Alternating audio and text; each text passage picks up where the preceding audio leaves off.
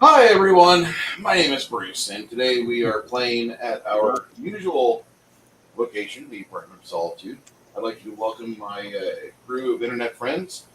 Today with me I have a local neighbor, Mr. Nerdy Ogre. Howdy, howdy. I have from fresh out of the clink, 6 Nations, 31 Kings. Just kidding. He's getting. I live again. I live again. What up, world champion? Did you die? Sadly, yes. But I lived. Oh, by the way, Shauner says hello. I can hear Connell. Fuck you, Shauner. Fuck you, Yeah. Shauner. I have from the Northern Command of Idaho. I have the Crafting Gamer Hello. and our more beautiful co-host, Miss Janet from another planet. Wish her a happy birthday in the comments. By the way, she just celebrated yesterday her 29th birthday again, and 29th, I thought it was 18th. I know, right? Thank God it isn't 18. Oh, Be a vastly Here come the different product bugs. if it was Look 18. out. You'd have nothing to snuggle with at night if she was 18. 29, now she's a woman. Oh, Janet, did you see the lap Cerberus I put in Gilded for you? No, I'm going to go look right now. So It's cute. before we begin today's affiliate, we have our friends from Blackout Coffee, soon to be joined by another coffee affiliate, I might add. That'll be going to be Blackout Coffee and 21 Sierra Coffee. 22 Sierra Coffee, my bad. Man, that's a Tony Danza fuck up. Tony Danza little fuck up there. Blackout Coffee, defend liberal coffee. Go buy this. These guys are fucking 2A friendly. They are 1A friendly. They're ready to help you right now. They've got coffee, and cocoa and tea. Best way to get their stuff is to subscribe. Get the random coffee every month. They also have a coffee that's flavored. Look at this stuff. Blueberry Crumble. That's their roaster's favorite coffee right there. You get a hold of that, and it'll put a new spin on an old drink. Tastes like freedom.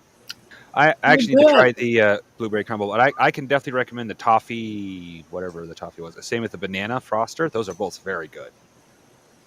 Let's see. I'm trying to find them. I've got the one right in front of me. Let me just pull back. Stop sharing. Cookie Doodle. I haven't had that one. Caramel Rum Crunch is a flavored coffee for the month. Sucking it down right now. Smells delightful. Very tasty.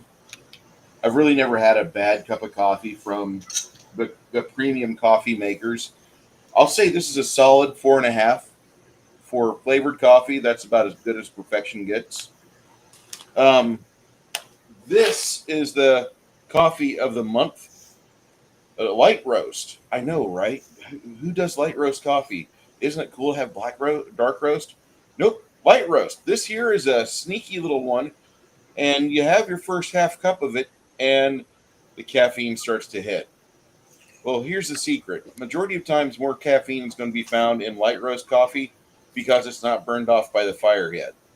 And light roasted beans are smaller than fully roasted darkened beans because they expand as they get hotter. You get more coffee, you get more caffeine per grinder full if you don't roast them so much. So anyway, you need a high potency, good tasting, this is almost a breakfast blend in taste, but as far as functionality, this is really a great coffee. And Blueberry Crumble. That's all I'm going to say. It smells like it looks. It has a tinge of blueberry scent to it. It smells like a wonderful deli bakery with a nice little fruity additive to it. You're not expecting it. You want to know more about it? Right there. Here's your gift code.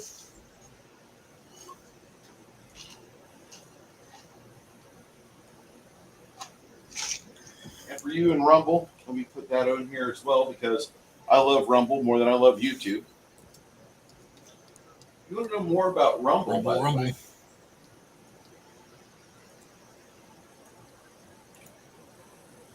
There's that. Also, I'm on suspension at Twitter. We'll figure it out. I think I got 5 more days. I don't really care. I mean, you want to protect pedophiles. I mean, I don't like you. That's all there is to it. And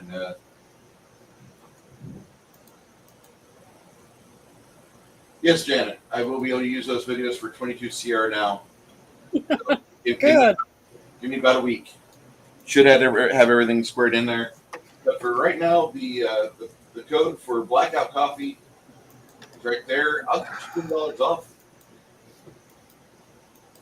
Sharp as fucking I mean, glass. that's not great, but that's not bad. I can still get you savings. And if you also will use my code, type that in.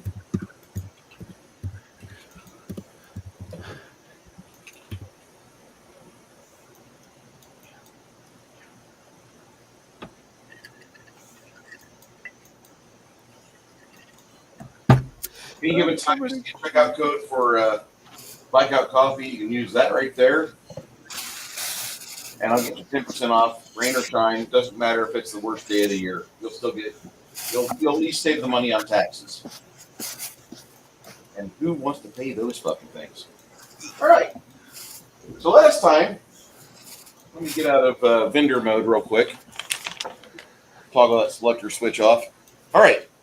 Last time we played, about a month ago, we followed adventure down into some caverns and realized that there was indeed a werewolf that was causing mischief. And unfortunately, for many of you, he had friends. Some of them have been dispatched. But the rest of you, this is a perilous situation. And Lemmy is nowhere to be seen. However, you've got another hulking beast coming around the corner here.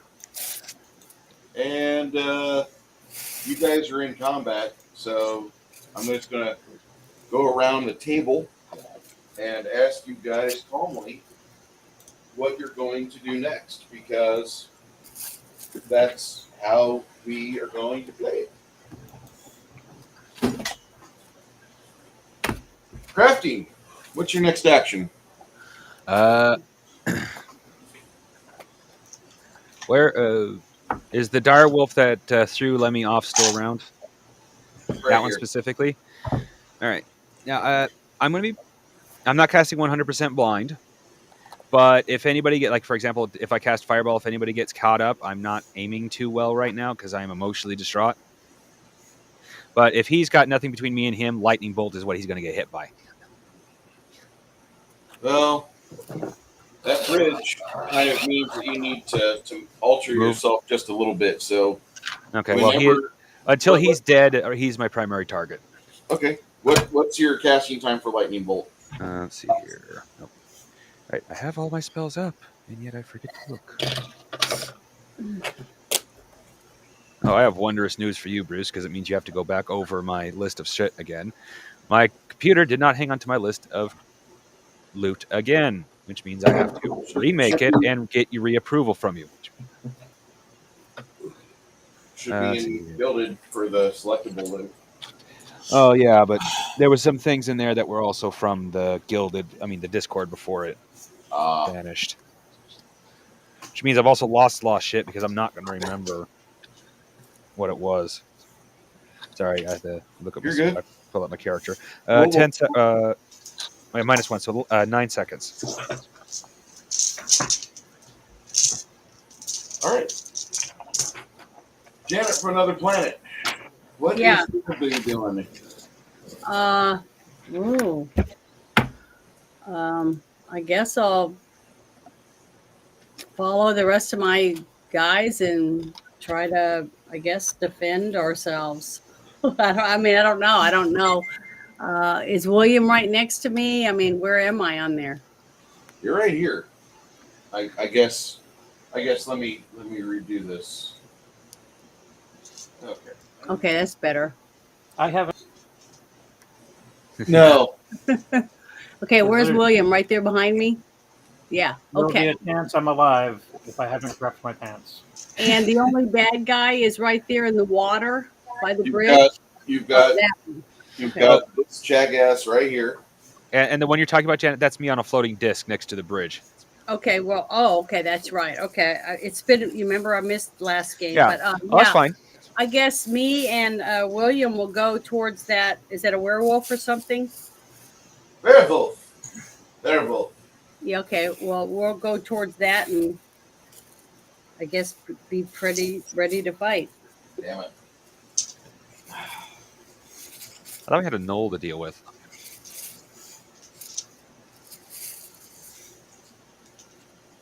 Ogre. Where am I? I don't see me.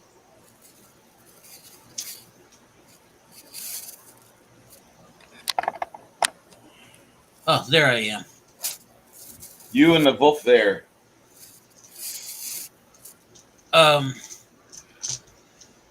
Yeah, I'm gonna blaze up my axe and go after that big guy right there.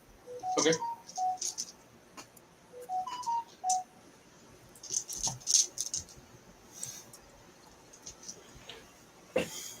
Remind me later, Bruce, like probably after the game, that I have something I need to talk to you about. But I can enough. wait.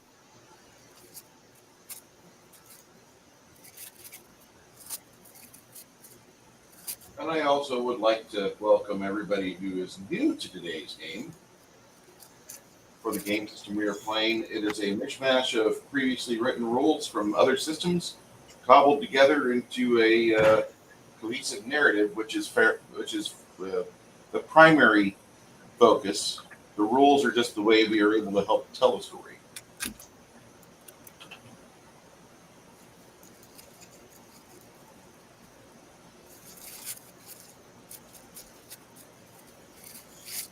Oh, I got to write down that stuff real quick. Lemmy, you have at your maximum, you have 55 hit points, right?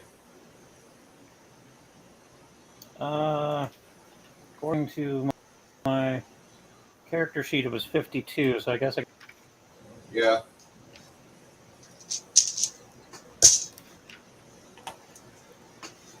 I'll drop that into the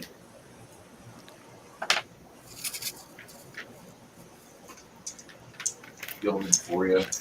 Oh, while you were gone, Lemmy also got a large influx of money. Was it Am I legal writing money? that down? Please tell. Like, Pretty sure. Theft. the Hooters chicken. Uber driver. Chicken wing business. I was.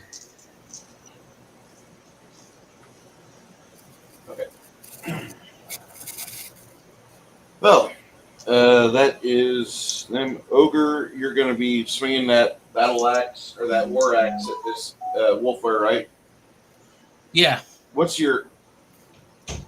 is your swinging speed? Speed. I'm looking. It says 10:19. Okay, so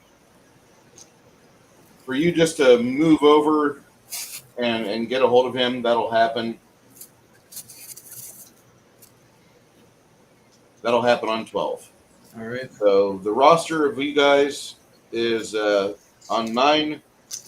Lightning Bolt goes off on 12. Isabeau and William and Nerdy Ogre will get their attacks off. If you so wish to follow up and try to turn it into a combo Nerdy Ogre, what will happen is that you'll go on 12 and then 21 if you want to. That's totally up to you, though. All right. And what is mine? You and William are going on 12. 12. Okay. So, Bandit on 6 moves over here and guards ferociously against the dire wolf. At the same fearful time, the dire wolf does a leaping pounce upon your friendly dog.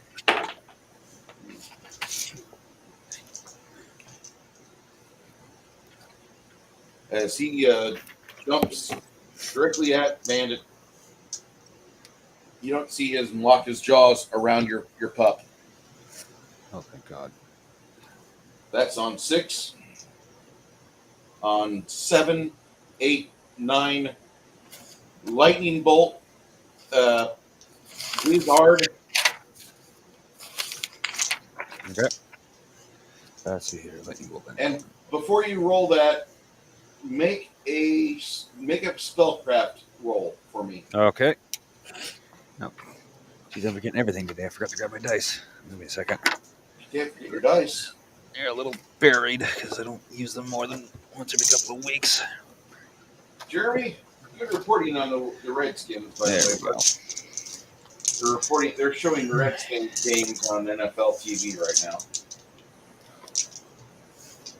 For my players that are in the chat, by the way, there is a caption at the bottom that shows you your bonuses that you've got with the Universal Fun Party. That's a 6, not a 9. Look at the numbers correctly, dumbass. Arcane. Okay. 110. Okay.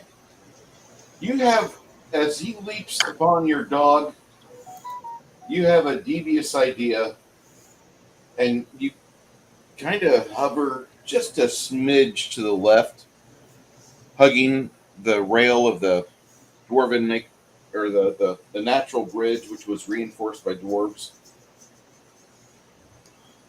And then you roll your lightning bolt damage, and he has to roll his reflex save 2 times.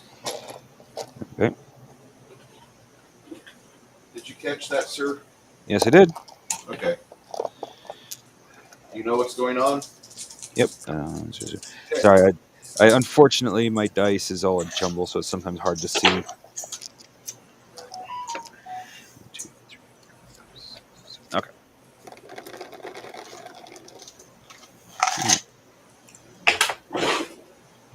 Ooh, that's nice. 2 6s. Which also means I gotta look for more of my d6s. Keep on rolling those D6s. That's how you make bad guys fall down and you get that churn of experience points. All right. Hey, Cotton Ministries is in the chat.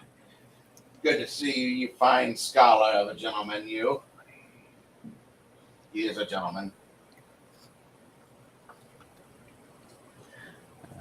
Is there any... That's the goal of all young men, is to become a gentleman. Okay. That is 40 points of damage. All right. You see Bandit kind of ducks low as you finish the intonation of your spell, and you hit the direwolf center mass. You hear an expulsion of a yelp howl through its mouth and also out its fur. And in almost the same instant, you see the lightning bolt spring back just off to the side from where you're at. You have, if somebody is a taxidermist within the party, you have an opportunity to use your skill on the dire wolf, as he has now been cooked. You see the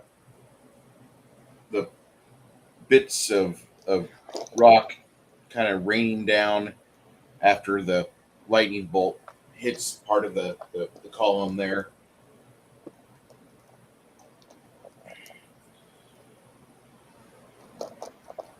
Janet, you Yeah. and William go forward over here, and you see that Bandit's all right.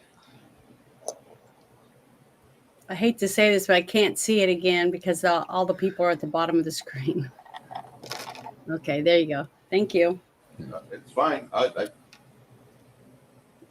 just waiting for another couple paychecks so I can get a couple more of these really snazzy cameras. I love these. All right, so you see the dead dog, the dead wolf, and what are you doing next? I guess we'll start trying to go over the bridge, I guess. Were we going that direction or were we coming this direction? William says, "You go over the bridge, help out Ogre. I'm going to see if I can find Lemmy." Okay.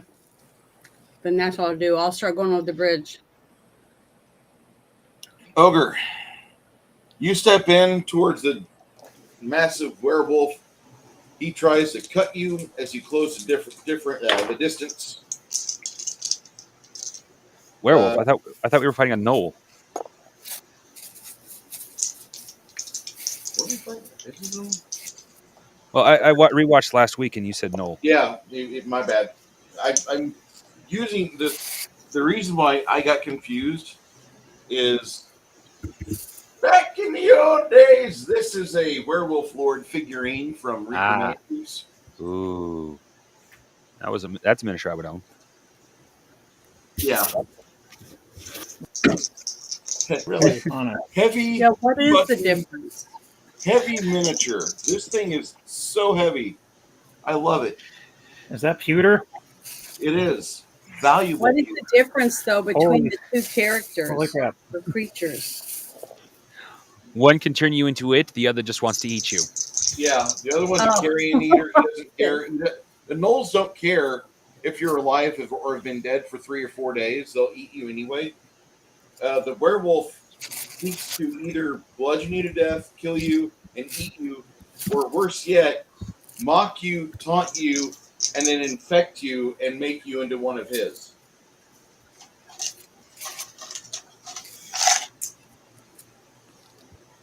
The gnoll comes across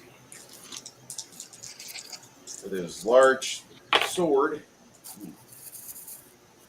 As Ogre's coming in to attack him, he gets cut for 13 damage. Go ahead, Ogre, and give him some reciprocity.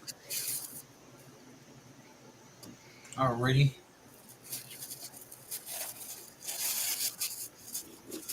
Okay. Let's see, 75.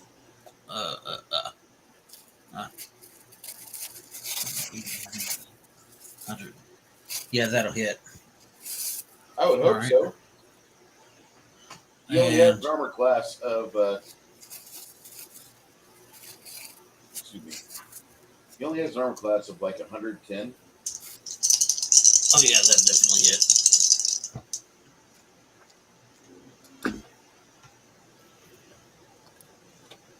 Well, that blows.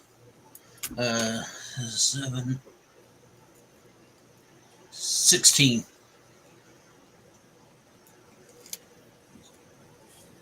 I get him for 16. Beautiful shot. See a spray of blood come off of him. Mongoose. After you cast your lightning bolt, what were you planning on doing?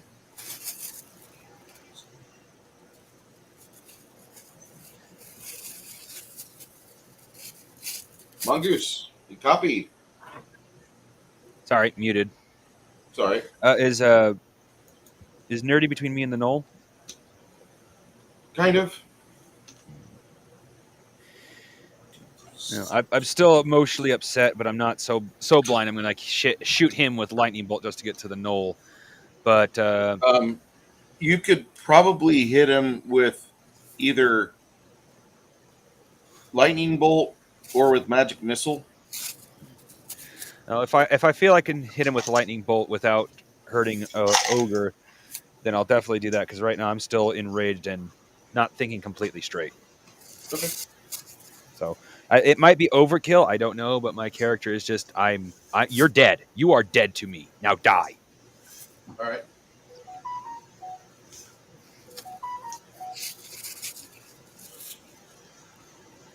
Oh. Start looking at how much mana I had used up to this point. It looks like I put ho and not 20. That is a very odd 2 for me. All right. As that happens, See, that's a 16. uh, Joshua, I need a percentile roll for Roberto. I am going to For Roberto. select these two. And what do I need to roll? Just the d100. Just percentile? Does a 66 do? Well, you managed to pierce him. Go ahead and give me 3 dice 6 and add 8 to the result.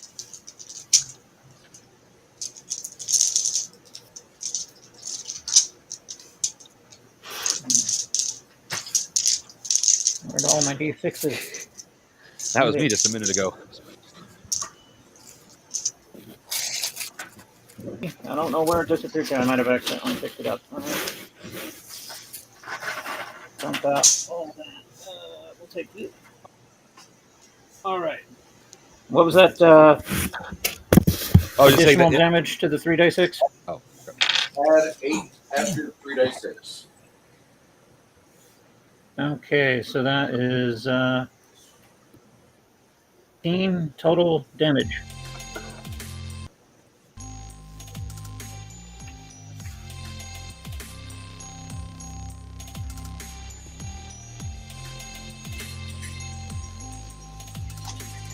You got some soundboard action going? Sweet. Yeah, they've got some AI generated music. We'll see how that works. Typically, AI music gets on my nerves. But we'll see. well, the last time I played, when Janet, Nerdy, and I played that one weekend, you couldn't. The one that we had was I had to turn it down a little bit, but everyone said it had a nice beat. I like the wizardry sound, so Wizardry? What do you mean? like the video Ah, wizardry old school. the version of it.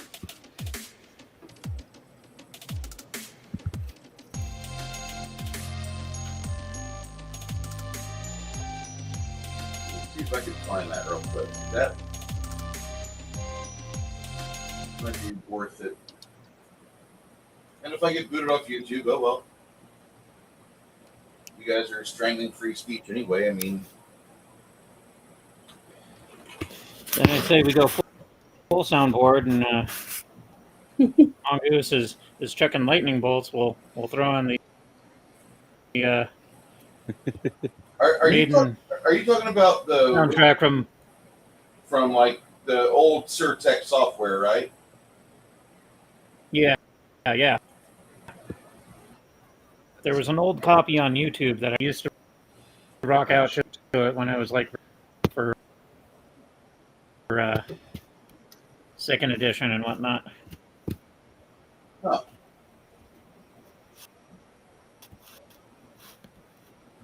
Interesting. I don't know if you can hear that or not. Can you guys hear that or no? I Negative. don't hear anything. Yeah.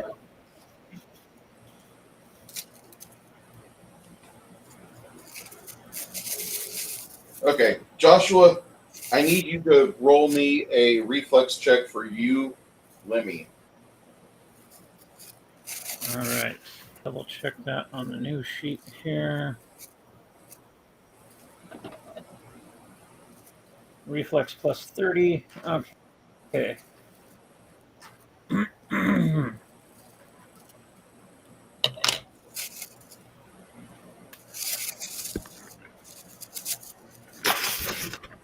Do I have that on the old sheet? I don't think So no, that's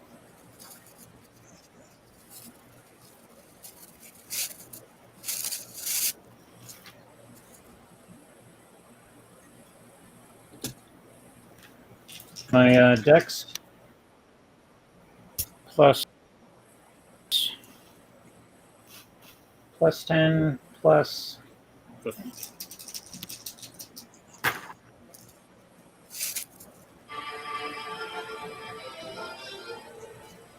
Can you guys hear that now? Yes. Yeah. Let me know if it's too loud.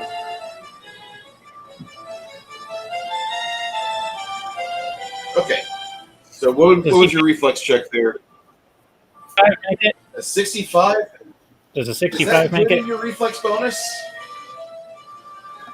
That's including my reflex I wish on my dex, adding the plus 10, Okay. and then the So you slip off the side of the chasm there as the wolf boots you, like literally just bum rushes you, and instead of biting at you, he just knocks you in the head with that.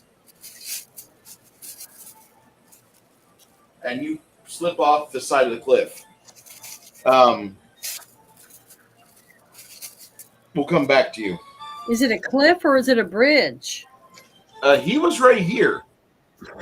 Oh, okay. Let me pull up the tactical. that. He was right here when that happened. Okay. So Yeah, because that's like a Yeah. chasm or something, right? yeah. Yeah, that's why I made the joke when Lemmy first returned. Lemmy's actually is a Drider's plaything. It's because it takes two circumstances earlier. I know we're pretty darn close to the Underdark right now, Mm-hmm. so I kind of fear what's down that hole. elevator to the Underdark. Not a guarantee, but it is a possibility. Cavern Road. Take to the place. I belong. Men's brands in. Take me home. Cavern Road. I think it On a uses goofy something in the yell as I'm translation. falling off the cliff too to make it. Yeah, it sounds better in the original Dark Elvish.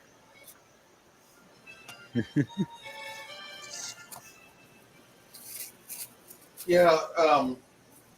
That we'll have to come back to your character because right now you're not in a good spot, or your last memory is you're not in a good spot. On 17, she hustles across, and William gets over here.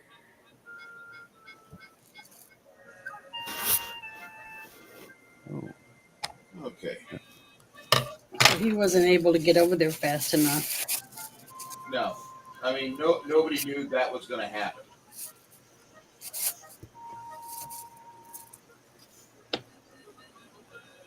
Isabu, what are you doing next? You can see clearly that the knoll is engaged. It's a big knoll. He's a BMF. Yeah, I want to go over there and try to attack him with my sword, with my bastard sword. All My right. next chance. On 22, you can make your movement over there.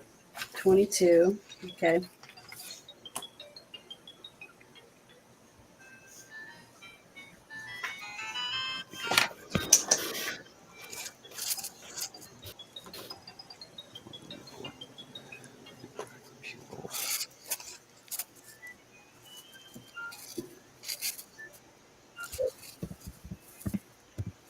About the same time as she's getting ready to keep moving on, Wizard, as she passes you, go ahead and give the knoll that damage for that lightning bolt.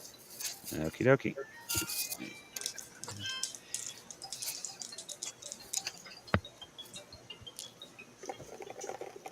And I'll pull up his reflex save.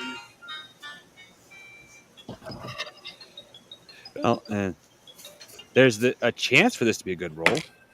I got 1, 2, 2 twos, a 3, and a 1, and 2 6s. Oh, I got 2 3s. Excuse me. Did you see my reflex roll there? No. Okay, now I have. So Let's see here. you give me that damage.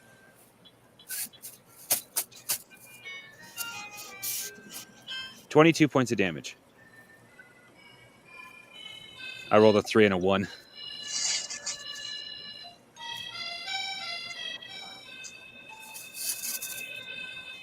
Sounds like Godfather music. At least I it I know, doesn't. like it.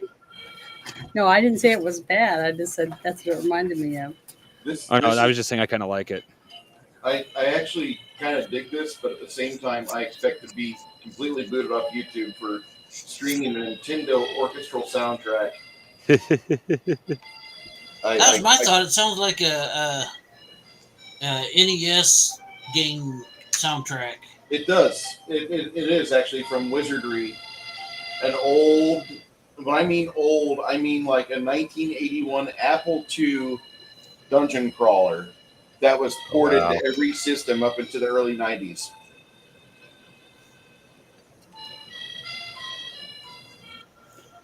The rhythm. Okay. Josh, give me another to hit for Roberto.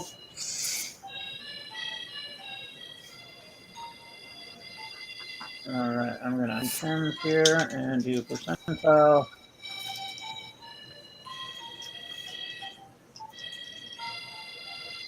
That's also a +5 to hit with the inspiration. Hit. 26. 26 total to hit. Yeah. Okay, he has a +55 to that. That'll still miss. It's all right. Got to warm up these.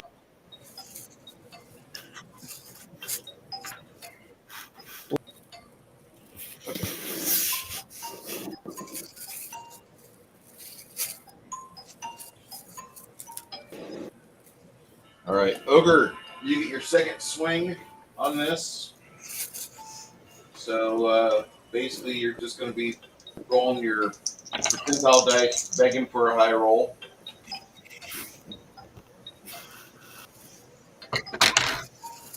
Let's see. Should be adding 60. a +20. 86.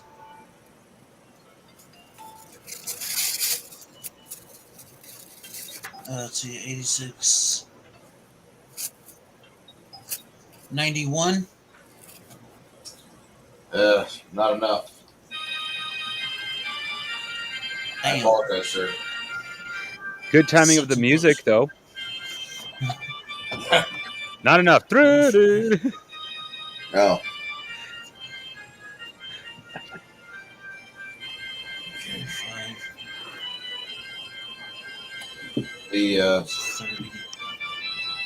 William 31, 96. starts fastening a rope to this column over here. Bandit goes over to give comfort and morale. Lemmy comes up, continuing to play, and the ogre, or the knoll, attacks your friend Ogre.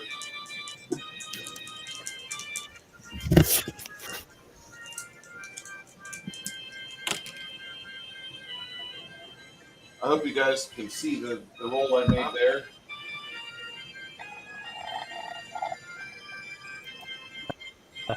$99. That's a 9. 90. That Wow. was a 99. Yep, that'll hit. Okay.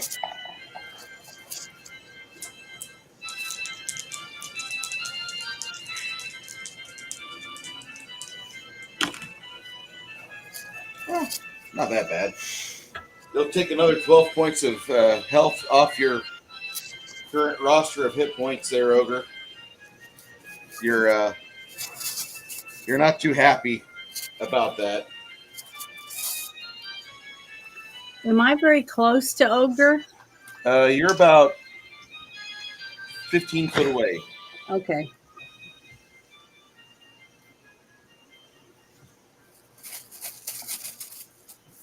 All right. Ogre, I assume you're going to take another good whack at him. Yep, I am. All right. Go ahead, and that'll be your initiative for that. I apologize. Don't roll yet. That'll be on 31. All right.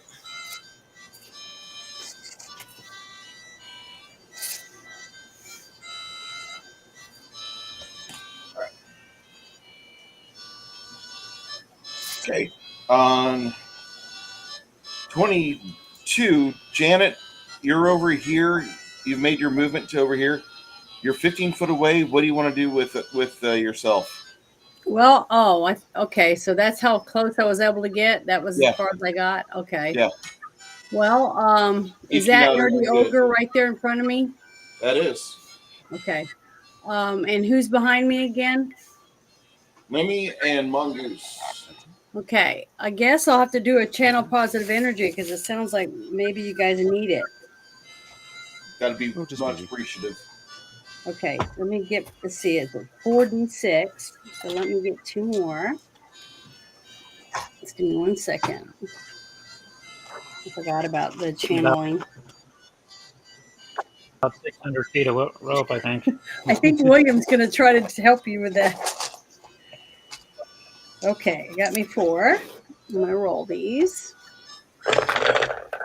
Oh, God. Why can't I roll better? Okay, I rolled 6, 14. You guys can add 14 points. I don't even know what my health is. I wrote it in the private chat. I said, what was my mana and what's my hit points right now? Because I didn't play, the last time. I don't think you had any health at this point, but I think your mana had been a little bit affected. So I don't remember you getting hit last week. You used 24 points of mana last week.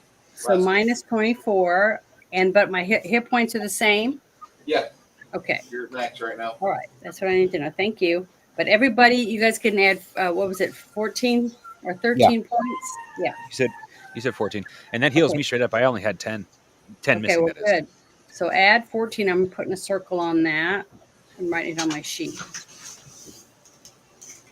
Channeling. Okay.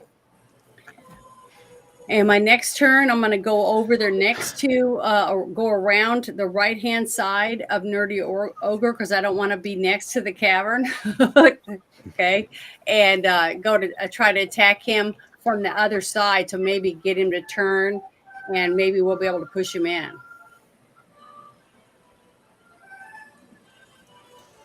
Did you hear me? Yeah.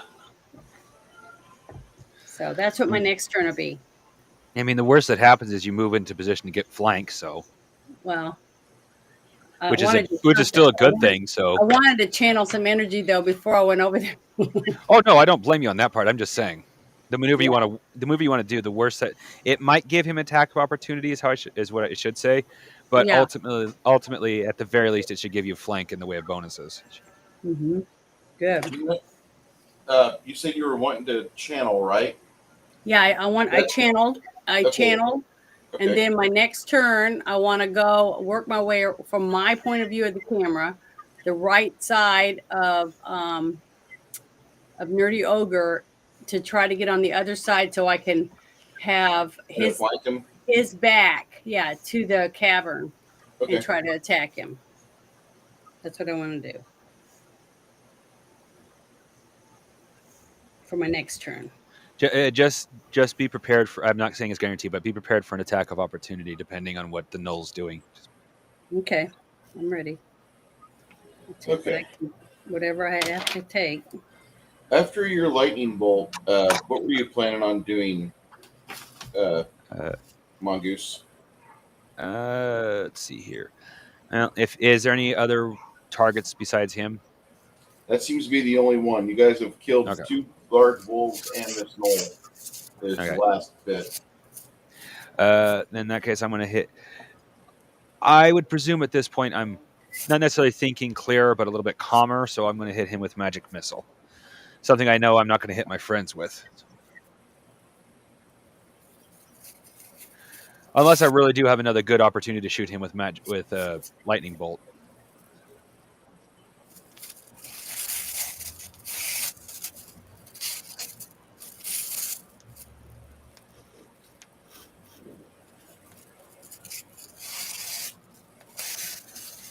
Dos Bruce. Yeah. Looking at how this is set up, you could hit him with lightning bolt, but you're thinking that by the time you get that prepared, Luna might be in a fucking arc of fire on that arc, the arc of danger. Okay, then it's going to be. It'll bounce off the rock. Okay, then it'll be magic missile. Okay. My character is, like I said, not necessarily thinking straight, but also on the same hand, not at the full point of like he's just going to kill anything in sight because he's not a berserker. Sure. So if he thinks he's going to hurt Luna, he's not going to do it. All right. Go ahead. Luna. And Sorry, Isabu. It's okay. I know who it is. go ahead and rack off that magic missile, because by the time Luna can get around to actually making an attack, she's going to be on the other side of him. So go ahead and do that. I get a D4 every other level, right? Yeah. So You should be rolling 4d4. Okay. Plus 4. I'll have to change that then. One of my dice just tried to Every escape. odd Bastard.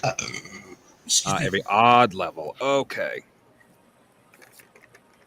Just wait till you hit 10th level and you get Patriot Missile. Yeah, don't get hit by like a couple of Middle Eastern specters, because then you get scuds.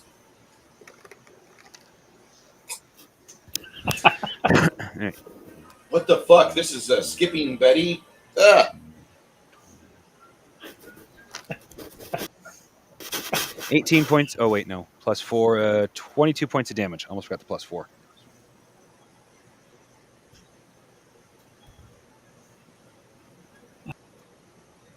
I hope there's water in that cat. So do All I. right. You hit him with 4 magic missiles. About the same time, Luna comes around.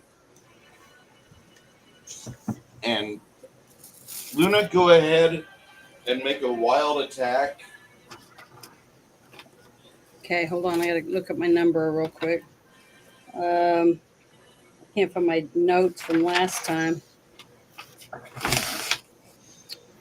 Let's see. Not Luna, Isabel. My bad. That's what I mean. Yeah, I know who you're talking about. Isabeau. So, okay, it's 25 plus, I get 6, right? Or wait, 5. 5 from the bard. So 30. Okay, here I'm going to roll. Please be good. I rolled a 40. 48 added to this. So that's going to be 78. Is that high enough? On a flanking attack, it should be, but this guy's armored up to the wazoo, and that you feel your sword get deflected by his armor and his dexterous nature. You're going to need to probably be there for a second and actually give a measured swing. What's your next attack there, Janet? What's your next action? Same thing. I'm going to try to pull back and go for another swing. Okay. As you give that wild swing, go ahead, Nerdy Ogre, and make your attack at full bonus. Alrighty.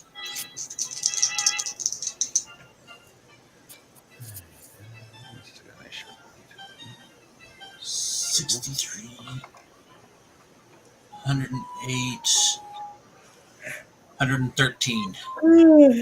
Let's see, 30. So 113. I think that's going to hit. Well. And You did roll proper, and you need to make your damage assessment. yep. D6 2d8 plus 9. Dang it! That's 4, 9, 10, 13.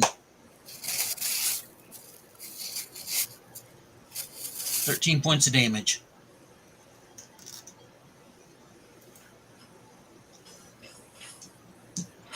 I think my dice are sleeping on the job.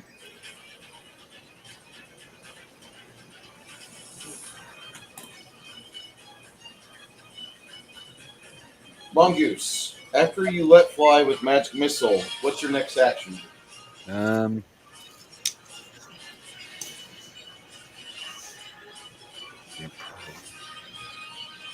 Probably go ahead and let loose with another magic missile. Especially in the fact the only bonus spell, like giving bonuses spells I have is haste, and everyone's like, only use haste if we're dying.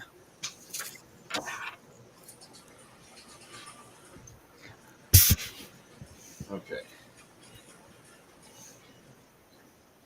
The youngest in the group, you can use haste on me. Well, it ages you by an entire year, so we do have to be careful using it on you. It shortens you by a year. Yeah, It ages you by a year.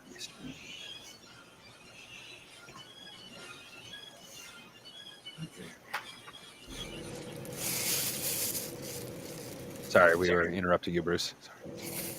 Let me changes his inflection of tone. And then let me make another attack for Roberto. I need to roll, and we're going to add a total of 20 to this.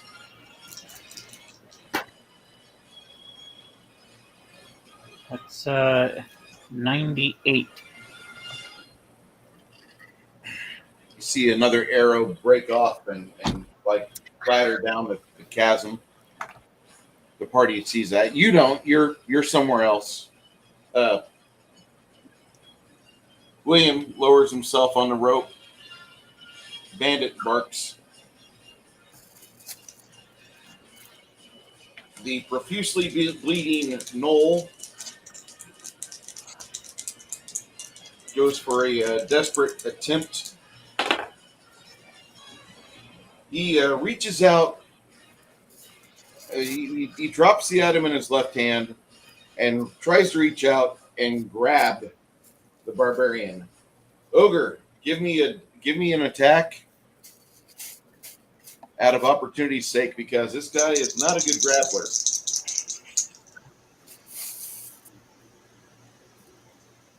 Like one of those retarded hyenas, the cross-eyed Mayan king, but bipedal and. Do I get what bonuses do I use? Standard bonus? You're going to use standard bonus, so plus 45. No, not 45. It is 45. Yeah, 45. 109. 114. Roll damage. 3 die. It's 1d6. But my God, you do 3 die 8 plus 4 damage. I do 3 die 8? Yeah, I'm looking at your fucking sheet right now. I've been doing 1d6 plus 2d8 plus 9. Hold on. Yeah, you Hold up. yeah, scroll down to the bottom of your character sheet, and you should see 3 die 8 plus 4, because you haven't told me anything about you setting it on fire. Otherwise, it'd be 3 die 8 plus a die 6 plus 4. And you're not raging right now. If it was if you're raging, it'd be plus 6. Oh, I don't see anywhere where it says about 3 die 8. I got 3 die 8 plus 5, but that's the cure moderate wounds potions I've got. Okay, I'm putting that link in the alpha test gilded? Like, man, you're rolling really low. Well, actually, I have been rolling low. Like to damage, I don't think I've rolled anything higher than a 3 Jesus. on any particular. So I have been rolling low. Okay. As a matter of fact, the +9 that I've been using, it has been what's been getting me the.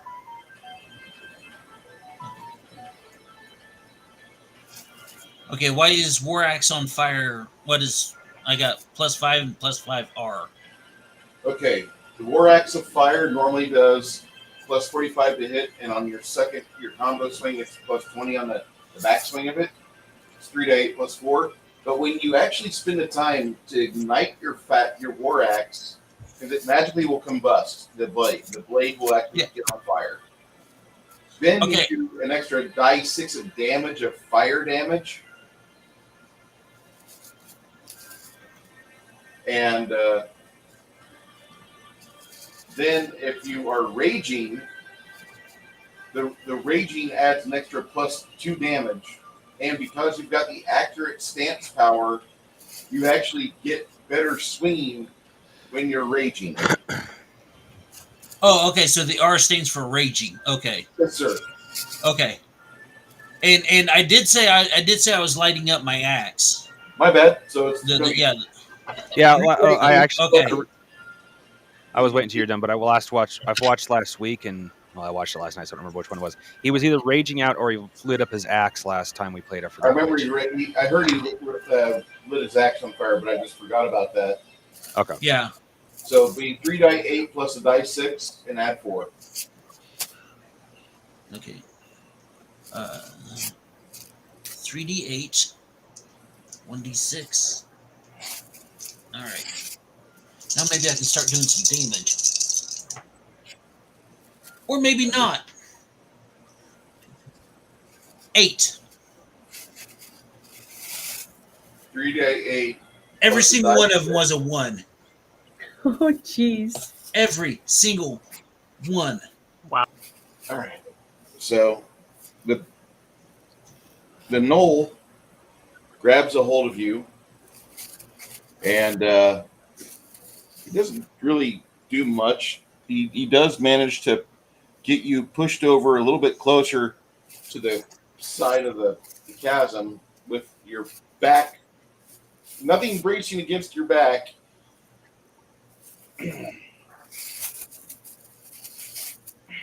Janet. Does that give me a chance of hitting him since he reached forward and grabbed Nerdy Ogre? Janet, it's your initiative. Go ahead and make your attack. Okay. Golly, Backstab him. Let me roll. Right in the kidneys. Get a decent roll. Let's see. Oh, I got a 0 and then a 30 on the other one. So I got 60, I guess. Yeah. I can't roll with shit. I just suck. Bruce. Yeah. Given circumstances, it'll be just a little metagamey, but would it be out of the question for my character already know the spell Tar, since it is such a low level spell? You don't have that spell yet.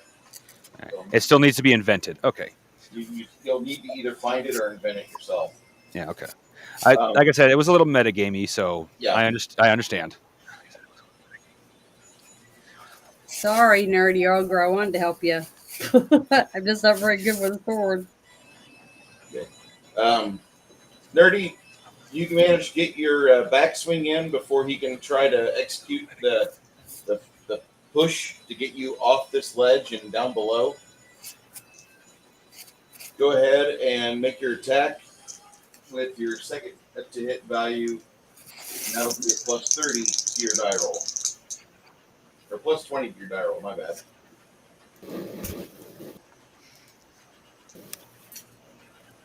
All right.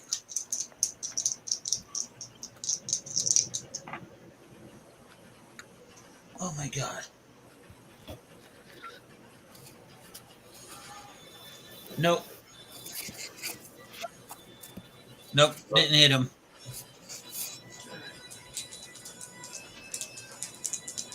What's the shelf life of dice? Ours are gone. I think the shelf life of dice is supposed to be like one game. Okay. Yep, So that. that really can't be right, but I rolled a fucking 91. The Knoll manages to laugh as your swing is ineffective, and he shoves you off the terra firma. Make a reflex save, Nerdy Ogre. I'm dead. Roll a d100 and add 20. Hakuna Matata, motherfucker. Terrible. 56. Yeah. Okay. So for my next character, Awful. The Knoll tries to spin around, but instead he kind of laughs for a moment. Janet, go ahead, get an attack of him, get your regular attack on this jackass. Okay, here I go. Oh, come on. I rolled an Positive energy. 89. 89, and I get to add 30 to it. Roll So that it's damage. 119 is what I rolled. Roll the damage, Janet. Oh, finally, my first damage roll, and I get to roll. Let me see real quick. 2d6 plus 7. Hold on, not very much, but oh well, it's something. Come on, explode and die.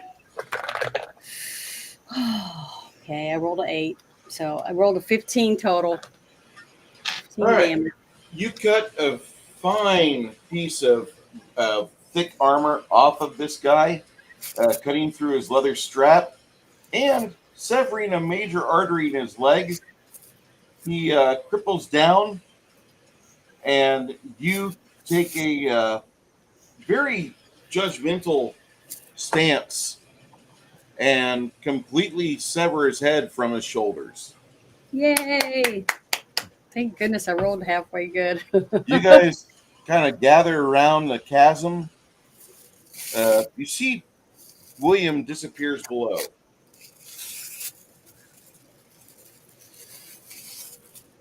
He was shuffling down on the rope. So, but everybody's dead now, right? Well, not quite. You guys still have to die too. No, I mean all the bad guys are dead. Yeah. Okay, well, I want to yell down the cavern, William, are you okay? From the inky blackness below, you hear, "Yeah, I see Ogre, and I see our friend." So, about a half hour later, you guys descend on ropes, carrying Bandit down with you to a heavily mushroomed cavern. Right, more mushrooms. If we start hearing "wah," run, because those are worse than because those will be worse than the orcs that Bruce already has.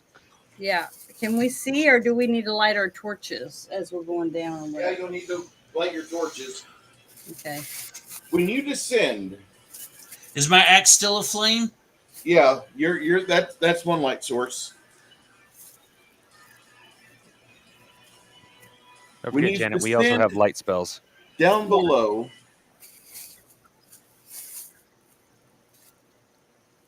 I can make my sword light up. you find I think she that changed your the music to friend- Jefferson Airplane. White Rabbit.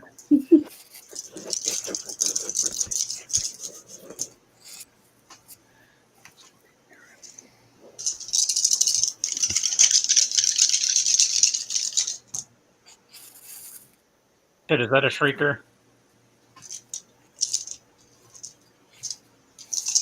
All I know is I'm going to try to get to That don't You look like no find shrieker. on a collapsed mushroom stalk. I'm gonna try to get to Lemmy and so I can do a heal on him. You find Lemmy's body with a little bit of blood coming out of his mouth. But as you're there and curing him,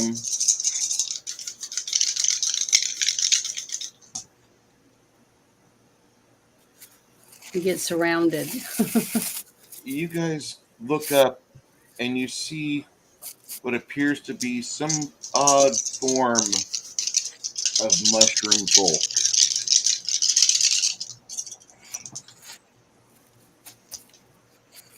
It smells really weird here. That's all I'm going to say.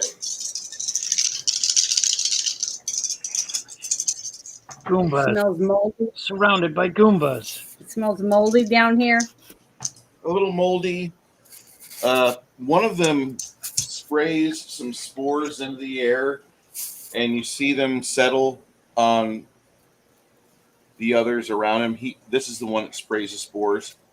And finally, this character emerges from the stalks. Janet, you kind of are worried about them, but you really want Lemmy to be alive. And go ahead and do a heal check on him. Okay, let me pull that up real quick. Bruce, I use a display of fire, like back the fuck off. Between you and the ogre, yeah, they're not coming super close to you guys. They're staying about 15 feet away.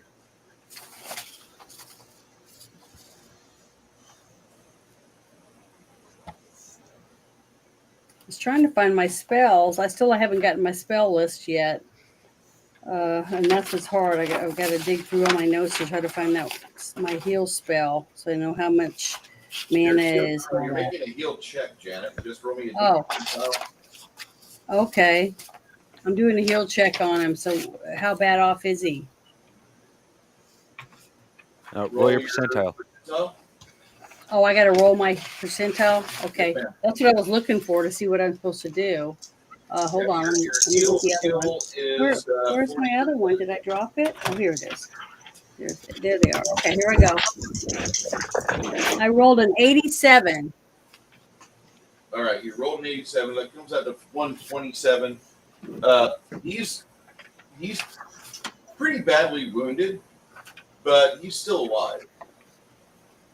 Okay, good.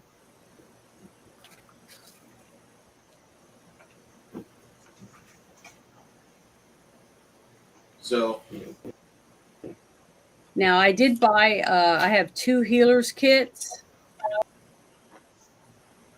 yeah. So I guess I'll use one of them, and it says plus 10 plus times 2. What does that mean? You can basically use it 2 times a day on somebody, but it'll give you plus 10 to your heal check, and it'll help like set bones. He doesn't have any broken bones. He landed on a fucking mushroom.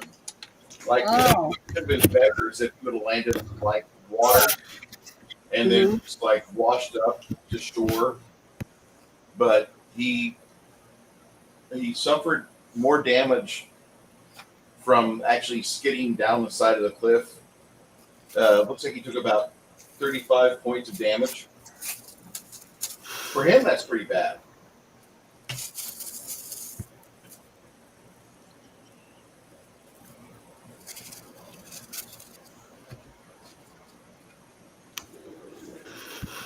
How do you want to heal him up? Well, I was going to say, should I use a healer's kit or should I do 2? He doesn't have any broken bones that are beyond your ability, so you Okay, yeah, you already said that. You already answered me on that. Okay, well then I guess I'm trying to find my cure spell. Hold on. Should be a die 8. If you're doing light wounds, it's a die 8 plus 5. If you're doing moderate wounds, it's 2 die 8 plus 7. Okay, that's what I'm gonna do. I'll go 2 die 8 plus 7. So just give me 1 second. Let me grab these. And that'll cost you 9 9 mana. 9 mana. Okay, 9 minus points. 9. And let me add this up.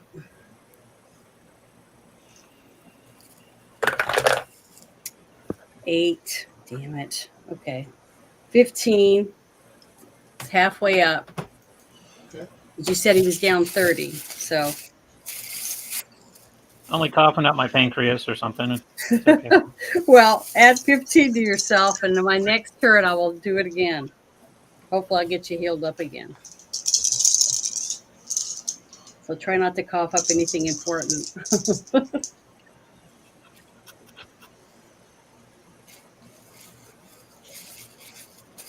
And what about Nerdy Ogre? Is he okay? Nerdy Ogre probably could use some healing as well. Like your entire group is around here. So Yeah, my next turn I'm gonna do a channel positive energy. So I mean- that's what I'm writing down. as you hear your friends, you hear a noise from one of the mushroom men.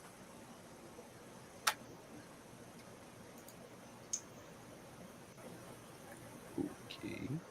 Are you gonna harm us? Can I talk to him, or can he understand me?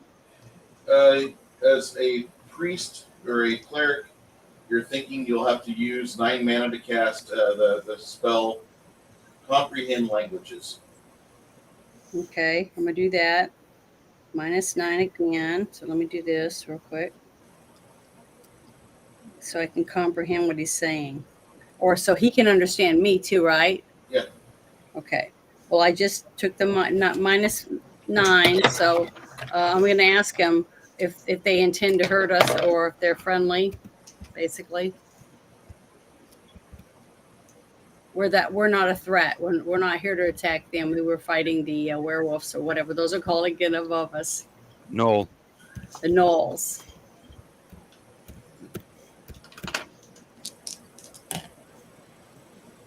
The mushroom people seem to kind of breathe a sigh of relief because they see you guys brandishing your weapons and you've got fire. And then you're curing one of your friends who killed another mushroom, not a sentient mushroom, but he destroyed that one. I mean, granted, they could just like get some fungal growth on it and just over the course of time just use that as just protein and nutrients. One of the mushroom men says something.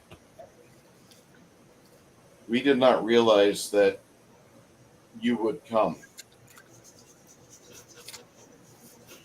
We wish to apologize. We don't mean to seem like we're hostile, but we do have a bit of distrust for you. Every time somebody comes here, we have issues. Well, when he fell down here from our battle above, he didn't mean to land on one of you. That wasn't what we were trying to do. Bruce, is Comprehend Languages an area effect spell? Is what an area effect spell? Comprehend Languages? No, it's the personal. Okay. So is there anything you guys want me to ask him? And I'm telling you guys what he's saying to me. Tell him I apologize. Being underground, I'm used to most things being an enemy. We'd like to apologize. We're not used to being underground and having so many things that are so many enemies. Is that what you said? We're used to being everything underground except dwarves trying to kill us. Yeah, we're used to everything trying to kill us except dwarves that come from underground.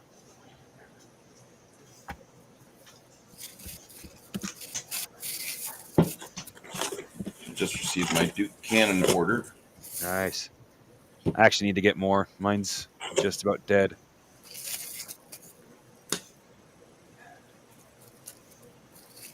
That smells good. Sawtooth deodorant smells really good. Nice. And it's aluminum free. Aluminium.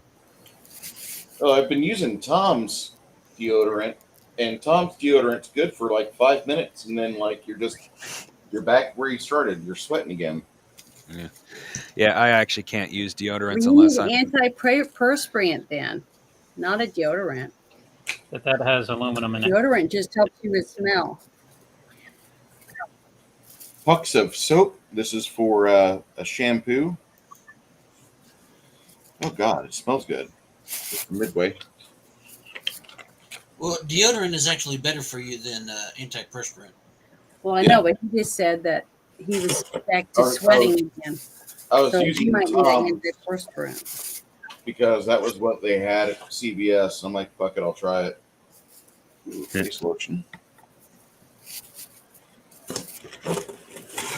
Now, granted, this is the worst Duke Cannon crate I've ever received because it looks like literally it was in somebody. It looks like it was in someone's like back of their truck for 2 months. Oh Yeah. wait, I've seen that bit. I think it was Saturday Night Live or Mad TV or one of them shows like that, where they have this company.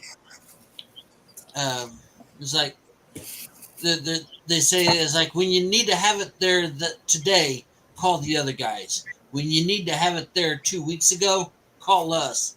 And what they do is they'll take the package and they'll damage it up and just make it look like it's been run over and kicked around and everything, and say hey, and they basically take the blame for why it's late. Well, That's hilarious. I completely feel that's exactly what happened to my package. But hey, we're not going to make any more package jokes. Until the next one. Uh, Don't get testicle. This is something they're trying. They have shampoo pucks, and I might say that the shampoo pucks are really good, especially if you have a shitty job.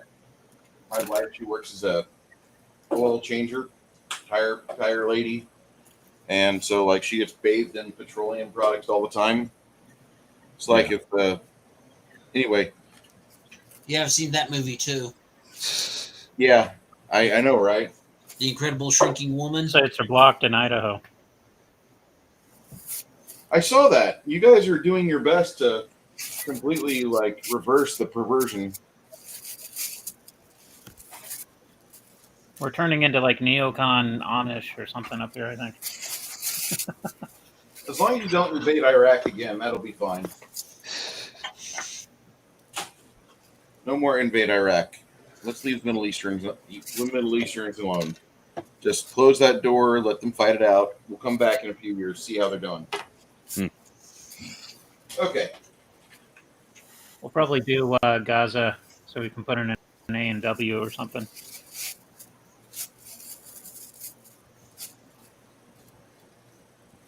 Those guys don't get enough love.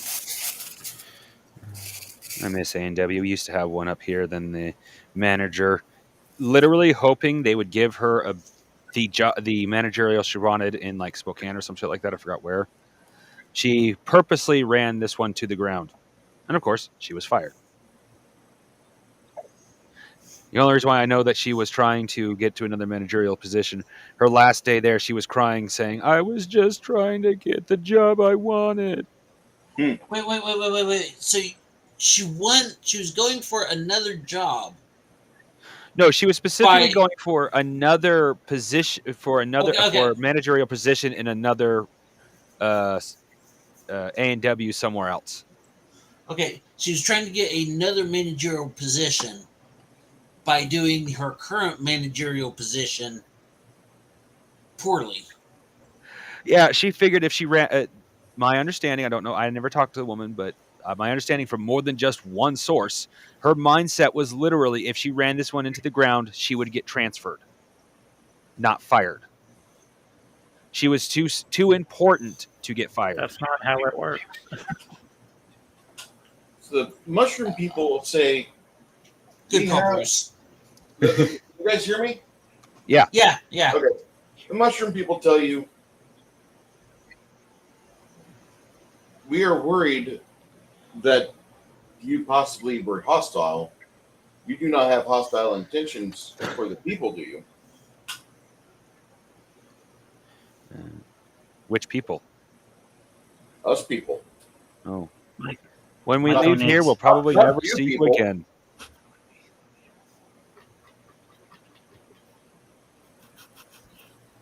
If such is the case, perhaps you will come and join us. Usually, when people come through the curtain of night, they do not mean us any benefits except death. Death and the flames which lick upon your blades. One of them gives Ogre kind of like a stern look. If you appreciate us, will you please make that not so ouchy? Kind of needed to see. We don't see well in the dark. But I promise I will keep it as far away from you as possible. Yeah, And I'll take a couple steps. yeah, and I'll tell them that we don't mean any harm with our fire, but we can't see in the dark like they can, and that we'll try to keep our flames away from any of them so we won't hurt them. We have a couple of ever-burning torches, but I don't think we have enough for the whole party. Well, I mean, we don't really need. You just Is need it- to hold it away from them, stand back away from them so they don't feel, Yeah. Well, endangered. are these ever burning torches? Do they have fire or do they just glow really bright? They just glow really bright. Okay. Well, we And don't I've got really. a lantern, so Well, how My- about this? my I'll put. sword Hold on. glows How iron about this? I could put away. contain it. We put away our ouchie fire. We bust out the torches, the ever burning torches, and we'll have at least one in the front, one in the back. That way, we have kind of a. Yeah, so that they Yeah. see that we mean what we said. That's a good Okay, so- idea. So bust out those ever burning torches. Okay, let's see here. I got them listed down. How many do we have? I think we've got 4. Yeah, let me look and see if I have one. I think I have one or two. 3 or 4 last time I. Yeah. Where did I put those? So they lead you Uh, into their fungal cavern, mhm. and then you duck through a low archway.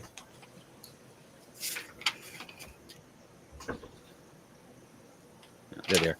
Yeah, we have 4. Okay, so we can have 2 in the front, 2 in the back, and Well, should, do we really want to stay down here, or do we just want to climb back up now that we got Lemmy? Oh, I'm genuinely curious, honestly. Oh, okay. Well, if you guys want to stay down there, that's fine. I just thought we were coming down to heal them and bring them back up. I didn't know we were About going to the go down same under. time, you guys hear some. It sounds like almost like a whispering drum. I don't have any better way to put it, but it literally sounds like there's a humming upon the moist air along the stonework, and then you see her come in the room, a woman full of blooms, but yet covered by various pieces of detritus and fungal growth, curvy, blotched, voluptuous, radiant, but yet still seeming like she could touch you and pull the nutrients off your skin and make you feeling weak. for the record, I will put out the flames on my axe, but I will keep the axe out. Sure. I'm still not 100% trusting these mushroom people. She says, using comprehend languages and speak Yeah. in other tongues, she basically says this so you all can hear it within what you feel is Westerling. It's actually more or less just an audible tone that your brain interprets as Westerling. You hear her say, "It is not often that we have people pierce the curtain of night. We are intrigued to find that you are here and you mean us no harm. Granted, many of you still have your weapons of alchemy upon you. Some of you grip them tightly within your hand. Allow me to try and tell you that I mean you no ill growth. My name is Elenia." And she kind of steps forward a little bit. And as she gets closer to you guys, you can smell this sweetly intoxicating scent as if she has just recently come from a spring bath and then emerged into a damp room and then rubbed herself along like piles and piles of dog shit. You don't know if it's impressive or the animal lover inside you wants to nuzzle against her blooming chest. But she, for her alien nature, there is a strange type of attraction you feel towards her. It doesn't matter if you're male or female, just the scent. It's just an intoxicating scent. And then emerging from the cavern behind her, a large, multi-hued growth appears. Hey, baby girl. And you see this very huge masculine energy, but with polyps and various other natural things which should not naturally be growing upon him. You see this thing, and you're at once you're in awe and also in a bit of trepidation or anxiety. She turns and pats him on his big stumpy leg, his big stumpy oaken thigh with hundreds of mushrooms upon it. She says, "Sweetie, you don't need to be so intimidating. These people mean us no harm." Then you hear something come out of his mouth, and it sounds like howling wind.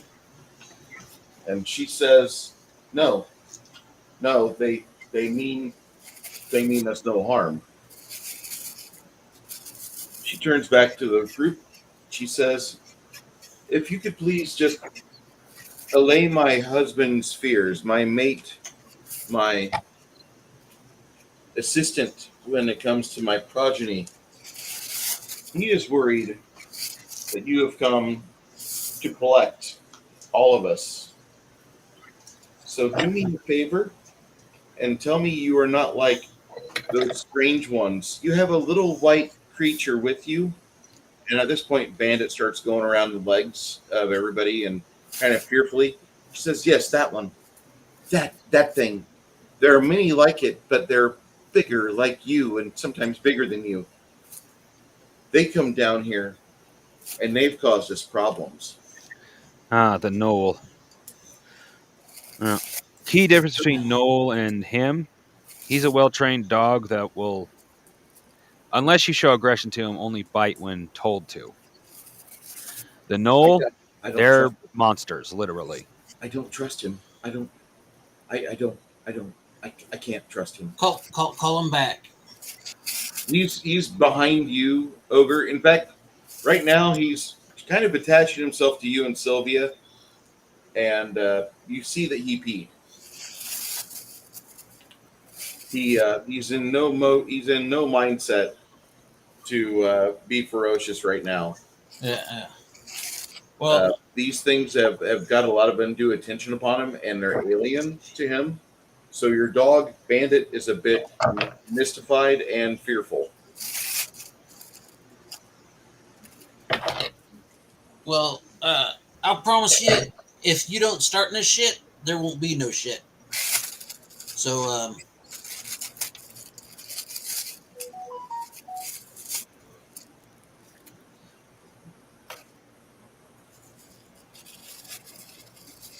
unfortunately, that's the best I can give you right now.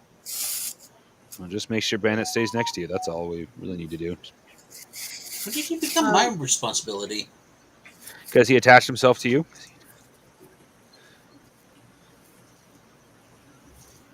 Technically, I wanted him, but he's clearly attached himself to you. Bandit looks up at Ogre and then like uses him for cover so the fungal things can't look at him. Why exactly did you come down to visit us today? What made you descend through the curtain of night? Our Must be friend was- gravity. Sylvia says, I think the curtain of night is that magical darkness that we had to pass through from the chasm above. Because we're not that far down. We're maybe 70 feet down. Well, our our ogre friend and our barbarian friend and our rogue friend were both thrown off the edge of the cliff up above by a knoll, or technically his dire wolf and a knoll, but still. Oh, speaking of quick note, Bruce. I would definitely be collecting the pelt of that dire wolf I killed, and even if it doesn't count as armor, I want to make his pelt into a robe. Into a what? A robe. Robe. Oh, it sounded like you said rope. Oops.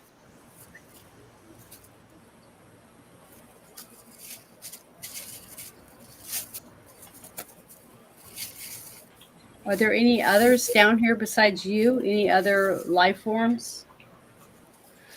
There may be others that you would consider communications with. However, the routes that we extend into are quite vast, and therefore, in this area, we hold domicile, and there are others like you that may come through here occasionally, but they have not been kind to us in the past, and therefore, when we see them, well, we do our best to bloom upon them.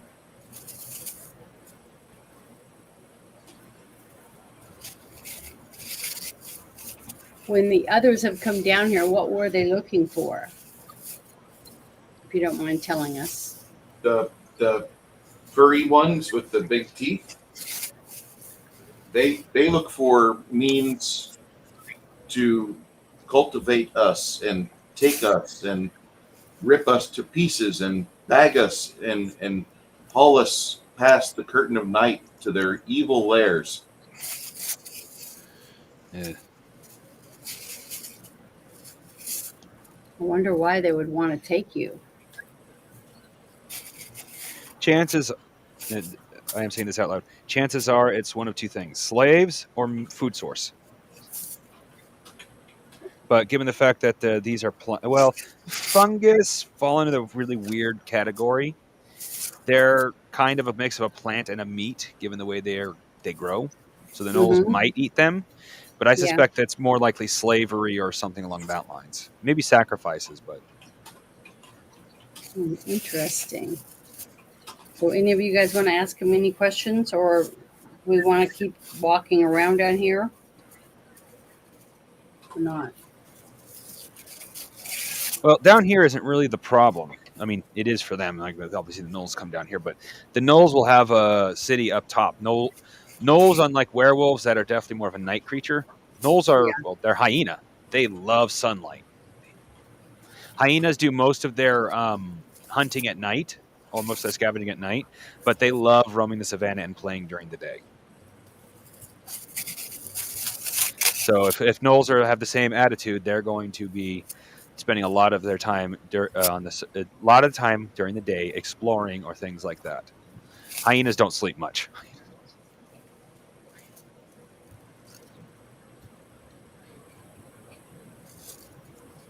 In fact, I think they're one of the. I think they're one of the I don't remember. I'd have to look up to be sure, but I think they're They sleep less than most mammals. Mhm. So, do you guys want to go back up, or do you want to go through these caverns, or? Uh, unless we have a reason to, I don't see any why we should go through the caverns. Like, unless the fungus people say, "Oh, by the way, there's something over here that we think is cool that you should check out." I say we enjoy any hospitality they have, and then head back to the surface. Refresh my memory. Why did we come down here in the first place? Not We down were here where troll hunting. And then we discovered dire wolf tracks, which we thought, oh, perhaps the dire wolves are being controlled by the trolls, because one of the trolls are smart enough to talk. So it's like, well, maybe they're smart enough to tame animals. Okay, great. And then, given the fact that the troll tracks and the and the Okay. direwolf tracks went to the same place, we kept continuing to think that. Now it's still a troll hunt, but now we think the gnolls and the trolls are working together. Okay. So how would we figure that out? By hunting down either the troll or the gnolls, which we'll more than likely find together.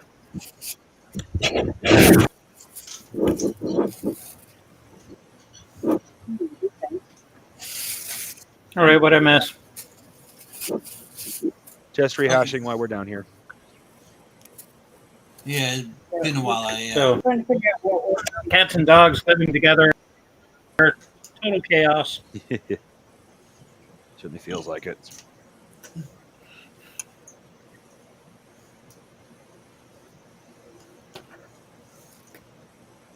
Yeah. All right, so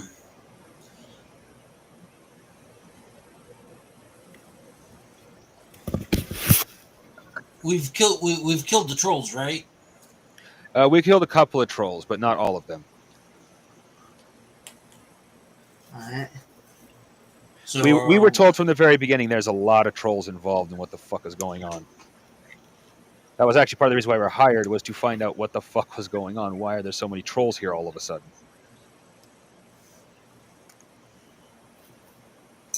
All right.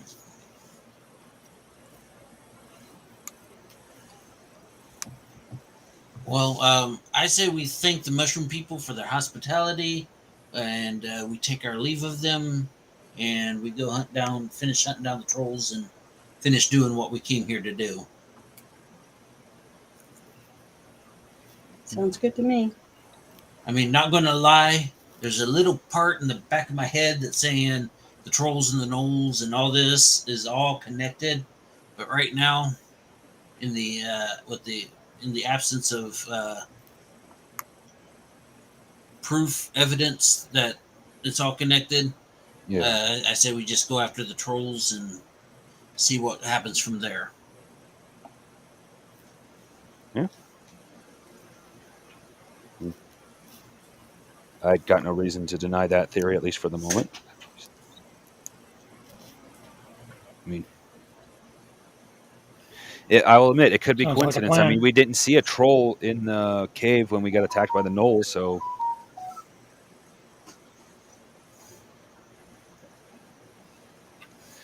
Until we know one way or the other, I think that, well, we'll probably get hired to hunt down the gnolls as soon as we say we found them, but... Yeah. But focus on the trolls for the moment. Yeah.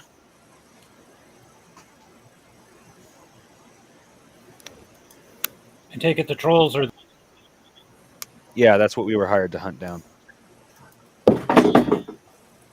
And find out why they're here, because they've come in here in vast numbers all of a sudden.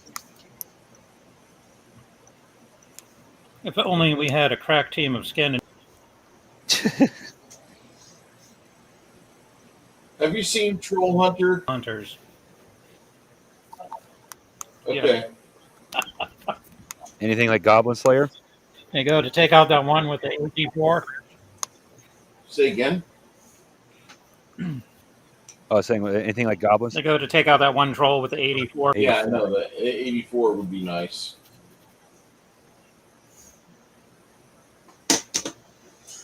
It's a fairly modern take on on trolls, and big ass troll raging rampage style through and the one old guy is like, it's a troll, and everybody's like, and the government gets involved, and it's a fairly. Might have to see about checking it out.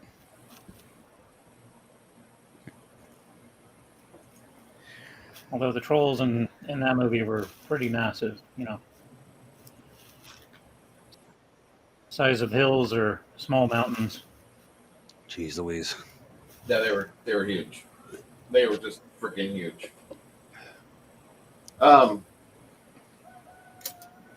The female bloomer, their fungal queen, she looks at you and she says, if all you have is if all you were down here for was just to retrieve your friend, I apologize. I did not mean to prolong your time here. Please forgive me and allow me to let you exit and have a blossoming day. It's Be all. grateful. Yeah, I'm not going to speak for the rest of my party, but I personally was genuinely curious. I'm glad to have met you. She takes a deep bow, and you see that the fungal king behind her, he kind of loses his patience and his decorum, and he just watches her bend over right in front of him, and his eyes gravitate right to her curvy hips. Make a perception check if you like. Yeah, what the hell? Let's see. What's my perception? Oh, got it over here. Perception.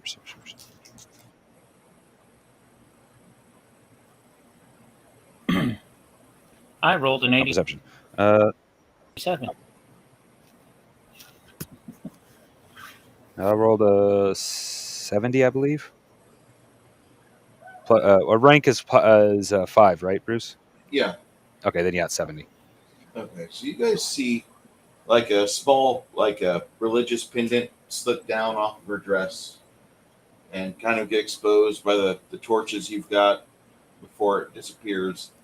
Her large hood just kind of covers everything, but then she stands back up and you see her smoother form-fitting dress down again, and she says, I ever do appreciate you for being polite, being courteous to us. If there's something that we need of you, you would not mind if we found you. We assume you would be in the above world where the great ball of fire burns the sky above, correct? I personally wouldn't be bothered by that. She everybody kind of sees these spores come out of her shoulders. She just kind of like farts them into the air, and you see the other toadstool folk kind of react happily, and they seem to almost laugh, almost jitter. And she says, "Oh, that would be so delightful, but I would be worried because we know how the big ball of fire treats our people." And all of you in this room suddenly get an image in your mind as you see a sun, an animated sun with an angry Donald Trump face, glaring with hatred at a mushroom folk. And then all of a sudden it burns the mushroom folk with its infrared eyes, just completely searing the mushroom folk. All of you see this. You see this shared thought. For some odd reason, you're visualizing this as if you've just taken a hit off of something really good. You don't know what the fuck. So she just gave us some spores, apparently.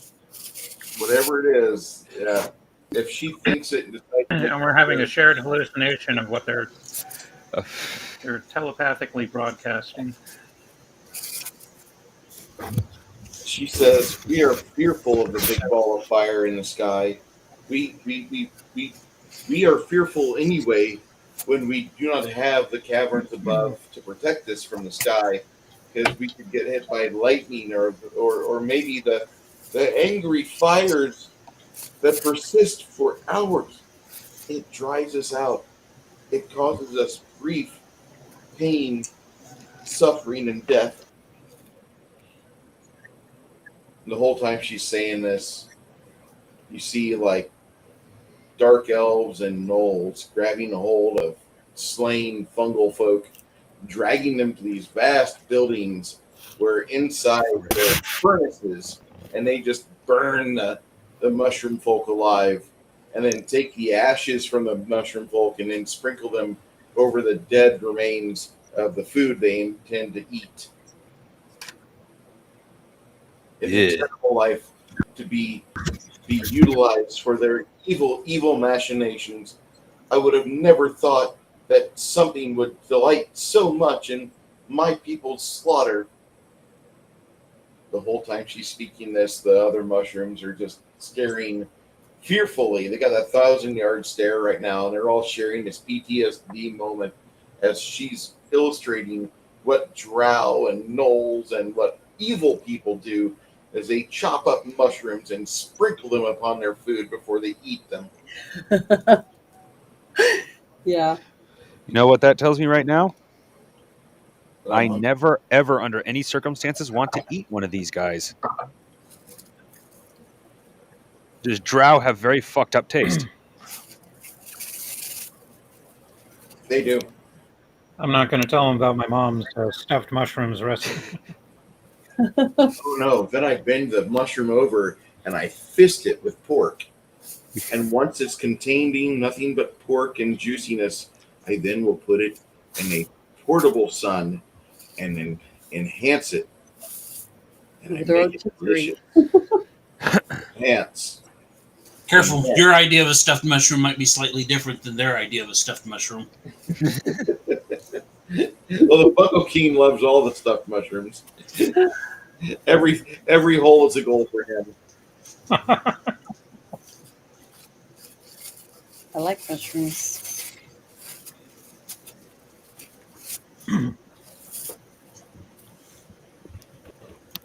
Well, I'm going to start slowly walking toward the rope to go back up. Because I'm feeling uneasy that someone wants to devour us, absorb us. I don't think that's so much our issue with these guys. They're more interested in with us afterwards. They won't absorb us. They'll just use our corpse as fertilizer.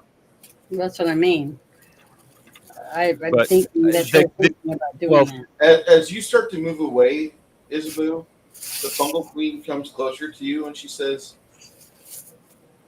"Please, when you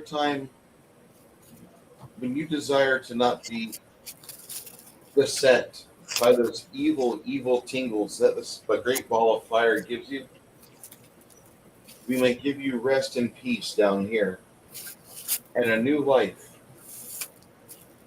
And at that moment, like, you see yourself laying down as numerous mushroom folk wiggle and rub themselves upon you and spread their spores along your exposed skin as you settle peacefully in the dirt and take your long nap. Big cap mushrooms sprout upon your skin and feast upon the luscious life you've led. And the whole time you see the fungal queen there with her bewitching eyes and her lovely smile. Yeah, and I'm going to say, so that's why whenever the were people, or whatever those are called, Norse again, No. when they Knowles. the knolls. So when they kill and someone falls down here, that's where you get your nutrients. We get it from everywhere. Actually, we find old bits of plant growth, some of our own fallen, some of our enemies fallen. Sometimes someone like yourself. It's nothing truly against you. It's just the cycle. We are part Oh, of I the understand that, cycle of life. but my ritual is that when I pass, my loved ones would want to keep my body close by so they could come visit me. So no, I will not be coming back and Why not? nurturing your Why, people. why not? I mean, Because I don't want to leave my family. selfish. That's like having a manicured lawn and not putting a garden upon it. Well, thank you for the offer, but no, thank you. I would make you beautiful. I am beautiful already. I could make you a mother of thousands of children. She stops trying to bewitch you and use her used car salesman techniques upon you.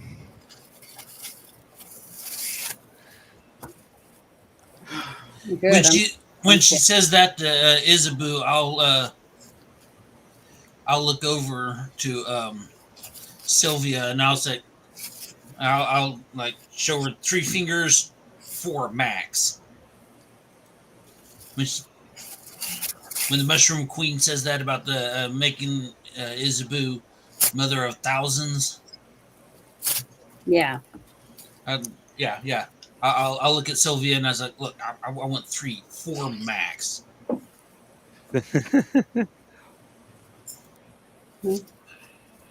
I'm wondering if there we can make. They seem to pump Well- out spores, right? There's Well, some I sort was of medical already- use. I was that we already could use thinking of that chemical? because I don't know how much you. Oh, you weren't around at that time. Six Nations. How hard would it be to? I discovered that I own How a. hard would it be to small corpses? So go ahead. A couple of critters. Down under dark. We drag them back. Do a little transaction or something. We get some spores or some other ingredient. Mm-hmm. Topside. Experiment with it or sell it or whatever. You know. On a unusual. Yeah. Well, I was about to ask Bruce, how does these mushroom people and dwarves get along? How does the what? The fungal people what? And the dwarves get along? Or are dwarves even aware that these guys exist? The dwarves wouldn't recognize the fact that the mushroom people are actually an intelligent people unless they had met the queen. But most of the time when people see the mushroom folk, they just think they're like stupid little bit pygmies that have no further use than to be either helping decompose a battle site, or they're there to become spice. Yeah, that just does not sound appetizing at all. Mm-mm. Well, I'm asking because Six Nations kind of missed this. I know you caught the fact that I got another plot of land. Come to find out, it's near. I can't remember what it's called. I just know it by its nickname, Rapanafuck. And Kai and I have already been scheming about making a superhero mill, basically a adventure mill, where we adventurers can buy supplies and other things like that to go into Rapanafuck. Yeah. Mushroom people working. That's that cemetery. Yeah, I think it's like the world's largest cemetery, and it's full of every type of undead you can imagine. Yeah. I remember an early conversation of that. I think it was one of the. Oh, so you were around for the basics. Yeah, well, I'm get these people like, and we'd have to do some special stuff to transfer them. But I already intend with Dwarven help to make underground tunnels in and out of Rapanafuck, so you don't have to deal. So if you pay premium, you don't have to go with at least the first 2 levels. You can just go straight in. Of course, something like that would need a lot of guards. But get the mushroom people. I'm trying to build a kind of a kingdom. Bruce and I have talked about this off camera, but and I'm not necessarily trying to build the we accept everybody kingdom, but I am trying to get species that are not necessarily overly aggressive to work together. This sounds way more mushy than I intending. Utopian. Yeah, kind of.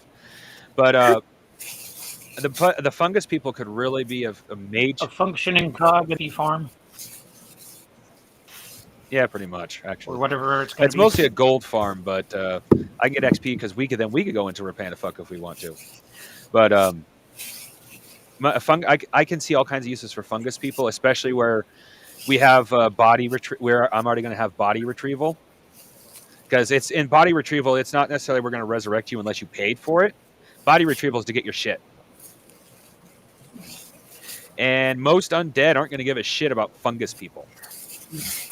On top of that, what are we going to do with the corpse afterwards? Well, yeah, have them decomposed this way. We don't have to worry about the best way to deal with to prevent the undead from the Rapanafuck fucking with our dead is either burn them or, in this case, decompose them. Yeah, makes sense.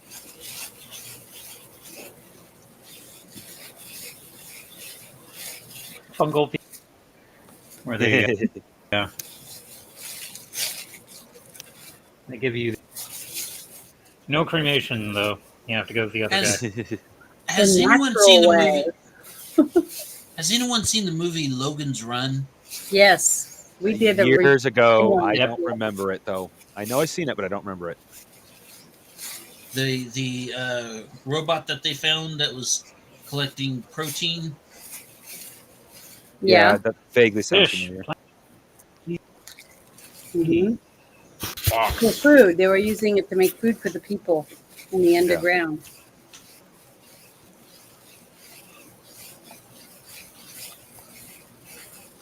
Then you got the high-tech that ran hovering out.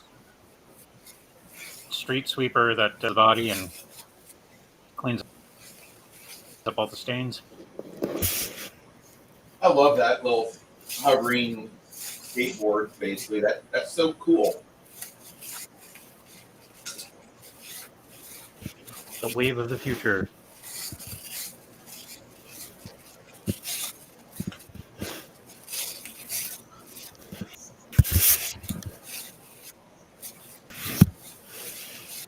You know, that was just an idea on their funky kingdom and physiology and knowledge of what's down there. Maybe work out a deal. Something to think about. So, did they? Do you think they will? Well, let me do it this way.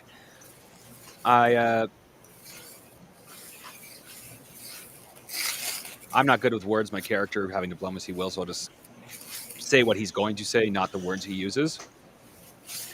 I am offering her a chance to move to a place where there is going to be access to undead, and since at least up to the intelligent undead, you're mostly going to get ignored. I would presume anyway. I'm not 100% sure. Well, Mike, do I have? See, I have dungeoneering. Do I know if the undead would ignore fungus people? Some undead would probably be grateful for fungus people and add them to their corporal consistency to make it even more possible for them to render the living to the undead. Well, that part's not my problem. Not unless they start turning on me. However, What? there are fungal types Of undead? of evil. There are evil fungal people. Ah. Okay. Well, anyway, my proposal is she and her people move to. It is not something I have set up right now, so she'll still need to reach out when she needs help.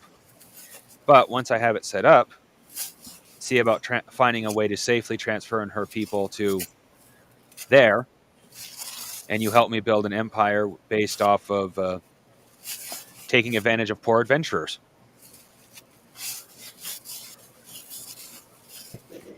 Level 0 1 adventurers. Awesome. And like actually, I thought of it now. There'll be a three tier for the death system. One tier you don't pay shit, in which case your body is guaranteed to go to the fungal people. You pay, you can choose to have your body go to the fungal people, or more likely you're going to pay to have your body cremated. Or 3, resurrection. Those are your 3 levels of what happens when you die.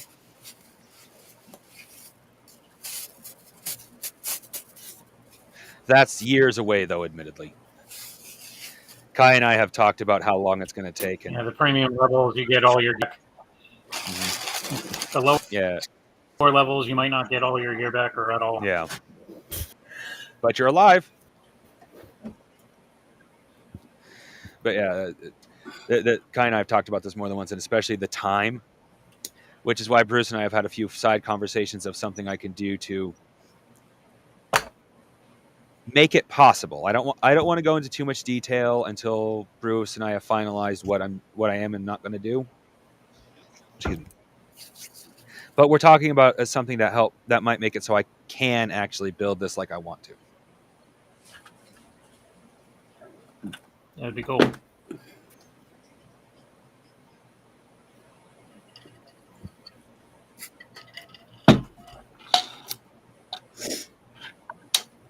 Though it's been a few months since Bruce and I talked about it, so he might not remember, but that's okay. I've taken some notes. Oh, okay. Oh, speaking of gear, I noticed I've got +5 on my short sword and dagger. Is that a skill-based, magically Magically induced. Right, +5 to hit, +1 to damage. Oh, that reminds me. Waiting. I forgot to put it in. Bruce, waiting your approval. I forgot to write down the exact numbers, but going through the list of when Lemmy or Six Nations disappeared to now, I believe that is the amount he has, like what he's gotten over all that time. Okay. It's waiting your. It's abreast to him, but it's waiting your approval in loot. Maybe a little less, maybe a little more. I just rounded the numbers out. Yeah, that sounds about right.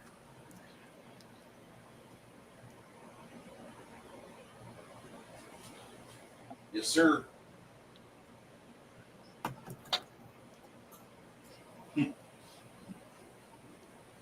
What do you say? Some pork leather. Oh, that reminds me. Let me. Six Nations. Were you here? Like, you got. Let's see here. Some sort of brooch of shielding. Were you here when you got that? I'll be posting on Rumble, so I accept it. Oh, he disappeared. He might have had to run to the bathroom or something. Oh, no. I mean, he dropped out, meaning his internet is probably cutting out on him. Oh. There he is. There you are. Yeah. Did you hear my question, Six Nations? It's 3 months back, so I think you were here, but you received a brooch of shielding. Everything's coming out 10 and I got half. Yeah. Well, I don't think it's me. My internet. Yeah, I remember getting a brooch of shielding. Okay. I seen that. It's like, damn, I don't remember how long he's been gone. My connection was at like 5 out of 10. Now it's at a 10 out of 10, so it was getting really robotic, so I jumped off real quick and rebooted. Smart man. Well, did you hear the part of how much money you get? I noticed in Okay. Gilded was 7,000 gold. Yeah, it's not the exact number you would have gotten. Like an idiot, forgot to write it down. But that's about the calculation I came to, and Bruce says that sounds about right. So Only off about maybe by 146 gold total. oh, Oh shit! What Bruce am I has got it doing written down. with you guys? I should be like buying hookers and blow and in a bathtub full of ice right now. Just all Bathtub full of ice. living La Vida Loca. Interesting. He came over to my apartment, went in the main bathroom. 100 gold and 7,000 silver, and you get a bunch of hookers. Oh, and you're partying all night for 2-3 weeks, and then you wake up in a bathtub full of ice with your spleen. Oh, that's right. Okay. Now it makes sense. Oh fuck! They took my kidney. Yeah, exactly. I will never be able to unsee that. What happens video. in Vegas stays in Vegas. They took my kidney again. That's why I didn't stay there. And well, I didn't go to, Windy Mountain. anywhere really. I stayed with friends and had fun, and that was it. Came home.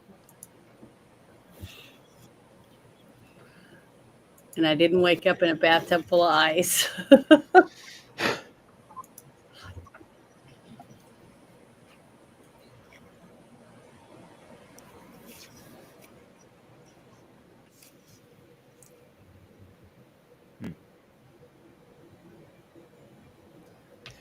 Does she have? I asked the Fungal Queen. Does she have? I think it's called diviner magic. The magic where you can communicate long distance. Message. Yeah. She has to pray for it, but yeah, she can have that. To the freaking candy cave. This had better be good. Yeah. Goodbye, Charlie. Yeah, goodbye, Charlie. Goodbye? What? Hey, what's going on here? Hello? Who is that? Oh, what happened? Oh, they took my freaking kidney.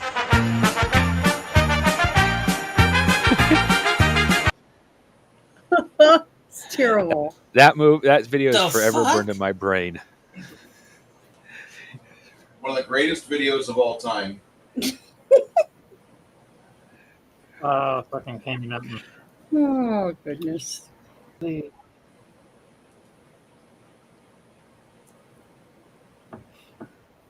What I like so much is the fact that everybody knows it now, thankfully, but it's still fresh enough where you get a good laugh. Shun, Charlie, shun. Sean.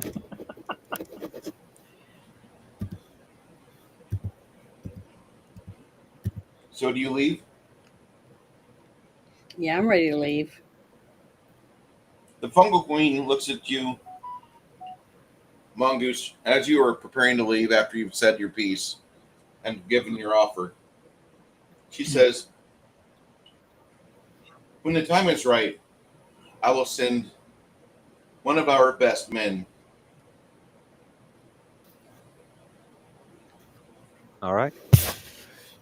In your head, you see a short, squat little mushroom man running feverishly through a dungeon, trying to make his way to wherever he's supposed to be going on this giant map with an X at the end. And the whole time, you see him just sweating, perspiring, being chased by hungry drow and a funny-looking man with a bulbous nose, a white robe and apron, and a funny broccoli-shaped hat. The whole time. Does the fungal people have the ability to use scrolls? And a funny... Sorry, I was trying to get on your room. She says to you, I mean, Janet, you can always come in my room. You don't have to ask. But, No, I mean that it was just loud when I logged into your YouTube. I see. That's all. just so I can talk to people. She says, I believe that the language of the arcane requires a little bit more training, but one could be like us and be just as skilled with it as one of our fungal men is a musician. And at that point, you see one of the fungus guys pull out what appears to be a very large, looks like a hand drum, and immediately Lemmy goes over and he strums his mandolin a little bit, and then you see the fungus man start to pat his drum, looking at Lemmy like, let's do this, motherfucker. I think you mean Quinn. Quinn, my bad. Quinn and this Quinn fungus got the bard. talent. The two of them do a 3-song set together, but it's unlike anything else you've ever heard before. All your life, you listen to Fleetwood Mac and The Who. And then one day, one of your friends puts in the fucking Pacer 8-track deck something called Hawkwind, the Xenon Codex. And you're just kind of befuddled the whole way as progressive rock music tries to cram its way into your ears in a very unconvincing performance. It's a different thing. Yes, indeed. You nod your head enthusiastically and wish you had a way just to listen to your transistor radio and be in your own happy bubble. It's just you and the electric company and Spider-Man, and God save your ears from this Hawkwind Codex, the Xenon phenom. This is not what you want to hear, but it is, and it sticks with you. It sticks with you like an audio adhesive in your brain. Every time that you find yourself confused, your mind wanders back to the Hawkwind Codex, as if you were trying to figure out what exactly they were doing in that recording booth. REO Speedwagon saved me.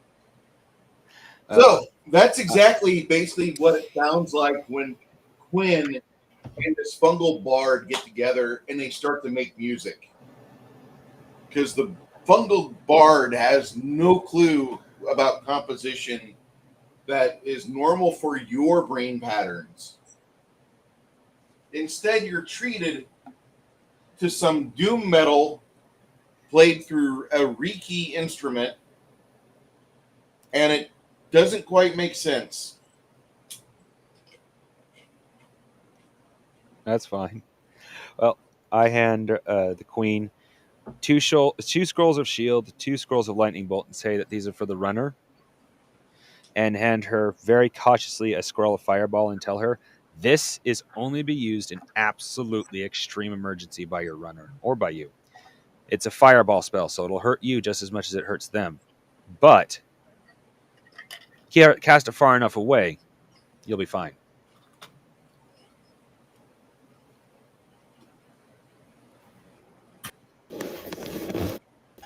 She says to you, and I have something for you.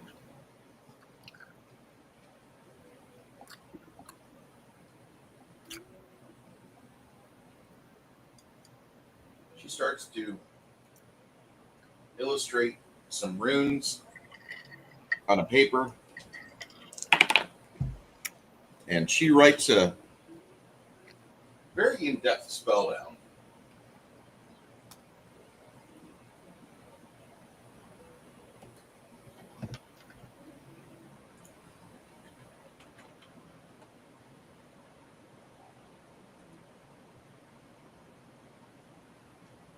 I'm going to be copying it from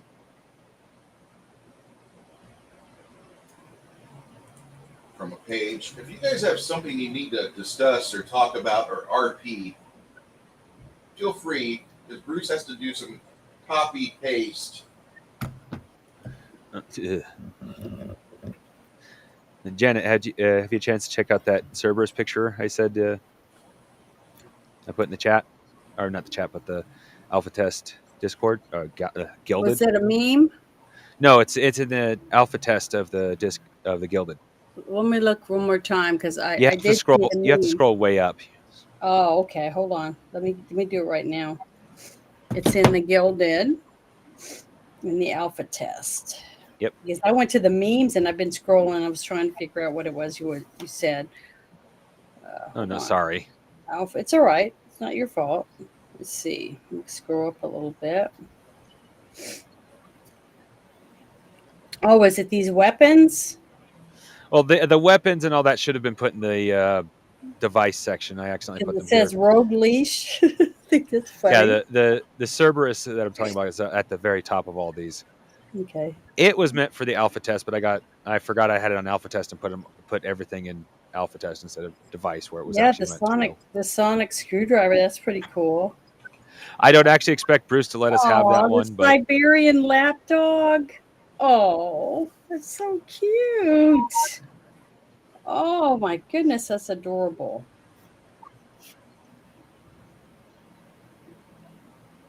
Yeah, it's so cute. No one would think it would be a threat. Yeah. That's Well, what you're talking about? That little puppy dog with 3 heads? yep. Oh, Have your own Cerberus lapdog. I think it's adorable. Powered by the Gnome Depot. Yes, I That's love. hilarious too. Yeah, I love these Gnome Depot stuffs. They are. Yeah, this is great. I love this. There's some cool stuff on here. Uh-huh. The Foreman Except for cigar. the rogue leash, I think of those. I like the rogue leash. God, That's little funny. things.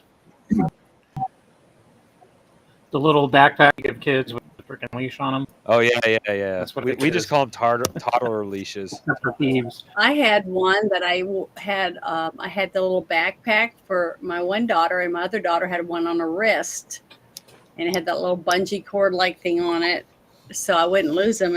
And one of my sisters used to make fun of me all the time, but I still used it. All right. Go ahead there, Crafting. I've got your new spell, if you so choose to take it, in alpha test spells and magic. Wow, is this a real tool? This lightning whip? Yes, I will definitely take it. I presume that if you look hard enough, you can find one. Wow. Now I just thought that's it was something cool, so I I shoved it in think there. Isabel would be able to use and not have to be right on someone. Well, after the last conversation we had about your character, missile weapons are going to be your big downfall with your god. You're not allowed to use them, but you're kind of frowned from it. Yeah, but this A whip is not a missile weapon. Yeah, this whip looks like something I would be able to use, especially like to defend myself. You know what I mean? Because they got that look of rage on them, and they're heading toward me, and I got to pull out my sword. This I could just whip them with it. I humbly thank the queen for the new spell.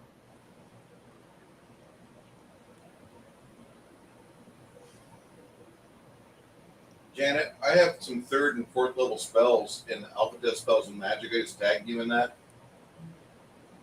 Oh, you just tagged it in the same alpha test thing? Yeah, you should be able to. Yeah, I'm still going down. I'm looking at the one tooth on a like a mallet. They've made into a mallet. I'm looking at that. Oh. Yeah, that I just thought was cool.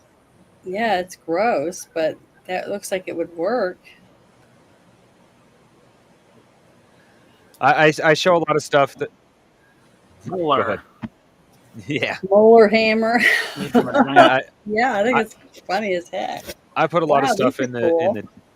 the device section that I more think is cool, or think Bruce should maybe like throw a version in for the bad guys for a little extra effect. Yeah, I'm seeing the barbarian one, and I'm seeing one for Lenny, but I don't see one for me. Yeah, I don't see one for her either. Let me see.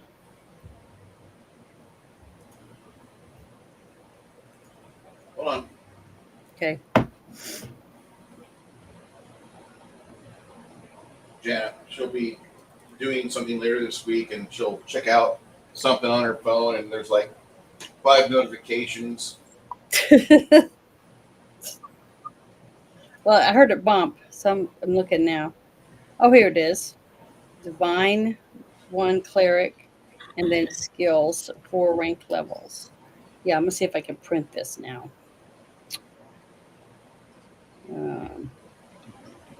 But I am gonna save it in my notes, and then I'll try to print it.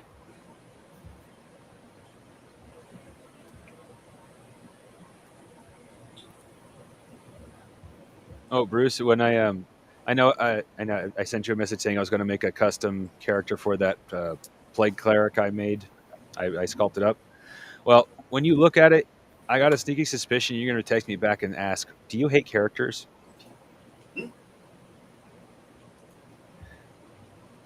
Well, since nobody here I don't think knows what it is, I found because it's mostly meant for high level. Yes, I'm aiming at your high level party, but that's because it's easy to say, look for high level this on Google. I mean, literally using the highest level demon I could find and manipulating it to more suit this character.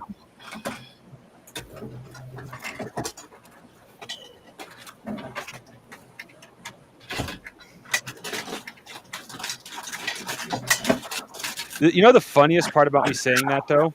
As nasty as I'm making this thing, I have never once killed a character because I'm terrible at being that kind of GM. I make the characters, I have the plans, but I never implement them like I should, in which some cases I think there should have been a few dead characters. I just, for lack of a better term, it's almost like I don't have the heart to do it.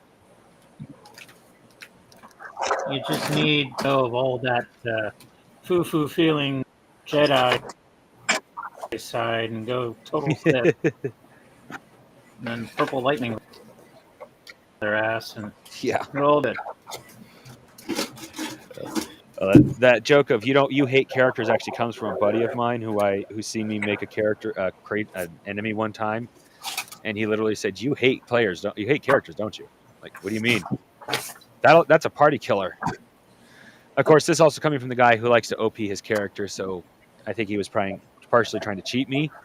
But on the same hand, technically he was right, because that was not for him. That was for another party, and I did almost party wipe everybody, but being me, I didn't kill a single character because I just didn't have the balls to do it, for lack of a better term.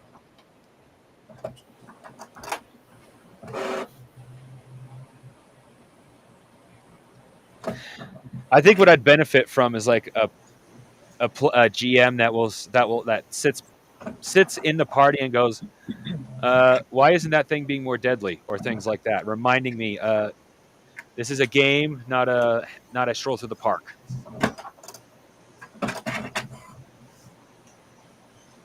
Well, I'm a firm believer of a good game master doesn't kill the party, doesn't kill the player characters. A good game master lets the players kill the player characters. I get your point, but at least not intentional. Yeah, maybe my wording was poor, but I think you get what I meant.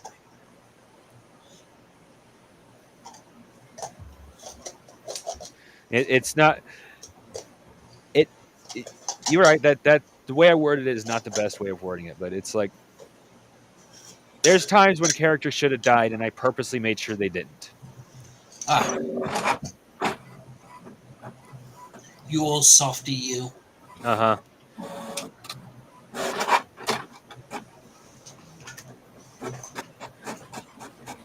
Oh my goodness, it's printing. Nice. Yeah, I had to print a shipping Huzzah. label the other day, and I had to use my sister's printer because I don't have one, so I do not have the space in this tiny ass shed to have one. I'd want one though.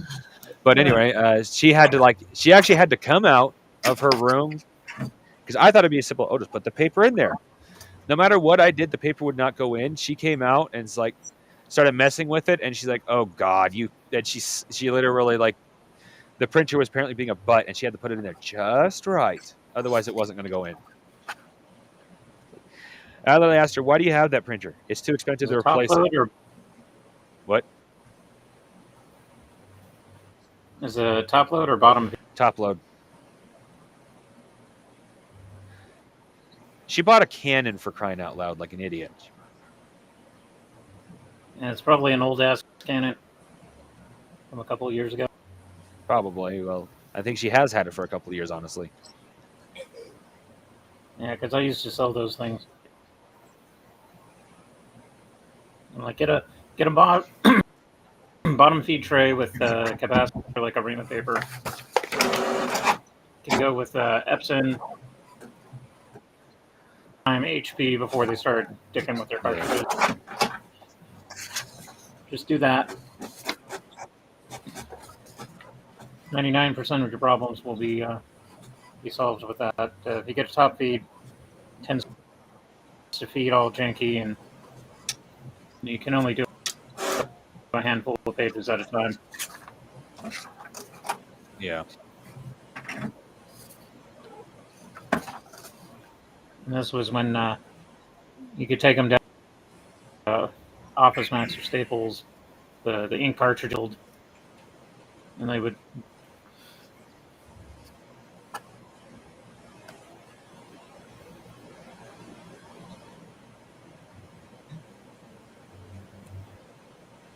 So,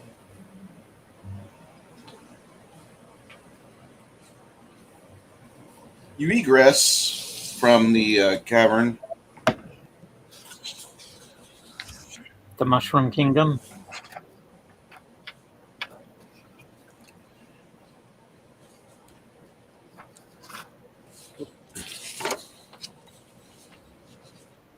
Holy shit. Hexes and squares. Oh my god. Referencing the time when Shauner found my game. Damn you, Shauner! I'm not sorry.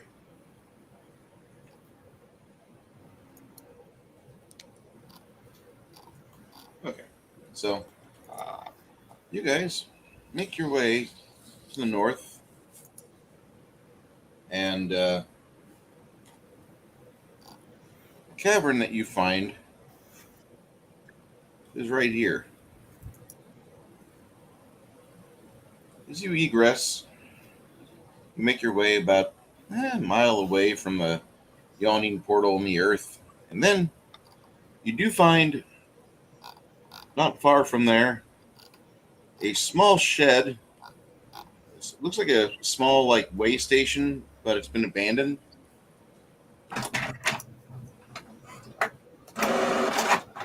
Entering the way station, you guys will immediately notice that on the ground there are plenty of tracks. Looks like a gnoll has been here. Maybe the same one you just fought and killed.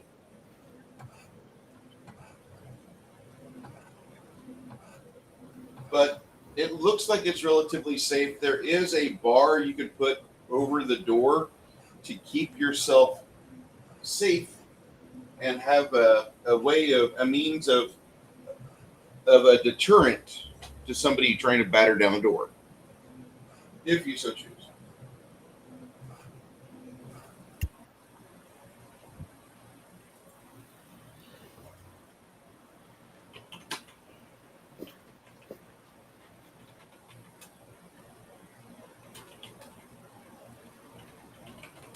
We're going to take a little break here. It'd probably be a good idea. You guys are tired as shit, and nobody's rested in the past day and a half. Yeah, and I'm really low on mana. It might be a good. So yeah, I think we should set up a camp and try to rest and eat. Bust out the melatonin. Whatever.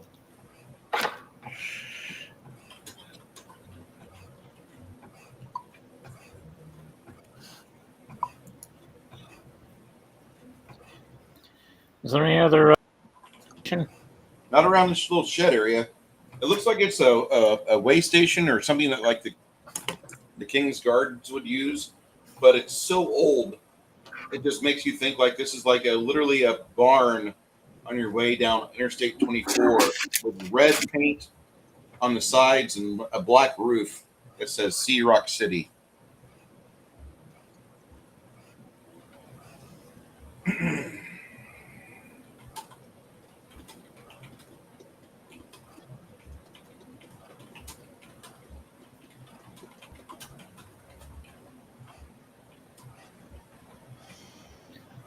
Well, I guess we get some sleep. Keep an eye out for things. Everybody's pretty well held up, though, or not? As I'm far as good. I'm How aware. are you guys? How are you guys on health? Okay. Do we want to? Who's gonna like 2 at a time stay awake? Worst part about it That way is you I can need. get your Yeah, but say worst part is I need a full night's rest, so it's get not. your mana So up. it's, I'm sorry. Go ahead.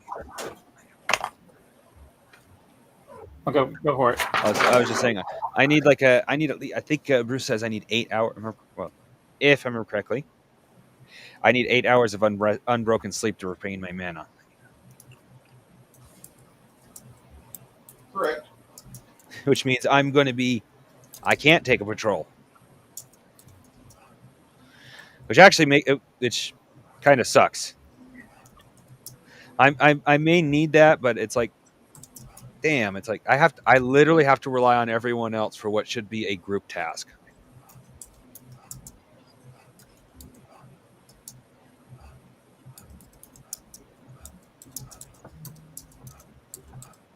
But the thing is that nobody else can cast Fireball. I know there are trade-offs to having this much power. I understand. I'm also playing a little bit into the mindset of my character, which is he enjoys magic, and he does not regret getting into magic. It's just that sometimes magic feels a little bit dominating in his life. Like moments like these, he can't participate in what should be a group activity because his magic determines he has to sleep.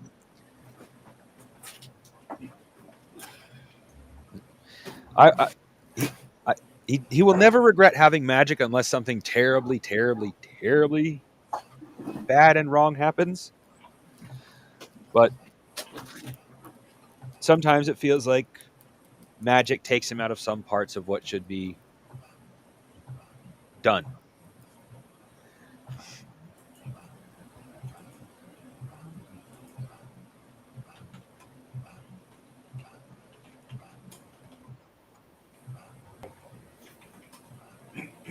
It's a little frustrating at times, but think of the payoff. Yeah. That's why I said he never regret it, just sometimes feels a little bit annoyed with its limitations.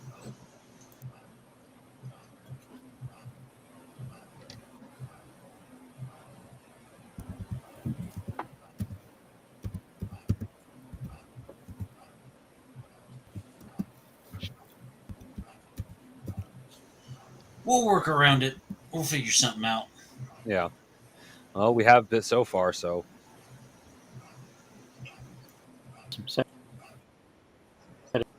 It's from Aladdin, itty bitty living space. It's kind of like that. Yeah.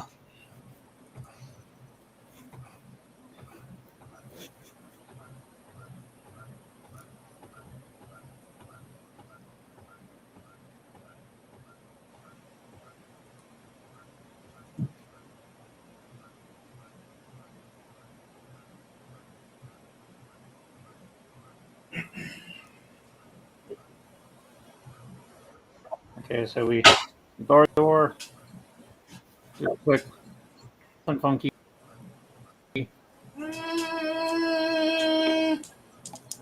Oh. You don't really see anything out of the ordinary here.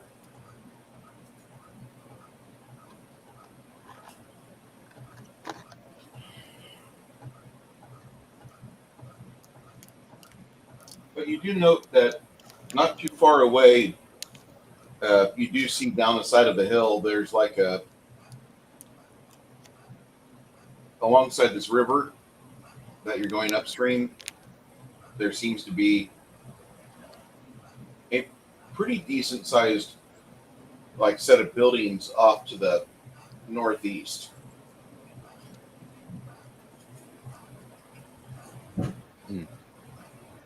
Or village or something. Do they seem to be in use, or are they like run down, dilapidated, like this old shack that we're in? This shack seems to be abandoned, but the buildings over here at night light up. The windows light up. You can see that.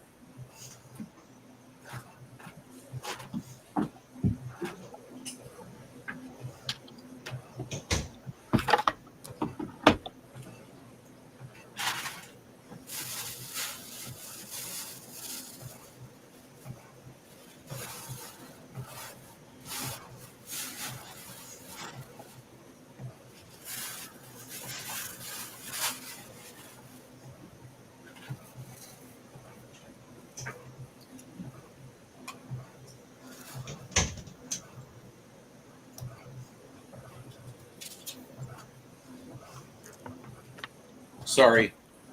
I needed food.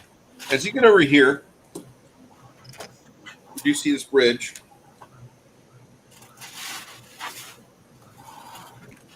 Across the river, you do see what appears to be a farmhouse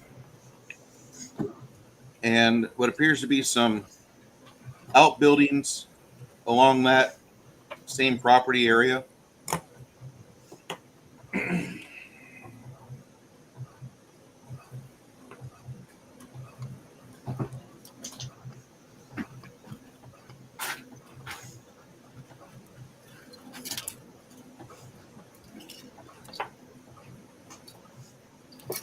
Guess at First Lake. Yeah, smart idea. Sounds like a good plan to me. Yeah.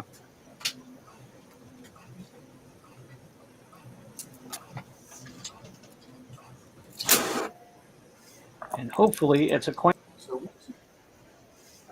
little farm with peaceful, happy-go-lucky, something like out of Motel Hell. Yeah, you are really bitter.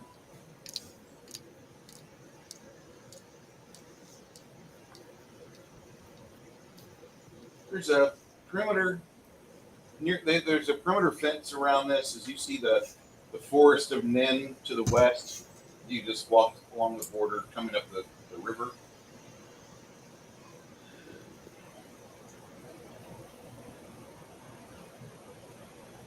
As you're looking at the farmhouse, which does have a rather nice fence alongside it, you see like they've got a main farm home. They have a pig pen and a cattle barn.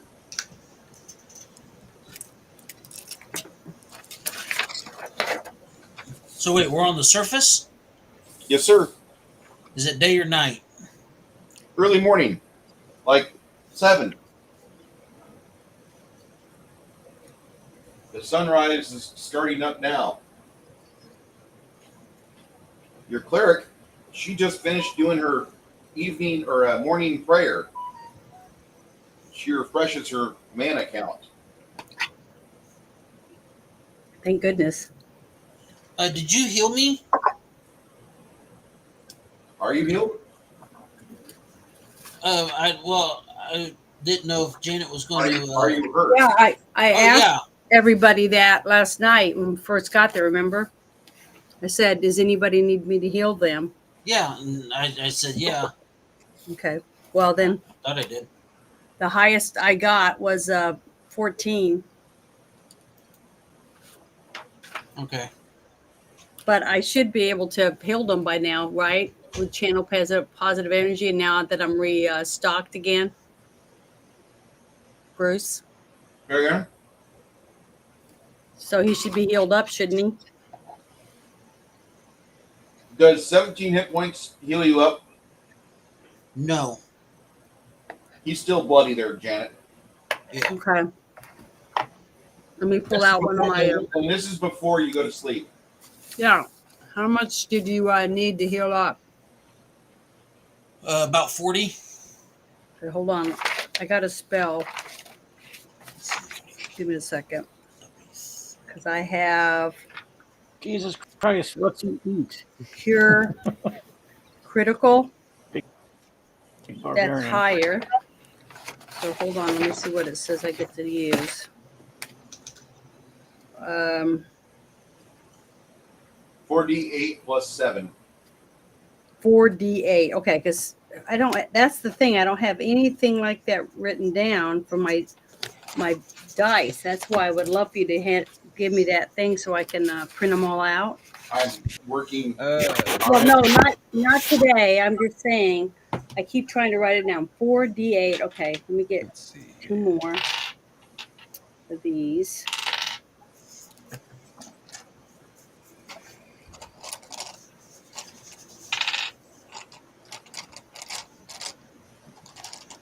Janet, I am direct messaging you a link to this site that Bruce sent me for spells. It has a Yeah. Google style search engine, Mm-hmm. and it Well, is the very thing nice. is, I don't know exactly what spells that I have. Well, no, but what I'm saying is once you know your spells, you can copy and paste them for printing Oh, purposes. okay. That sounds good. And I tagged you on Gilded, Janet, so you should Mhm. see your level 3 and level 4 spells. I haven't done your level 5 spells yet, but Okay. 28 is what I just got on my 4d8. I'm fucking respectful. I'm sorry, I couldn't hear you. That's respectful. Yeah. Okay. But did you hear me? Yeah. Org? Okay. Oh, shit. Motherfucker. All right. What is it? I gotta show you. Uh-oh. Okay. Yeah, that'll do me. I'm only down 9 points now, so. Well, I already knew that. Everybody that was reading those books knew that it would never be finished. That's why we ended up with this shitty ending that we ended up with. Yeah, that was so depressing for me. I don't even know what that is. Hard to We believe. went to It's been winter. 7 years. 14 years since the last one was released. Yeah, Janet, Hmm? I have the reading skill of maybe a middle schooler, maybe a beginning high schooler, probably more like a middle schooler, but I have the reading stamina of a blind man. I literally try to spend 15 minutes, 20 minutes reading, and I get a headache. If I try to read anything like Discord, or I think Gilda has the same thing. I'm not looking at it right now. That where it's black with white lettering, I will see Mhm. lines on my eyes for a good Well, 15, you're 20 the minutes perfect after I stop candidate. reading. You're the perfect candidate then for those audiobooks. Oh, audio? Well, yeah, I do audiobooks. I'll admit that. But even if you had audiobook, you would not be able to get the last book from Yeah. the Game of Thrones. I don't. Game of Thrones holds absolutely no interest for me. I loved it. I just fell in No. love with it. But I I also love- fell in love with Twilight books too. So there you No. go. What I usually listen to is H.P. Lovecraft. Yeah, I used to read those when I was younger.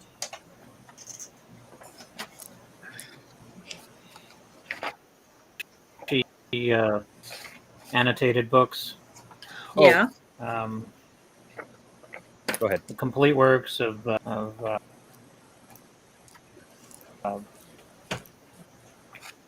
what's his face? I can't think of the name. Why the hell? Conan. Oh, yeah.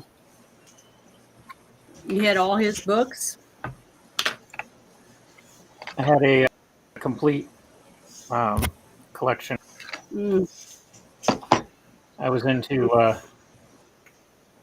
half a dozen books, various stories, or do I go with the complete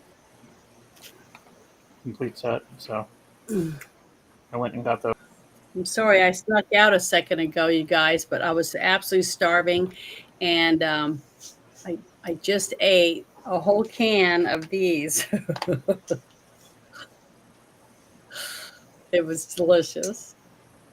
Oh, Janet, the link Mm-hmm. I sent you, that is like a Mm-hmm. very, very big site. It has a lot of D20 stuff, period. I Yeah. specifically sent you to the link to the spell section.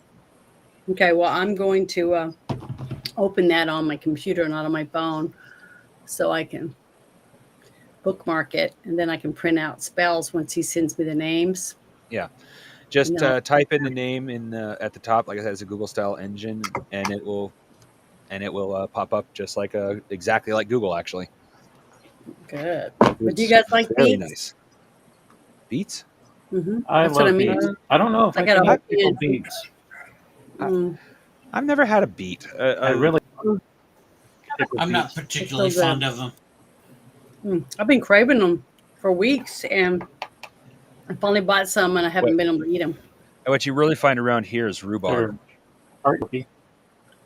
Mm. Rhubarb's good too. Oh God, Yeah, these are really healthy for you. As long as you don't put Rhubarb anything pie. on them. especially. My My mom used to grandmother- make that. My I never grandmother liked makes it. rhubarb pie. I never liked rhubarb.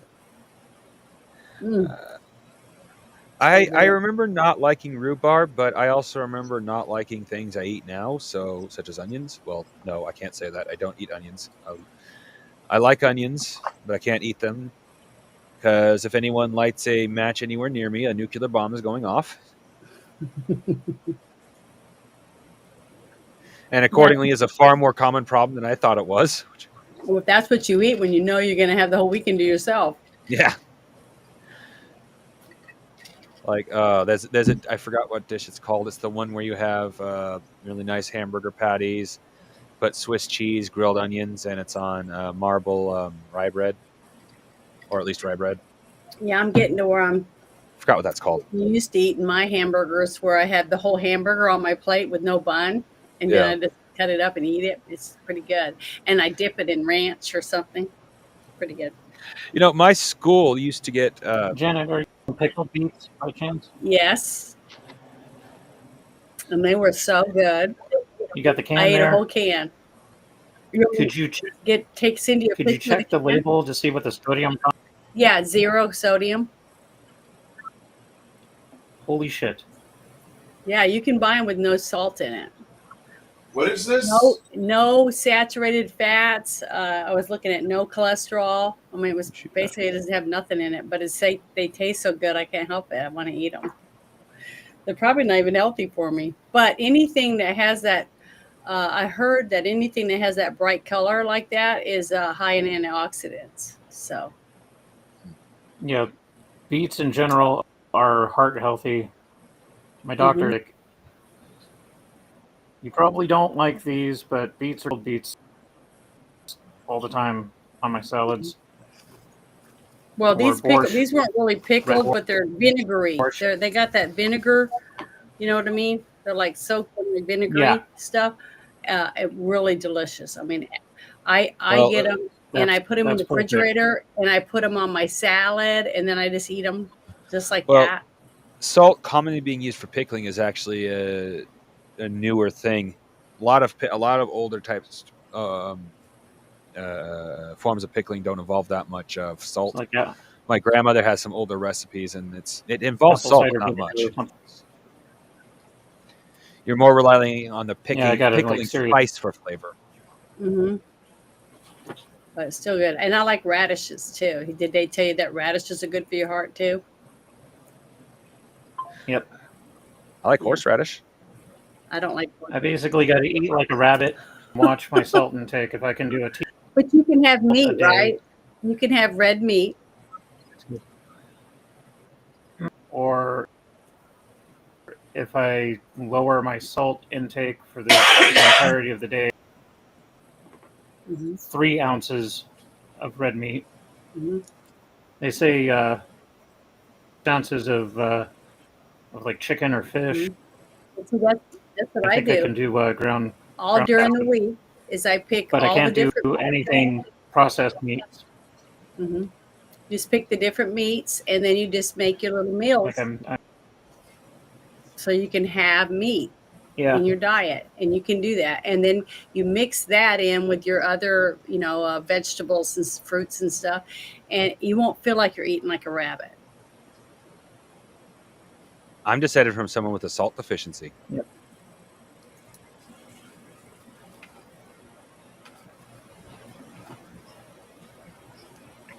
It gets better, but you just got to get it. You got to just get online and look at recipes from different people that are on different, similar Yeah, diets. It's good. the end of the month, I'm doing a sit down with an actual dietitian. So we'll probably spend an hour or two and various things that I can do.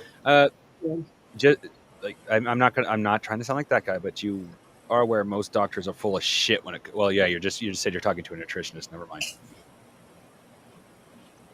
Yeah. Open your ears, David. Listen to what people are saying. Had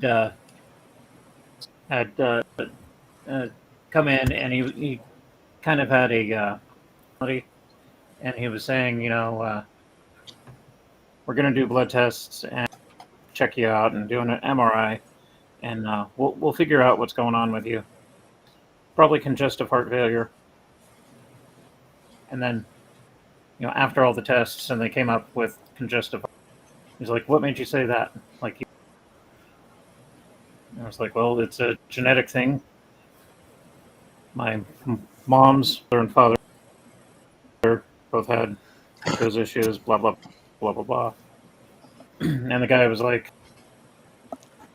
kind of incredulous and disbelieving that somebody could make the assessment without,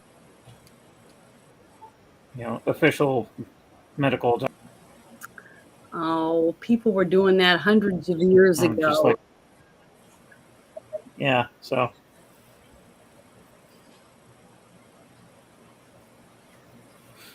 Anyhow, enough of this. Let's get back. So, once you arrive in the early morning hours at this location,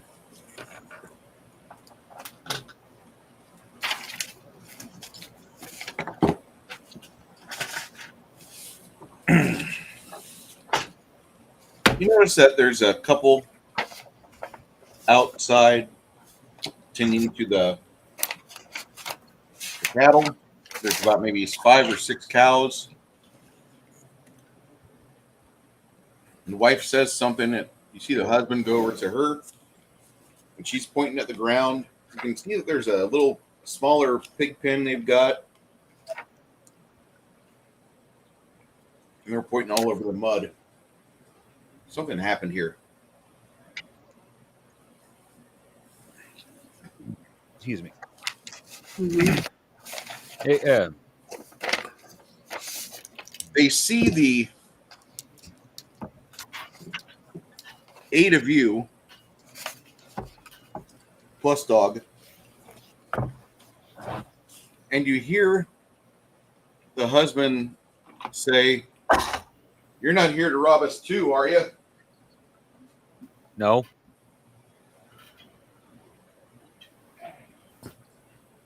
We're here hunting down trolls. Sylvia backs you up and she says, "Is this the Bernie farm?" Both the husband and the wife, they look a little bit relieved as you ask them their names.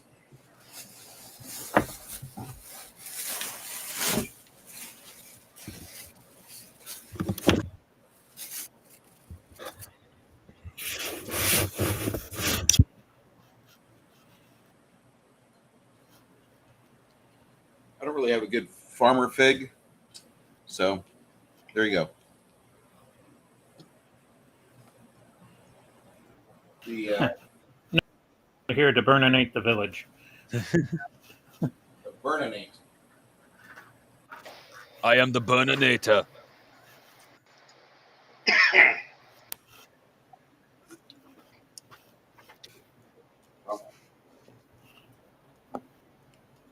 So, my name is Patrick.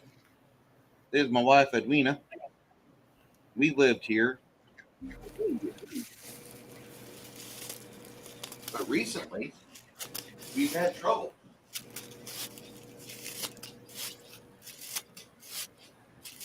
I'm really thankful they haven't decided to start grabbing the cows yet, but I got a mean bull, and he's probably already been tested once. But they've stolen about a handful of our swine out of the pen, and our swine are just some lovey-dovey little fellas.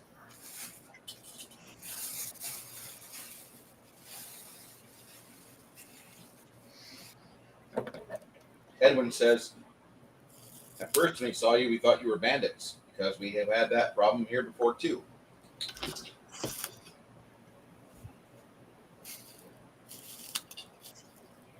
I believe the trolls, they were here. Looks like they left some tracks in the mud.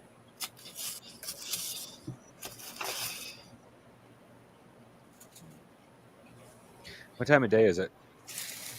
Like 7:30 in the morning. Mm-hmm. Okay. Well, in that case, I say we. Well, have they taken anything else besides animals?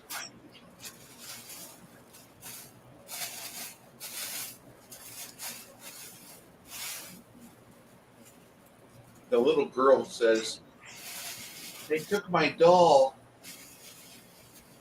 That sounds about right for the mindset of a troll. Sounds like the movie Nobody. Oh, shit. Most once again, I'm not, like I said many times, I'm not going to 100% speak for Bruce's game, but a lot of different games have trolls latch onto something: alcohol, a pretty object, a gem, a mate, and it could just be some random ass item or a person. Their den's going to be so full of crap. Uh-huh. Well, they're lucky that they haven't tried to take their kid. Yeah. Well, it all depends on what the troll's interested in. I mean, like, I wouldn't be surprised if we find skeletal bodies there that have not been gnawed on, simply because the troll liked the person and forced them to stay there till they died. It's horrible.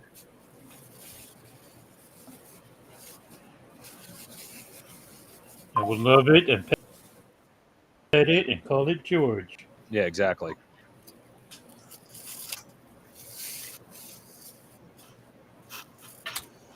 I will love him and hug him and stroke his fur and call his name George.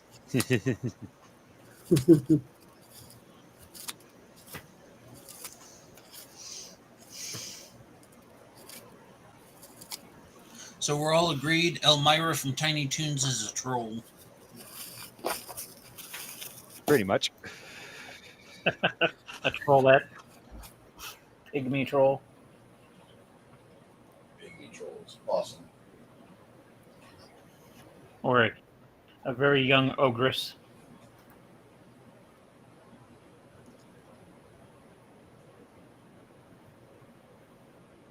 So the farmers, they told you that check the mud. And sure enough, you do. You find by the pig pen, there's various tracks, but you find some very large tracks of something that weighs about 800, 900 pounds. Yeah, sounds about right, like it or not.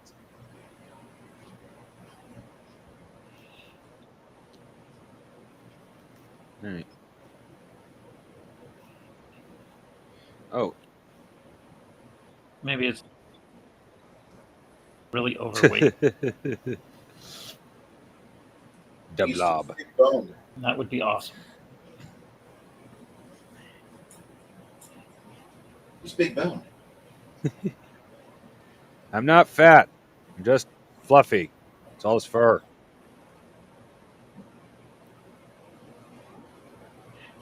The first one was not The big bad. The second one was monster. okay. The one with the crazy fucking weasel was hilarious. Mostly because of the crazy fucking weasel.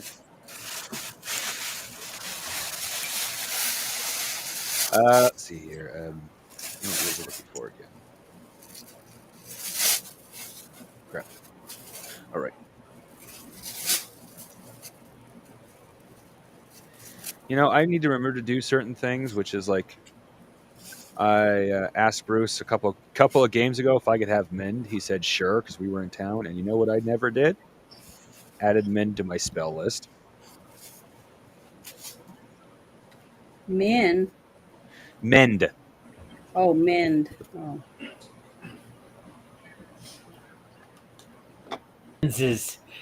It will rain men. It's Janet, raining. ever thirsty. It's raining men. That's a good song.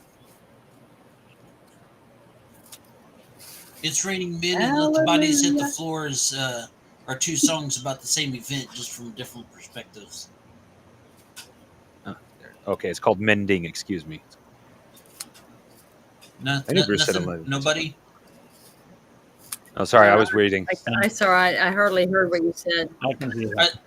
I said the songs "It's Raining Men" and "Let the Bodies Hit the Floor" are two songs about the same event, just from different perspectives. Oh, I have to hear that one now. I haven't heard that one. You haven't? Which one? It's The Bodies Hit the Floor. That's a Rob Zombie song, I think. Yeah, I haven't heard it. I might have. I'll have to listen to it. Not Rob Zombie. Not Insane Clown Posse. Dang it! Now I have to look. Well, it's in that genre. I know that much. Okay, Google. Who sings "Let the Bodies Hit the Floor"? One of my favorite YouTube Pool? videos. Drowning Pool. Drowning Pool. Let me write that down. Drowning.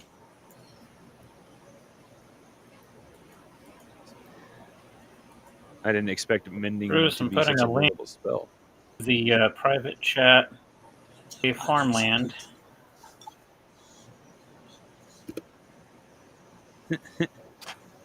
What?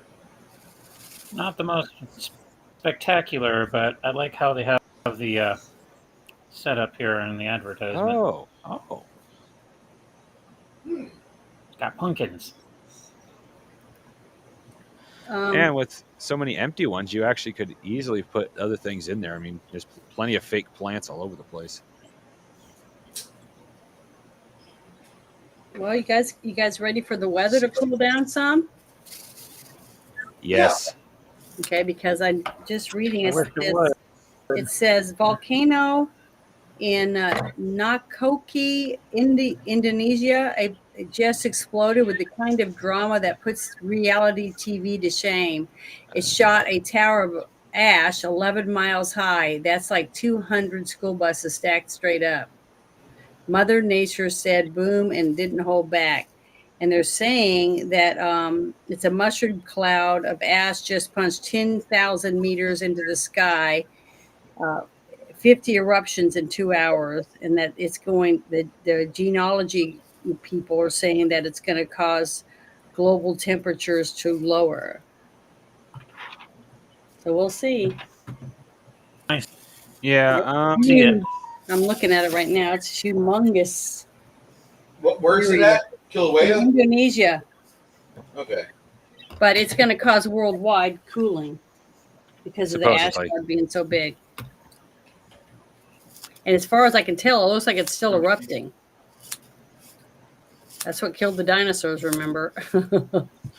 Technically, they've we actually went proven from, that was triggered by a meteorite, causing a hell of a lot of geological. Well, I meant the I thought you were talking like of the skies. Okay, yeah. You know what I mean? Okay. The cooling of the earth is what killed him.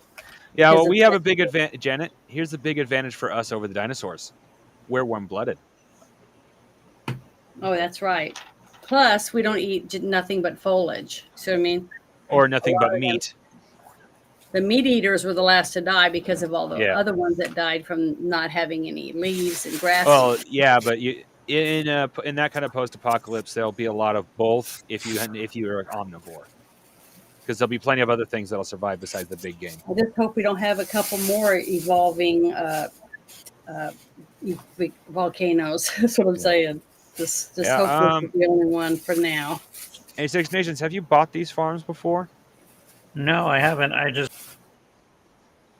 saw them. Well, the price I looked tag is up, ridiculous if you're only getting one. But if you're getting what they show in the picture, which is like 1, 2, 3, 4, 5, 6, 7, 8, like 10, like 9 or 10 of them, 10, then that's totally worth the price tag. Provided they, well, no, scratch that. They're worth the price tag if they look as good in the picture in real life. Because FDMs are real finicky, and you can get some real crappy shit that's not worth that price tag. But on the same hand, if you're patient, you can get an FDM printer to look like a resin printer. So my suggestion, Bruce, is you if you look like these, go into the tabletop, like go into these guys' site on eBay, buy something cheaper, and see if you like it. Fair enough. I'm looking at they got 10 little buildings there for farm fields. Yeah. 10 little walled areas. I like that. If that's what it is, I mean, yeah, I get that. Yeah. Okay. Then you just flock the shit out of your kitchen table.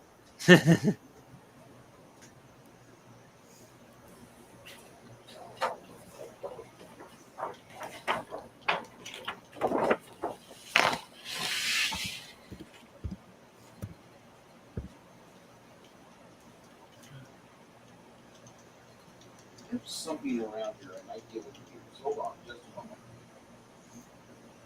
I'm sorry for the delay, guys.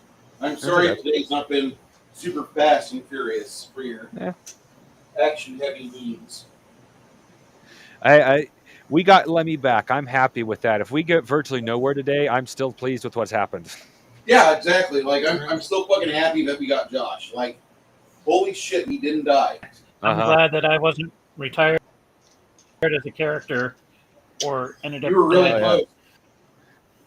And my next opinion. Oh yeah, well, I looked at it this way with my character. You actually had brought me alcohol when I was doing late nights a couple times. You, as a player, reminded me my character needed to eat a couple times. So it felt like we were building kind of a tight bond. That's why I used the dynamic between Snails and I forgot the main character's name. That's how unimportant he is to me. Snails and the other dude's relationship. Josh, you got to understand, Josh, the last person that had what happened to you happen to me in my game was Bill. No shit. And that was in 1998. Shit. Yeah. Wow. And I found out recently that his son started playing. I don't know if he still plays, but his son's like 30 now, or somewhere around there. Oh, yeah. He's about Greg's age. But apparently when he showed up at a convention in Southern Illinois, some of Bill's friends, after they heard him say who he was, they decided to leave the convention center and just go drinking. Just take a little shit out drinking. Granted, not a good idea for an 18-year-old putting his Carbondale. So anyway, that was a cute note that I heard, but I am not seeing what I was hoping I'd see. This is the problem with having too much stuff, Janet.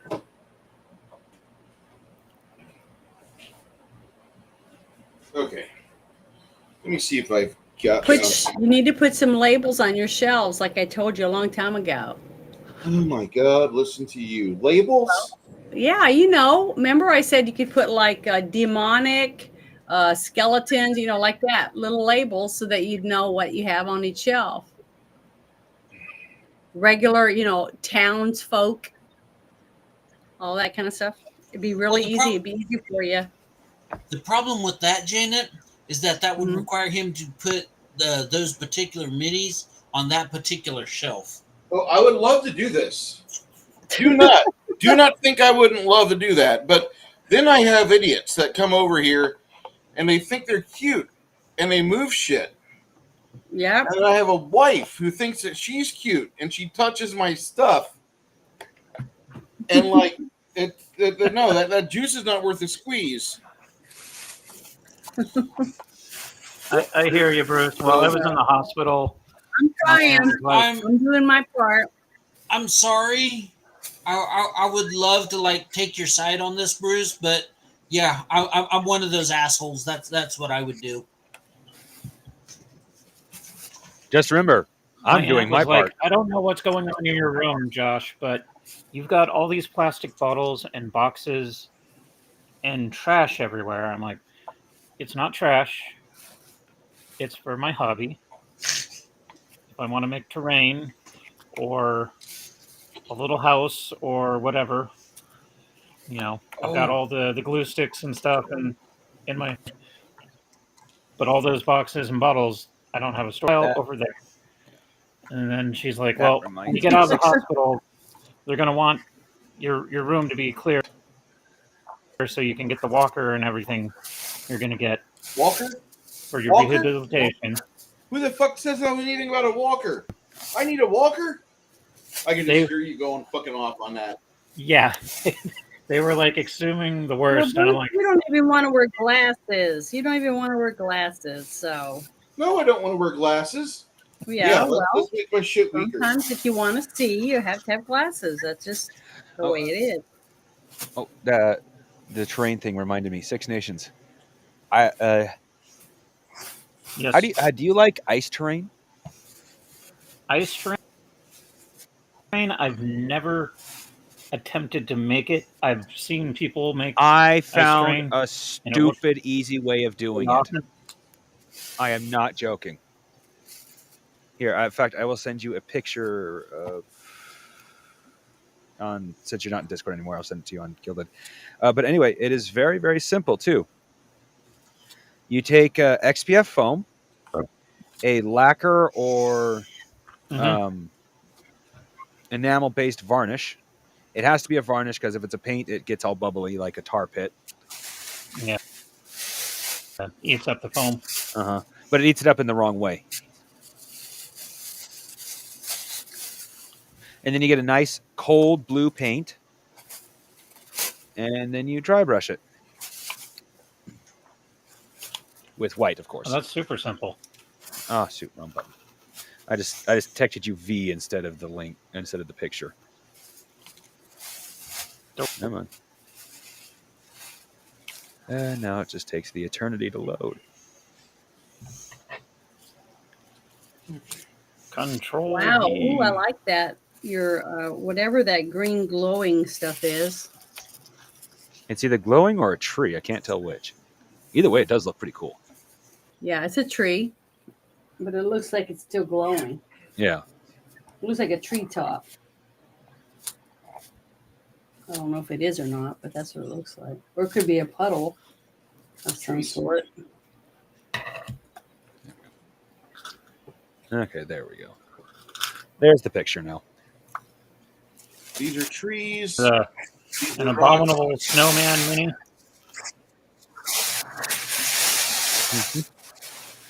Yeah. Sorry, Bruce. Oh, you're good. So you guys follow the mud tracks to a group of trees about maybe an 1/8 mile away from the farmhouse. Mm-hmm.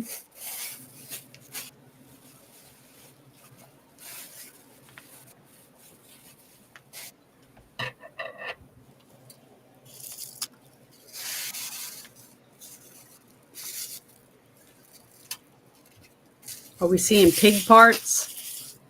There was like one large hunk of a pig that was like it was like the lower leg and hoof, and one of the creatures bit onto it, but you noticed that the creature had a smaller jawline than what you thought a troll would have.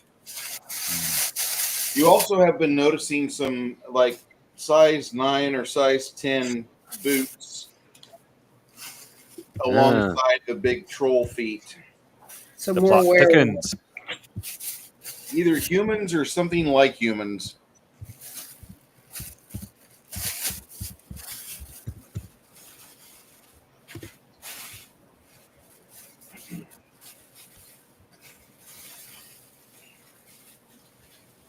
And today we are using, what is this? 1985 Games presents the Dungeon Craft over 1,000 map pieces. Cool. I don't know if it's actually 1,000 good map pieces, but it's 1,000 map pieces.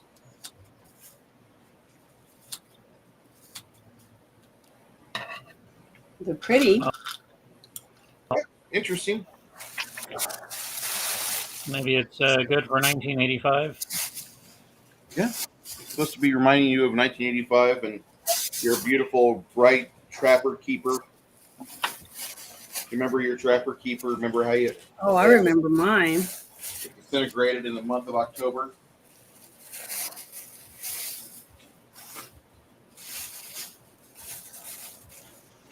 I had 2 Trapper Keepers, one for school and one for my monstrous manuals. You must have had the knockoff Trapper Keeper because we had one Trapper Keeper. It started with my older brother, got passed down to my older sister, then it got passed down to me.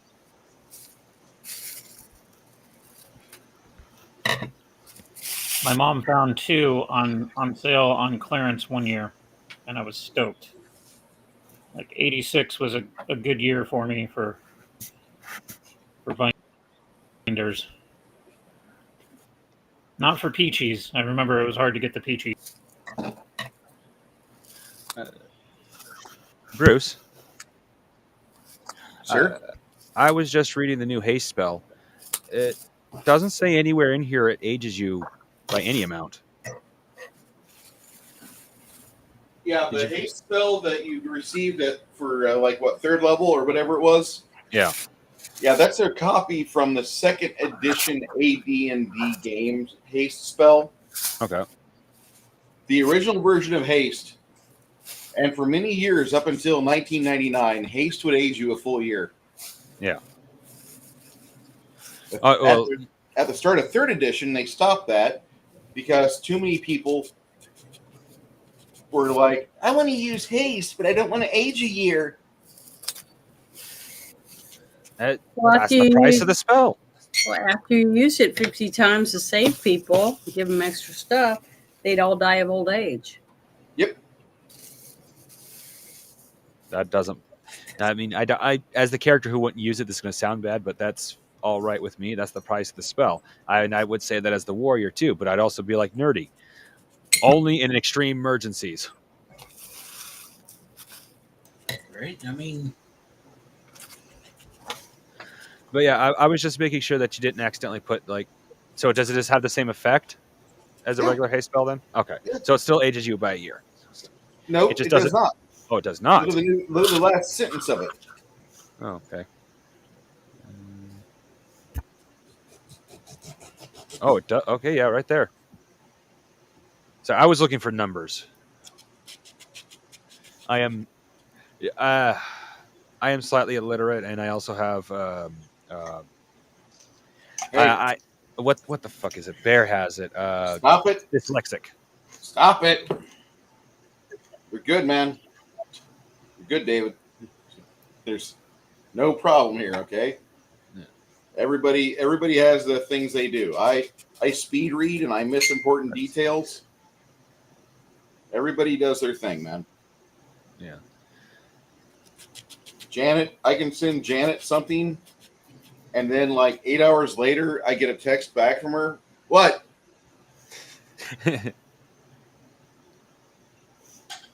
Oh, you mean you're talking about that picture that I thought you were in the hospital? The picture where you thought I was in the hospital, or I sent you the message like, "Hey, jump into James's stream with us." And then hours later, when Janet's getting in her bubble bath. Half a day later. Yeah, I said, hey, I can't join. Yeah, I'm in the tub. Especially when they're getting in the I got tub. free service. I can send texts too, and people don't get them until the next day because I got such bad service, especially if I'm driving around a lot. Don't feel bad, Janet. The other day, Bruce was trying to get a hold of me, and he's like, "Are you busy?" And I wasn't there to respond for like 3 hours. Mm-hmm. Well, the other day I found my phone. I've lost it literally for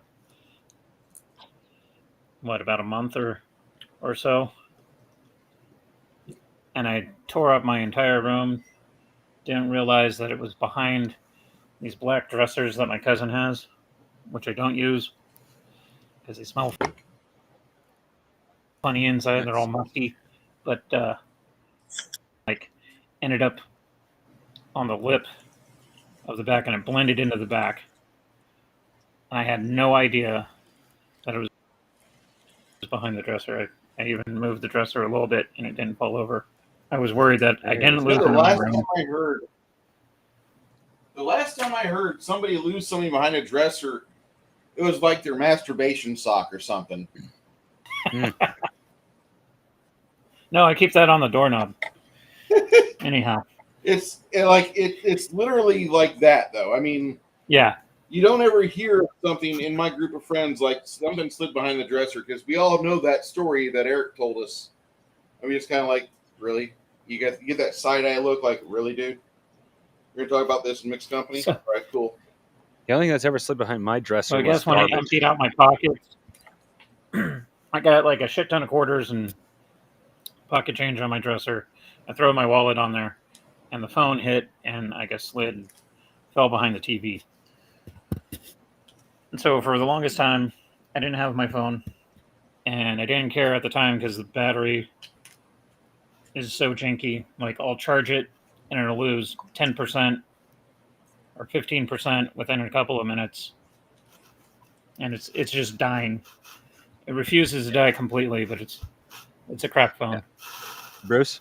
And oh, sorry. Go ahead. Go for it. I just put a meme in the meme section of Gilded. The first panel should just say friend.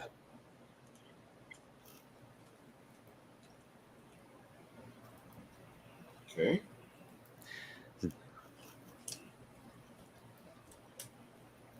First panel should just say friend. Yes, because this is anybody, not just a new friend.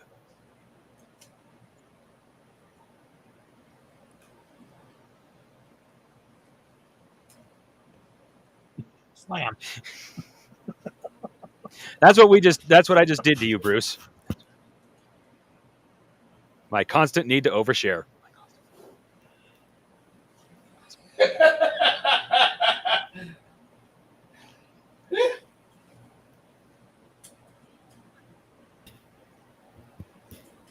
That's funny.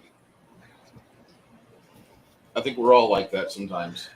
These comics are about a female, but like more than half of them apply to either sex, but apply to me specifically. I'm a big fan of XKCD myself. Okay.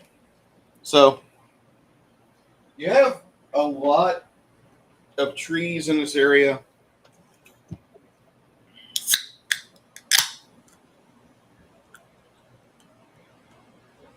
There's a pathway.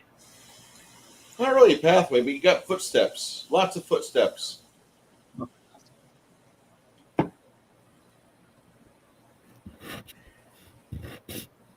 So we're gonna Scooby do it and follow the footsteps until we go whatever those footsteps are. Yeah. You guys get to about right here. Go ahead and make a perception check, guys. Can the dog sniff around and tell us which ones are the freshest ones or not? Your dog is as talkative as Well, by its actions. I mean, the dog is moving around this tree quite a bit. The one he's facing, he is completely enamored with this tree, and he's doing quite a bit.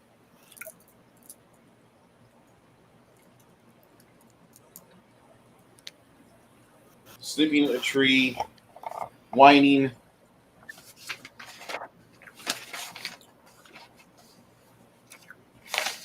Oh, that's nothing, Six Nations. I can find nude versions of that on eBay. Oh, I know. But I like the title of it, Stacy's Mom at the Beach. Like, That's fair. sweet. That is fair. Oh my! It's tasteful. Oh, it is. It is. It really is. Unlike the beholder I sent Bruce. No, that is not. Oh, Jesus. I was also saved that looking thing at, and I knew I had to send it to Bruce. I was peasant.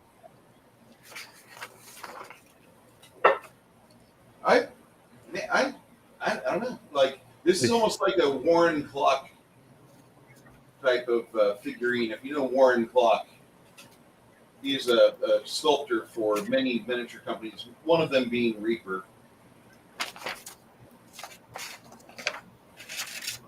And I'll explain as to what I'm talking about here.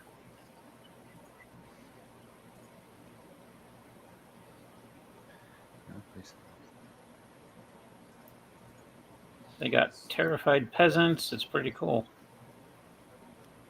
This is like something you'd see Warner Clock. That's his name. Warner Clock would sculpt.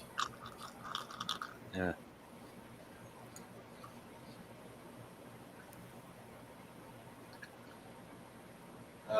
Peasants. They're all armed to the teeth. Oh, I just thought they were ugly. Not that revolting. Like, we are sick of being peasants, and then before they get the grape shot. I love my people. Pull! Bang! Stacy the Succubus. So Stacy's mom's a succubus too? Apparently so. Because she's got ears sticking out of her head, it looks like. Oh, she also had a tail when she was on the beach. Yeah, I saw that. So, this is Stacy, and then you have Stacy's mom. Okay, yeah, Stacy's mom is a succubus because Stacy is a succubus. So you either have the almost teenage succubus, or you have the MILF succubus. Then we have the girl that goes home with Connell. The short stack.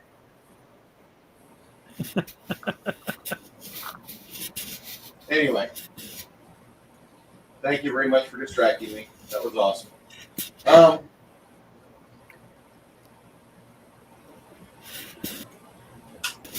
The dog is very excited about this tree, and that's when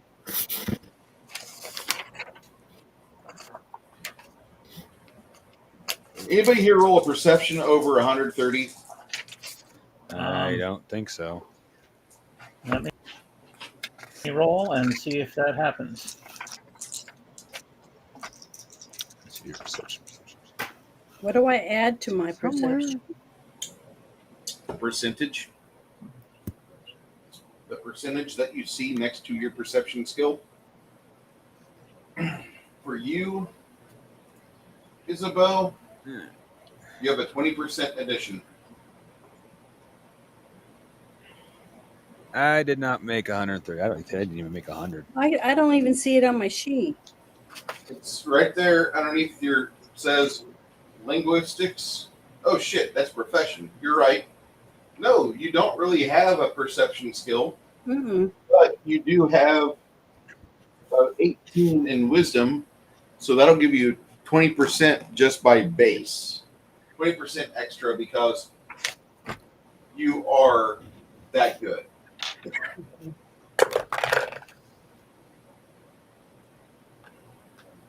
No, mine's only 81. I got an 89.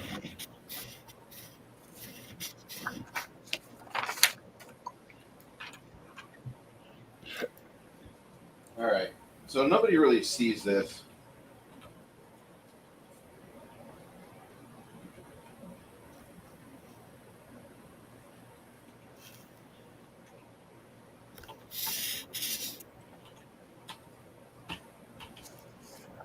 Mhm.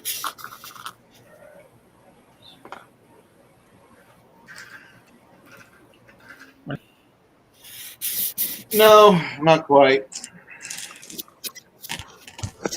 However, your dog, Bandit,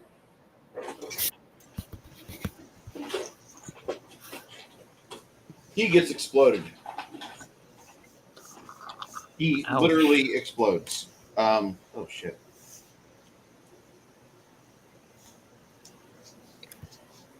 You see something tumble out of the tree, and the dog grabs it, and literally William and Sylvia are right next to him, and those two will both suffer 13 damage as well. But as far as your dog is concerned, he's gone.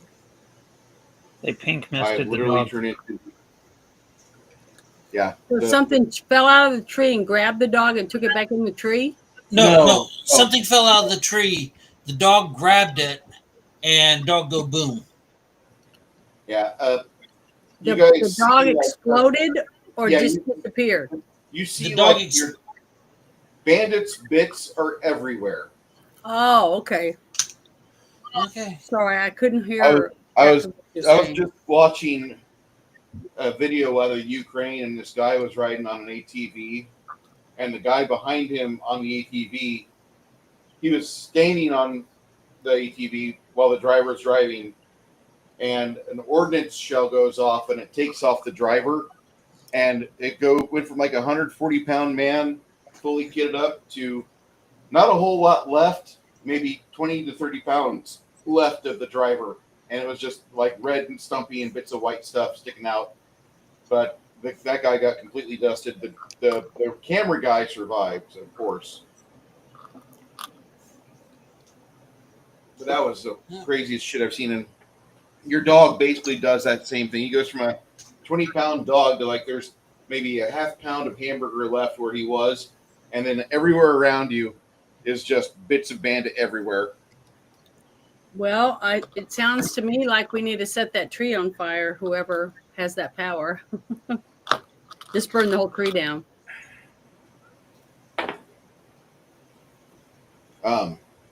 Janet wants to set the tree on fire. How do you want to do that, Janet? I can't. I don't have that power. I'm yelling at the group. Set the tree on fire. Burn the tree down. I'm going to grab my axe, flame on. I'm going to start chopping that tree down. I quickly grab a few bits of Bandit, and I'm hauling ass. You're running over to Bandit. Okay. So that'll be on. And what I mean by hauling ass, as soon as I have enough of him to resurrect, I am getting out far away from that tree because I'm pretty sure it's going to blow up again. Your happy dog is at the moment he's gone. Uh-huh. That'll happen on 5. And I am more than willing to pay for his resurrection. I am quite fond of that dog. Yeah, Bandit has a better approval rating than Crypto right now. Crypto the dog. Okay. 6 Nations. What is Lemmy gonna do?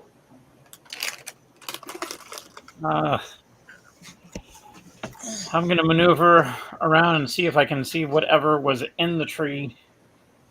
And then hopefully we can pinpoint whatever it is that killed the dog and kill it. Preferably John Wick style. Oh, yeah. Anything that falls out of that tree is going to die. They probably just dropped a bomb on it. Some kind of bomb. Yeah, that's what you think it was because it exploded real good, like an alchemist trick. And that's why I'm also hauling ass after I have enough of Bandit for a resurrection. Do I need to be rolling damage to see how I'm doing on chopping this tree down? Okay, you're going to chop the tree down? Yeah. That's what I said. I'm going to pull out my axe, ignite it, and I'm going to drop the tree. That'll happen on 12. All right.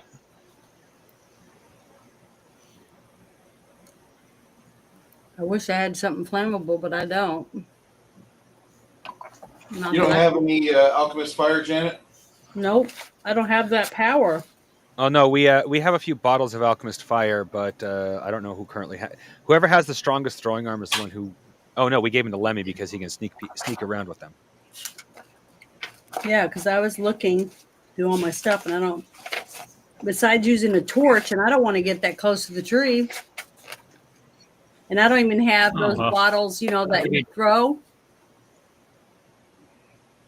Chuck and alchemist fire. Yeah, I don't have that either. Okay, that reminds me. I'll check my bag. If I got that in my sack, then. I don't think it was written down because we handed you the alchemist fire when you weren't here, so it's still in the loot section. Hold on, let me look and see how many we got. Of course, my memory for such things isn't the best, so you might already have the alchemist fire. Who, me? No, Lemmy. Oh, yeah. We had 7 bottles of alchemist fire. Do you already have that written down? No. Okay. Well, I don't know if we gave you all 7, but we gave you like at least 3 or 4. Oh, right. Bruce said in the spirit of Lemmy, not give you all of them, so if one goes off, you don't instantly die. Yeah, don't want to be like the dude with the flamethrower. Yeah.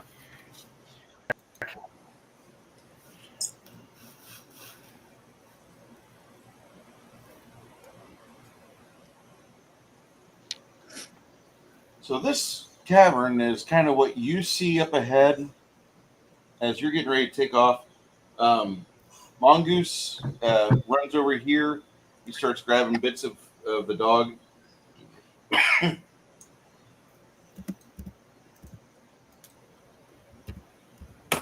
That'll be happening for just a little bit, Mongoose. You'll be grabbing bits of the dog.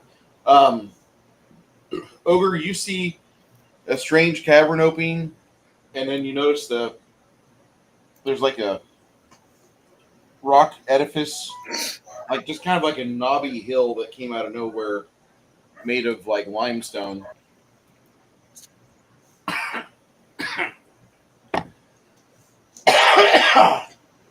Yeah. Damn you, CCP. Okay. So you see that. Lemmy.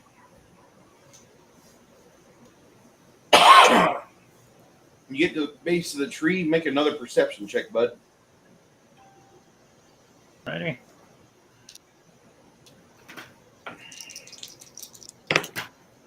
That is 84. Okay. You hear something above you. Oh, You shit. see like sticks and twigs coming down, but you can't exactly see what the hell is going on. You do note that there's a few squirrels in the tree.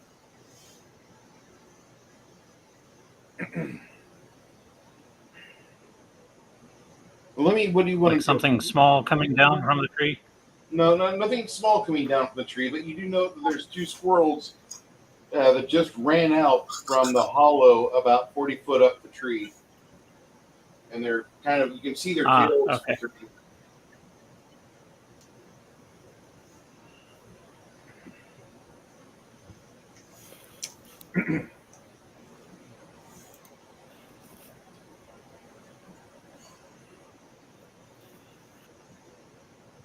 What do you want to do next, Lemmy? I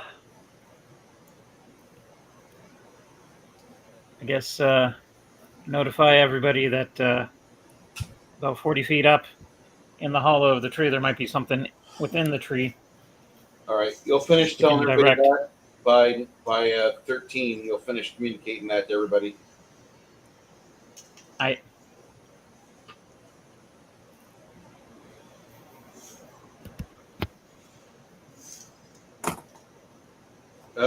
Janet, roll me a perception check for Roberto. We're gonna add.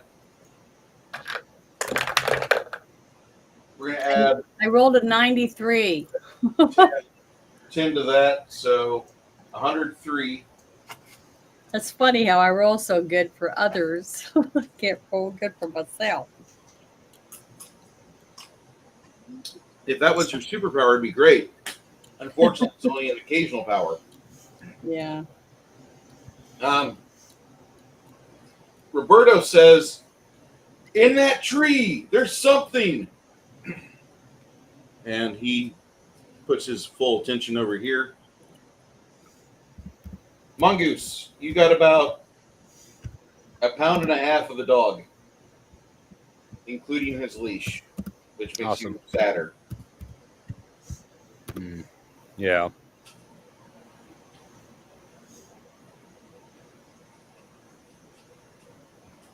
What are you gonna do?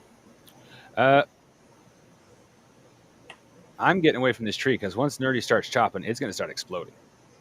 Okay, yeah, Nerdy, you start doing that, and Nerdy comes over to the base of the tree and starts giving it whacks. And he said his axe was flaming. Yeah, I caught that. Okay. It's going to be a time issue. By initiative 31, he should be all the way through. Excuse me. I'm sorry. Including the rage. That was a hell of a sneeze. Whoever did that. That was me. Bless you. Well, Janet. And I sneezed in my shirt because I lift my thing up to cover my face with it.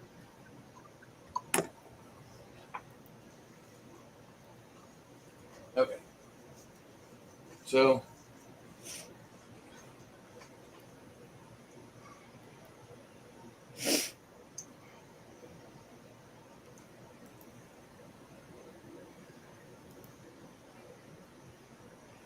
All right. As he's doing that, Lemmy, what are you up to? You see the big guy is just whacking away on this tree, starting to establish a place where he wants to obviously have the tree break.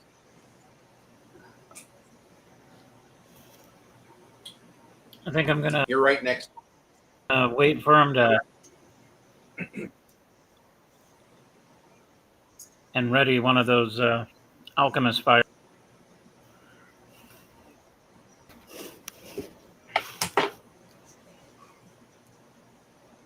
We'll either burn the tree with the thing and let him cook. Okay.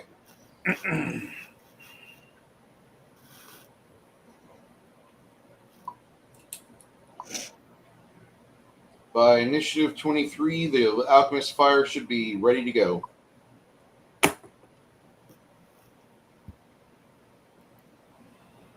Oh, and for clarification, once I am at feel like a safe distance, I will turn around and actually help. Okay. But I'm not going to be anywhere near that tree. You kind of take cover over here. On initiative 20,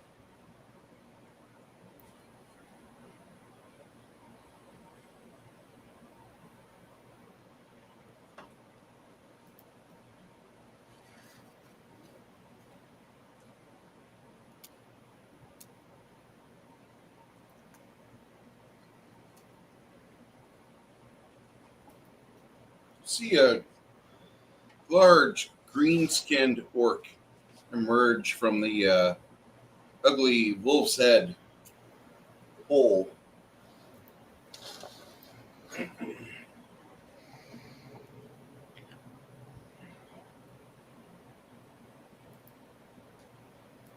Lemmy, as you're standing there doing what you do, you take note of a new interloper on the battlefield.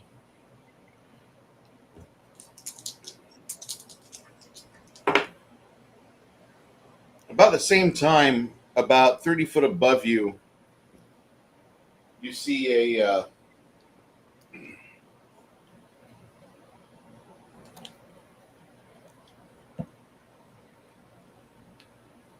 an orc.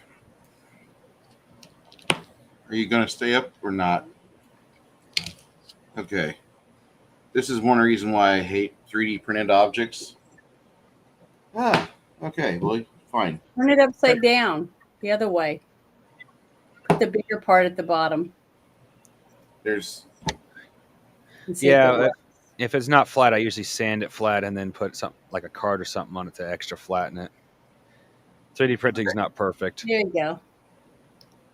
And it Yay. looks like resin 3D printing. You got some chewing gum? Get You, yourself a piece of bubble gum. Just buy some glue dots the next time you go to Walmart. They're not that expensive. And then you can peel them off and throw them in the trash or put them back on there. he appears as he's preparing looks like a fiery bomb. That happens. Lemmy, you and Isabu and Roberto take note. Nerdy Ogre, I'll let you roll for Roberto for once. All right. What am I rolling? Percentile.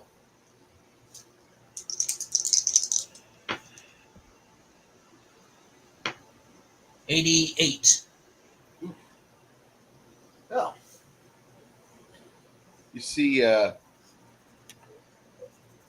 for Roberto, his damage is 3 dice 6. Add 8 to it. 3d6 plus 8. Sir.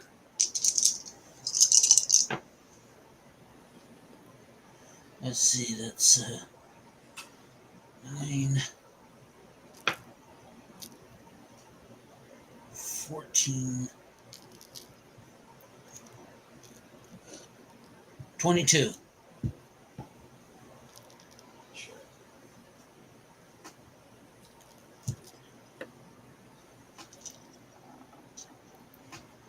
All right.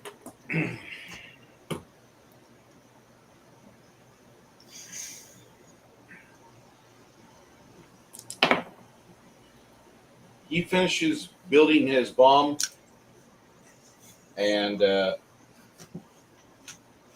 lets you have it down below.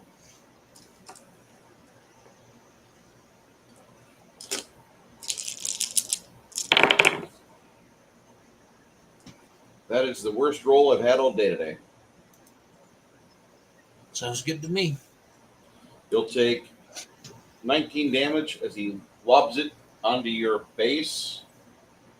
And you feel pain and suffering and fiery bits sear your face.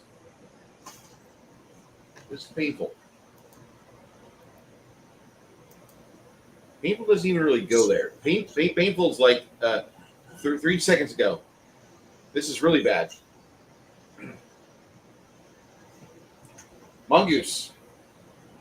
You step away and you see an orc appear, and he drops an alchemical bomb on your friend, Nerdy Ogre. Another orc emerges from the Wolf's-Head decorated cavern that's past these trees. Can I hit the one in the air with lightning bolt and charged with toppling? If you want. Well, we want to get him out of the sky. Otherwise, he's just going to keep bomber planing us. Okay. Go ahead and roll percentile. You're going to add. All right. 35. What's your intelligence? Let's see here. It is 16. Okay. You're going to add.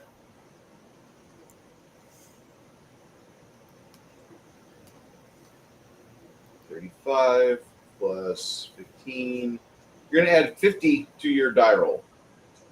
Give me 50? That d100 plus 50. 47. 147. Sorry, I was doing the math in my head. All right. I need the damage form.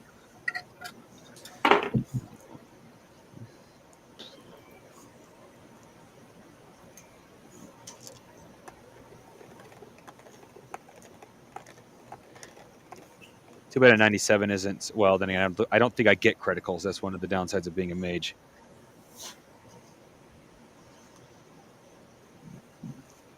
which is fine. Roll me the damage. I'm rolling. Shit. Roll 2 6s, which were immediately negated. There.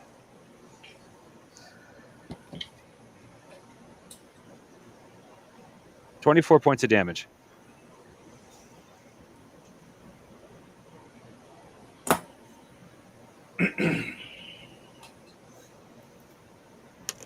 Okay.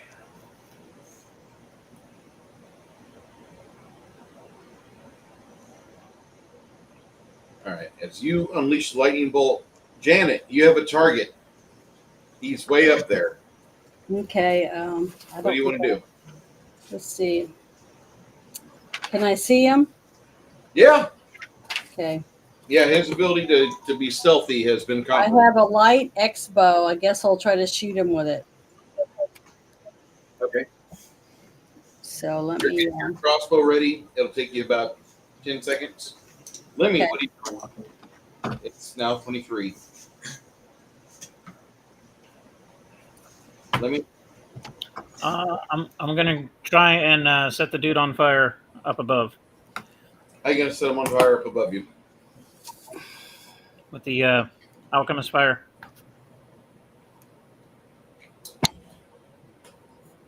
You realize we're in the middle of a forest, right? I know. Oh well. Okay. Okay. Hopefully all the trees aren't dried out. Okay. As you're preparing that, You the must lightning look like bolt. rangers. The lightning bolt knocks him out of the tree. Ogre.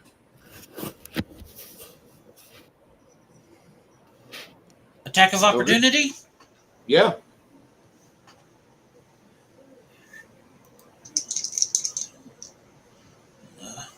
Shoot him in the head.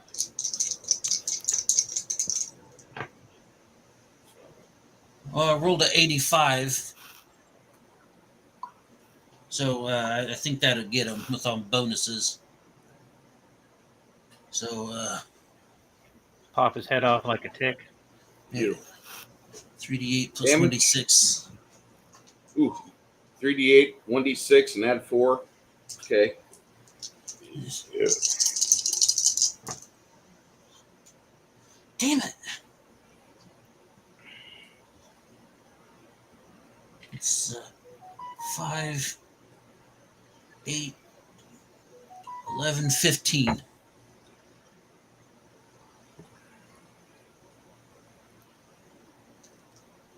I don't know what the deal is.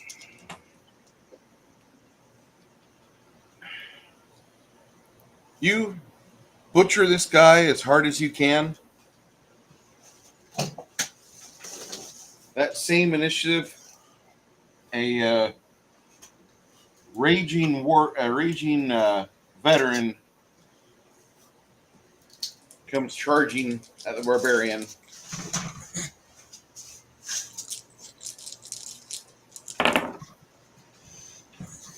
All right, I don't know if you can see that or not, so I'm just going to try to move this as best as I can.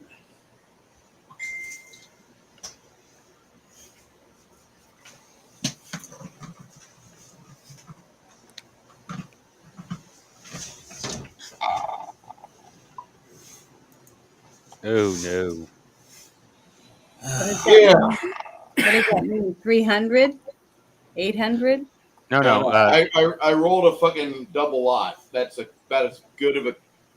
If I use criticals, Janet, that would have opened it up. Yeah, the house always rolls the best. You're forgetting all the times I don't roll that well. Well, the odds So, are the house always wins. How much damage do I take? You take a total of 17 damage. He whips that weapon right into you, and you're like, oh, fuck. All right. On that same inish, he gets that taken care of. Sylvia goes charging at him And a second after he finishes his follow through, she goes in and she does her action.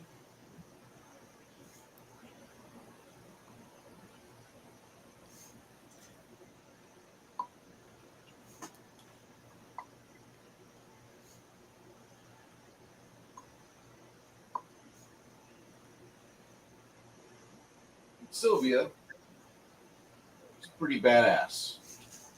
She is not a specialist as to the capacity that Lemmy is. If Lemmy would have done the same thing to her, he would have dug into her with both weapons. Okay. Go ahead, Ogre. Roll me a percentile. Percentiling. Yep.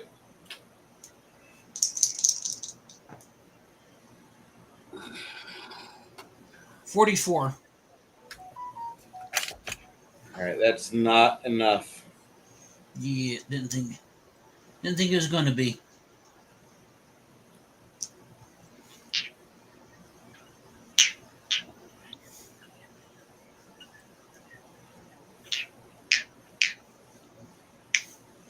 I have to go around the table. Janet, what's your next action?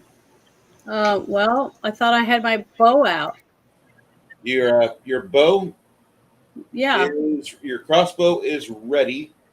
so I can shoot it. Does even though I'm not shooting it up in the tree, can't I shoot it at him? He's still under the tree, right? You have precise shot as a feat.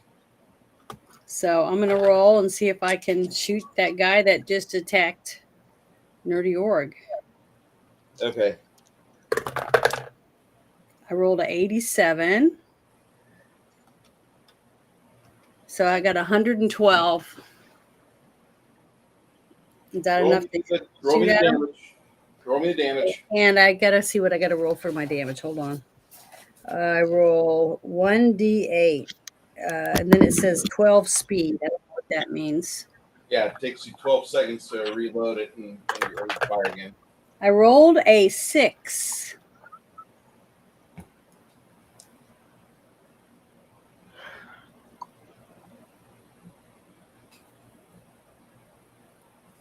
Okay. What are you doing next, Janet? Same thing. Putting another arrow in my crossbow.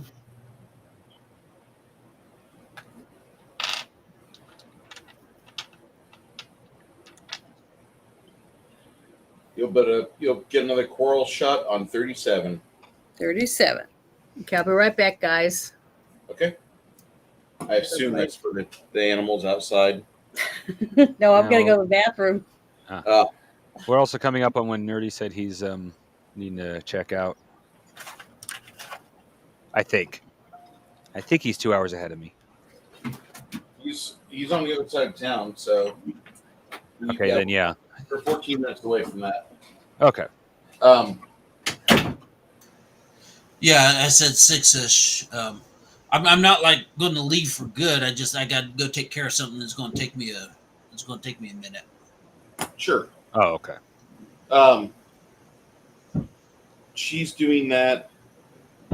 William, he's charging.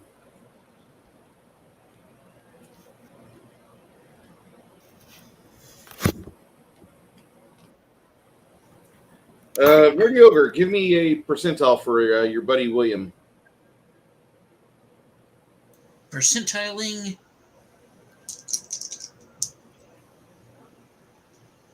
$73. Allow me a D10 and add 4 to the result.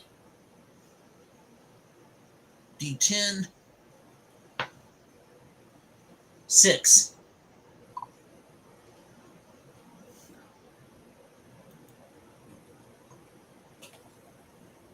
Okay. There we go. 6, you said?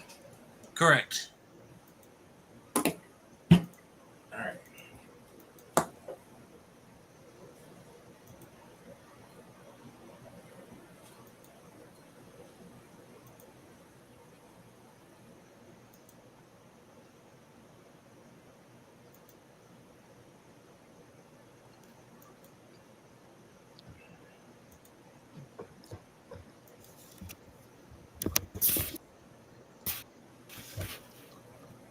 I'll be right back. I have to pee. I'm sorry.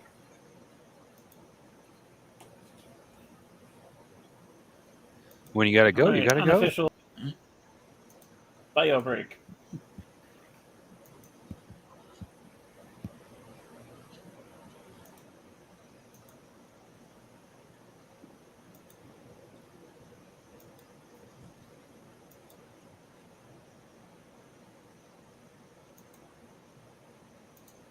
So I wonder what the chances of this entire in a fireball battle. Time will tell.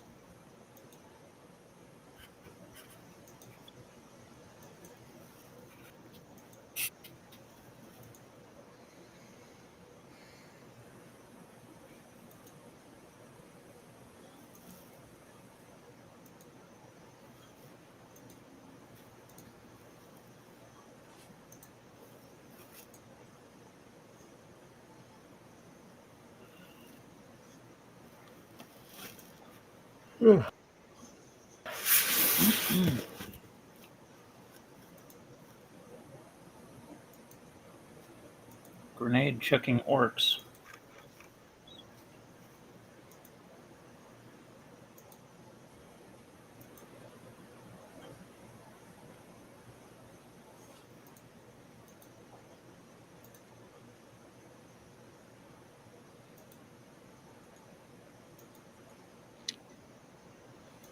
Looks like you got another couple guys on the battlefield. Oh boy.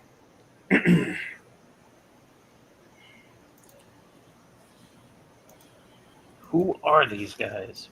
What are they doing? Ogres. Not ogre. Ogre, a troll, and a orc.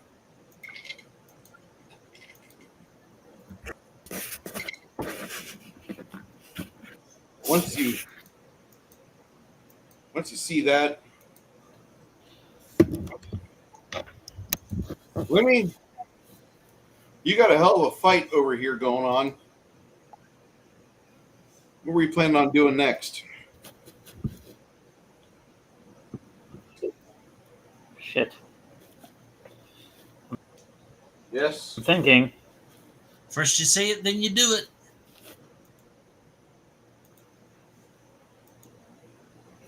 Should I go for another Greek fire?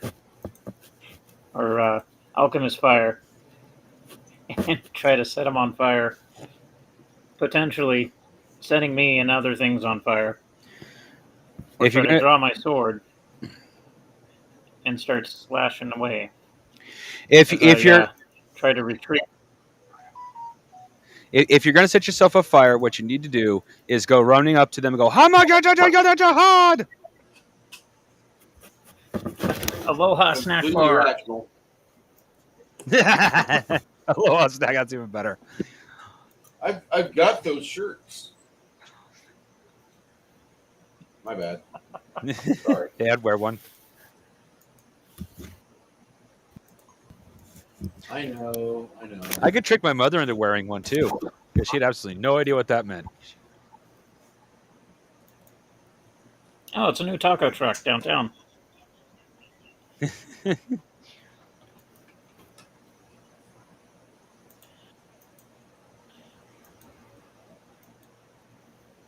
It's actually a snack bar in Hawaii. Okay, so you're wanting to set yourself on fire, you said? Debating, should I use another alchemist fire and potentially two guys and the surrounding area? Or would it be more prudent if I were to just switch to a and then tactically advance in the opposite direction and find an opportunity to engage one or the other? Quite figured that out. And since we're limited on alchemist fire, I don't want to waste it.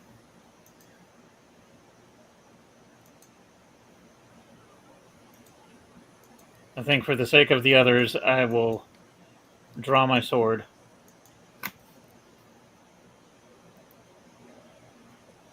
maneuver myself out of the sticky situation I'm in.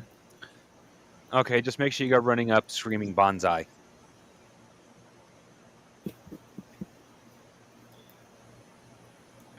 Yeah, what is with me today? I'm not usually this much Good of an thing they're not ass. Marines. The Marines will be afraid when we use our bayonets. Those sons of bitches are using bayonets. Attach charge.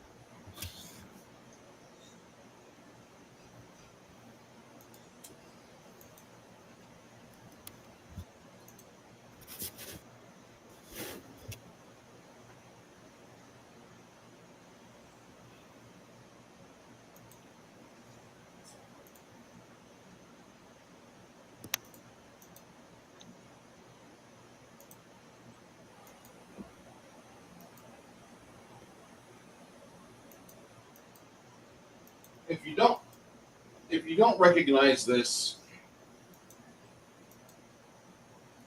I feel so bad for like distracting everything today, but I'm still fucking happy that Josh is back. So That's a cool shirt. Oh yeah, my mother would definitely wear that. I've got 3 of these. Probably the most prolific shirt I've got, aside from my name is Essential or Embrace the Suck in navy blue. Okay. So you get up and you arm yourself. You'll be ready in a few seconds. Janet is reloading her crossbow. Roberto is getting over this log. Quinn adjusts himself. And that's when you see this orc charge Sylvia.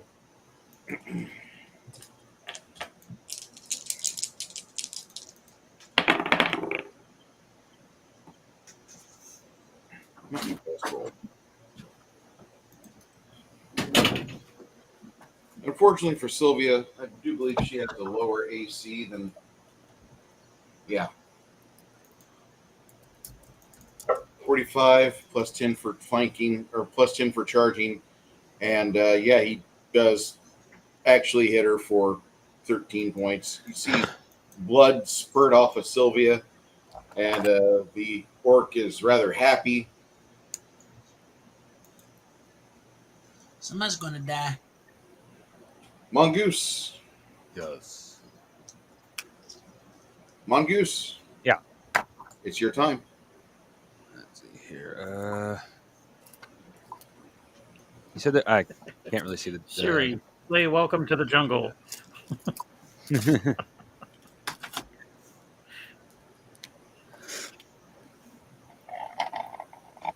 Deploy the Roomba. Oh. I think with all the melee fighters engaging the orc or orcs, I think it's just one orc. We killed the mage, right? Yeah. Okay, pretty sure. Anyway, I'm pretty confident they can handle that, so I am going to focus on the troll. What does at this distance? I think lightning bolt might be my better option. You can actually get him with fireball. Oh, cool. And I thought that's what you were preparing. So Okay. I got to roll his reflex save. Well, given the fact trolls don't like fire, yeah, that would be what I'd be preparing, but I didn't. I don't know if you saw that. I wasn't entirely sure what his distance was. Oh yeah, you definitely got him on.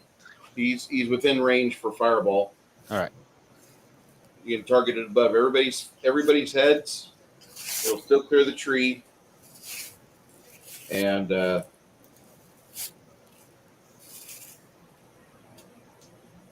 you give the distance of 65 feet.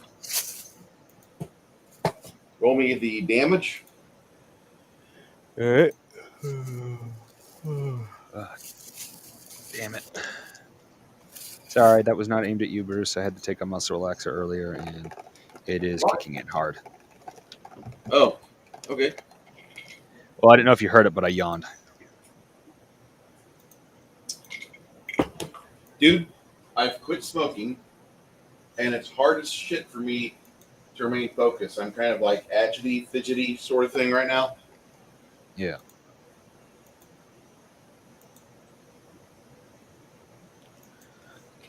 So, Yeah, I know how you feel. I've hit a wall. I didn't mean to fucking tank today's game, but It's not you. 27 points of damage. 27.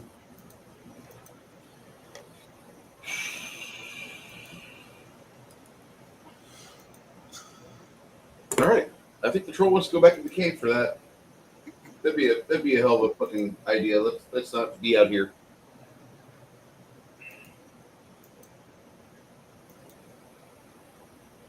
Janet. Okay. Is he still over there where Nerdy Org is at? Yep. There's also a new force that just attacked your friend Sylvia, and you can get over there and charge his piece of shit ass. Okay. Well, I already pulled a arrow to put in my crossbow. Oh, my bad. It's all right. I want to try to Yep. shoot either one that's got a good aim at. I want to shoot one of them. I know what my next spell is going to be if Janet's going to keep using a crossbow. Okay. Of course, I keep forgetting I have this spell too. Acid arrow. So I also should really cast that on an archer too. I want to shoot the one. It looks like I have better range on the second one. A better aim. Yeah. Okay, so that's the one I'm going to try to shoot. And let's see, I got, says I got 20, I think it's 25. And then I'm going to roll to see if I can hit him.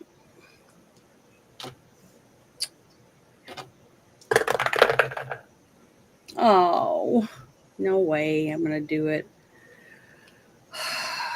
I rolled a 76. Is that high enough? Is that including bonuses? Yes. Oh. That's really, Janet, you're only 1% over what you need, so roll damage. Oh my God, you got to be kidding. All right. Nice. I get to roll 1d8. Come on, be decent. I rolled a 5. That's it.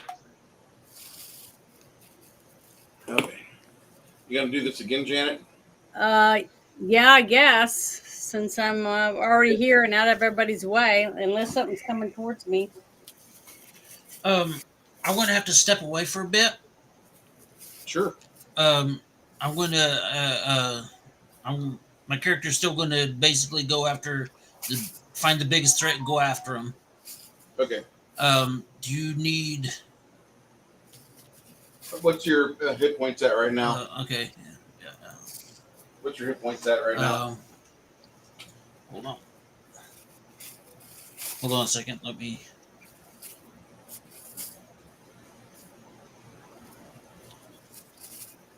$42.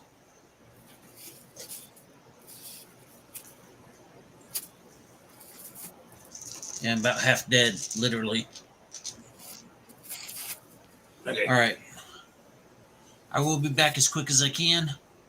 Fair enough.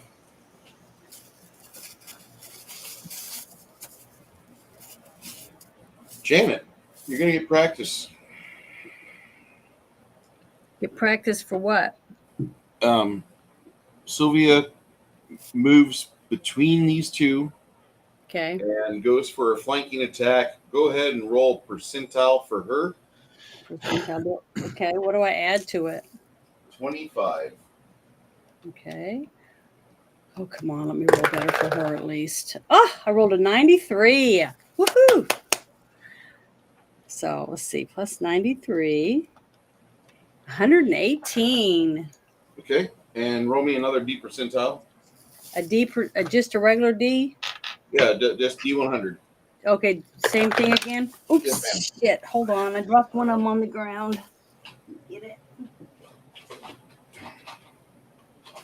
I'm going to roll that. Okay, I rolled a 34. Yeah, that one hit. Sorry. However, that first hit you did, give me 2 die 8 and 2 die 6 and add 1. Okay, 2 die 8.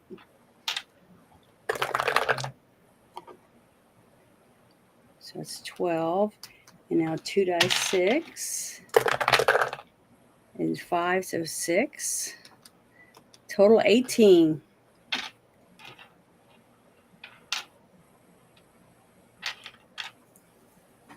Sorry. Oh, I didn't see a 10 for Quinn. Damn it. I missed that on mine. And hers. I didn't add that unless you told me to.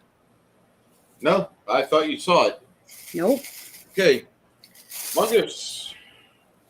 But I am next time. Yes. Put it on here. 10. What were you planning on doing, Mongoose? Quinn will probably be going next. I mean, not Quinn. Roberto will probably be going next. So I'm going to cast Acid Arrow on his. Does it affect more than one arrow? No. Okay. What Acid Arrow does... Oh, affect one arrow of acid. Okay, yeah. It actually, an arrow of acid springs from your hand Oh. to its target. Oh. You got range touch to hit your target. Well, at this moment, I'm better off with a magic missile since everybody's surrounding it. Do I still see that troll? He's getting ready to turn around. Yeah, maybe I'll try putting an acid arrow in his ass just to pound the message home. Go for it. Range touch. Going against armor class of touch class 55. 55. Oh. Well, then I've rolled 10 above that just base. I rolled 65. Okay. Huh? Roll me a 2 die 4. Okay.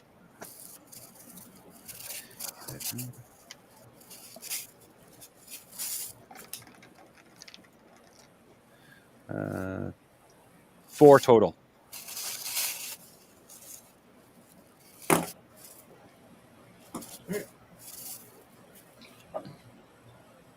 This troll scampers back inside after being incinerated and then dissolved on his ass cheek.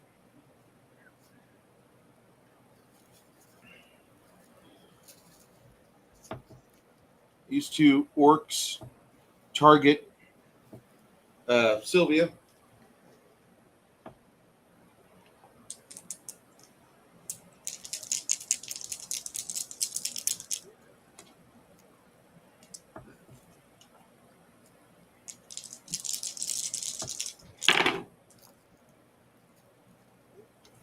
Right.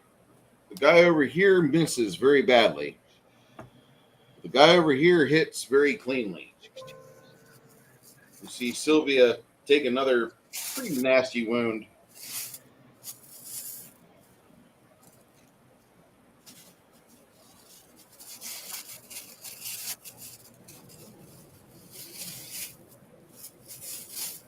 Janet, go for William. Make his attack. Okay. Add a plus 25 to it. 25. Okay. A What happened to Six 91. Nations? I rolled a 91, which means he has a 116. Okay. Give me die 10 and add 4. Die 10. Okay, hold on.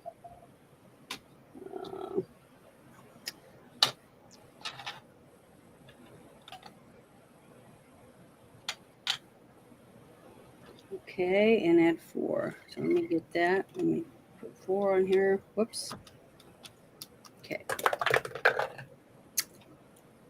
Roll a 10, so it's 14. All right. That dispatches this orc right here.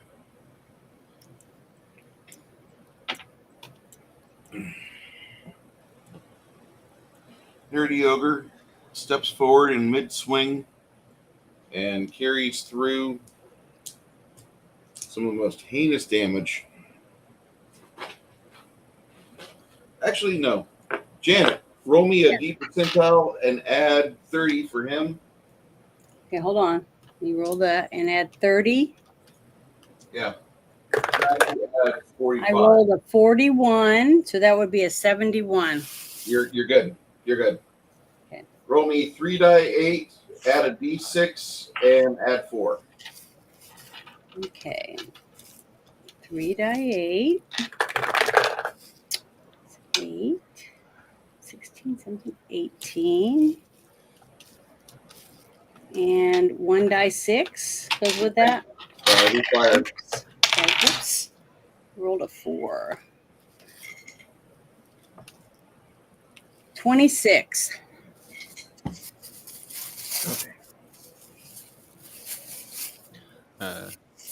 Bruce, Six Nations is back. Okay. You see the ogre completely rip apart your foe.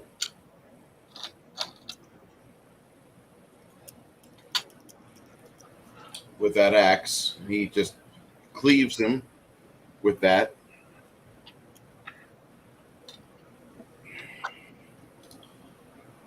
What do you guys want to do now?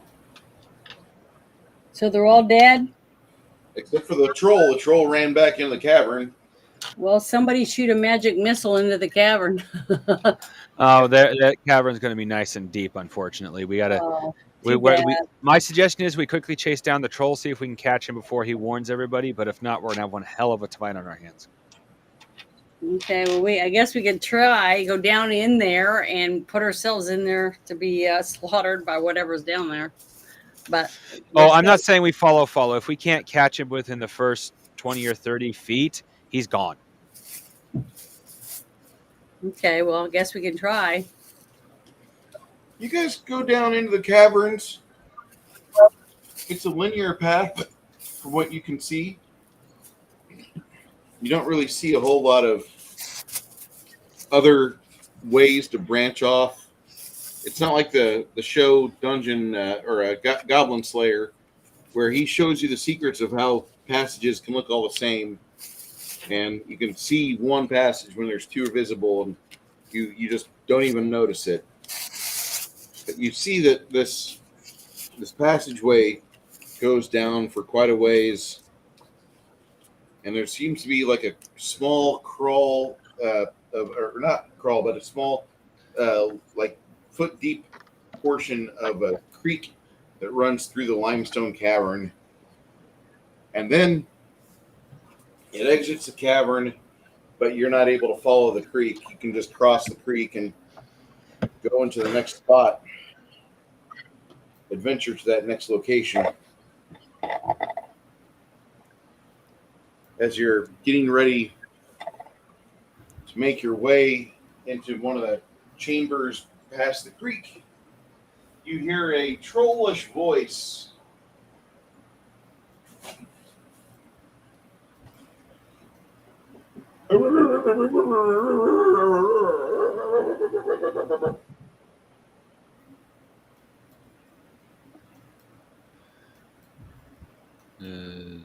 Does anybody understand troll? You have comprehend language. Oh, I do? Yeah, you used it back when we first met the mushroom people. Oh, that's right. Okay, well, what do I have to do that again, Bruce? 9 mana. 9 mana. Okay, let me do that. -9. So I can understand what he's saying.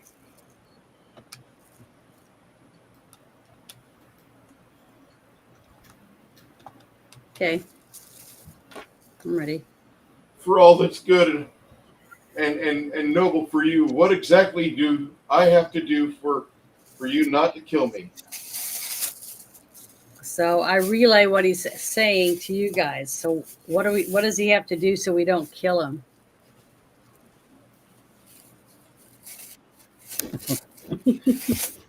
These are the same bastards that blew up the dog? Yeah, pretty much. I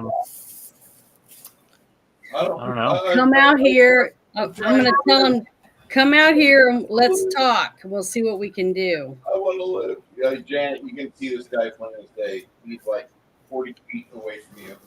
I know, but I don't want him to run farther into the cave. He's kind of at looks like a dead end. Okay. No, I was expecting a whole group of trolls and orcs. So, is there anything you guys want me to ask him? He killed Bandit. As far as I'm concerned, he's dead. It was him that did it?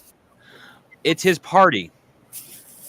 Okay, well, I didn't Well, mean to you guys want to kill him?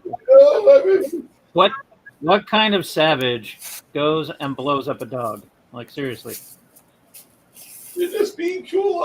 I'm just a lone troll. I was using orcs as menial labor. I don't even have real silver to give them for money, and you've taken them away from me. Oh my God, what am I gonna do? You can be a man and die. He's a troll.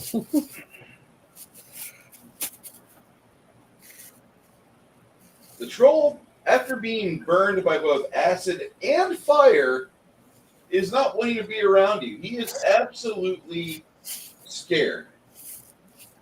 What are you doing here?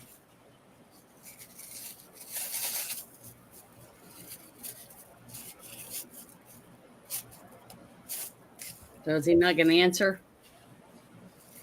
I don't know what I'm going to do. What do you want me to do? What do you want me to do? What do you want me to do? I said, no. Bruce, quick GM question. Say What again. quick GM question. What alignment are trolls? Usually chaotic evil. Oh, chaotic. Okay. Yeah, but I mean, you got to understand. I'm not trying to make you guys sympathetic, but you hit them with the two things that cause them aggravated damage: acid and fire. Mm-hmm.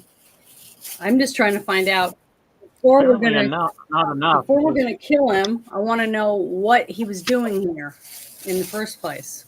I settled. I found a place that had plenty of food, and it looked like they wouldn't miss it because it was just pigs. We were just eating the pigs. But for some odd reason, they noticed the pigs. Then they come in after us. They started shooting at us with those things that you used, lady. And then it was, occasionally we'd have a guy that he'd come after one of the orcs with a torch, and the orcs would, shoot him with an arrow or stop him. But we were just here to eat. We weren't here to damage anything or ruin the property or turn this into Atlanta, Georgia. We were just here to eat, for crying out loud. Well, we just want to live. We just want to live. I'm just going to look at the rest of my party. Here. I was going to raise I'm my going babies. to tell the rest of you, you guys do whatever you need to do. The farmer's wife is going to keep killing my babies. I'm just gonna go over there and look at the beautiful I was scenery. teaching my children how to throw rocks and sharp objects at the farmers and club the animals to death. But we were just trying to be, just good, honest citizens. And here we are. We're getting picked on. We're getting picked on. I couldn't believe how bad we're getting picked on. You fireball on me. Why not just slather me in bacon and say that I'm haram? All right, that last bit of comment just killed any sort of sympathy I had. I'm just casting fireball at this point. Good, go for it. I'm getting out of the way. It's chaotic evil. Even if it's chaotic, if the troll was like, I'm just collecting food, that's but I'm throwing rocks and shit at the farmers. Okay, no, you die. Okay. I was gonna eat your dog. He died. Oh, that's even better. I hope you die in pain. Fireball, here it comes.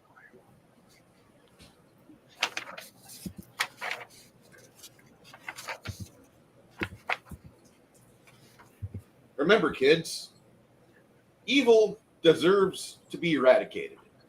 And therefore, if you're ever at the opportunity to put a pedophile in a wood chipper, make sure you check for cameras and then feet first. Okay. Yeah. This is why I'm suspended on Twitter. Okay, Only you can prevent so communism. I want to heal. I want to try to heal. It really hurt, actually. He's fucking in pain. Oh, is Nerdy Org not here? No, he had to go take care of someone. Okay, well, I want to heal him and his girlfriend. I think a couple of positive channel positive energies would be a good idea because I think Are a you couple. sure that's couple- it? 'Cause I can Well- do the lay on hands. Well, I mean to stabilize. We can work out how badly Nerdy's hurt when gets back. Okay, well let me do that then. Let me get my channel positive energy. I gotta look it up again, see how many Yeah. dice it is I roll. Sorry, I haven't got okay, it's 4d6. Explode me, 4d6. I'm just a simple troll. I'm just a simple troll. You guys haven't gotten rid of him yet? I burn real easy. Stop! For the love of God. I swear to God, I'll give capitalism a chance. I'll let you 14. colonialists move in on my land. Did you guys hear me? No, go ahead, Janet. 14. Channel positive energy should make sure give Sylvia and Nerdy Org You see that the two of them have 14 points. their scratches go away, but they're still bleeding pretty good. Yeah, it's okay. More. I could do it again. Well, the reason why I suggested channel positive energy is because that for you is technically free. Yeah. And we don't know exactly how many trolls or Well, I'm gonna do it should be just them, but we got to double check the area. Okay, I could do it 6 times a day. So I'm gonna do it again. That'll leave me 4. So I'm gonna do it one more time because we need it really bad because you guys are getting hurt. Let's see. 6, 12, 13, 14, 15, 16, 17, 18 that time. I'm writing them down. Okay. 6 Nations. Did you need to heal too? I don't think so. I think I'm Okay. good. Okay, Bruce. Make sure you give flesh Nerdy mode. Org. Yeah, Nerdy Org and Sylvia 18 more points. We can use more. We can definitely That's 32 points total so far. a little more would be nice. Okay, so one more channel positive energy. Please. Okay, hold on. I gotta go mark it off. So now I have 3.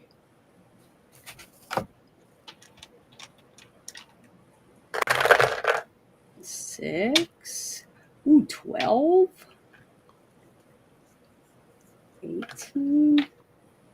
21 that time. All right. Thank you. 21. That Total, that's 53 healing points total. After you explode the body of this terrible troll and make sure the orcs are dead too. Mm-hmm.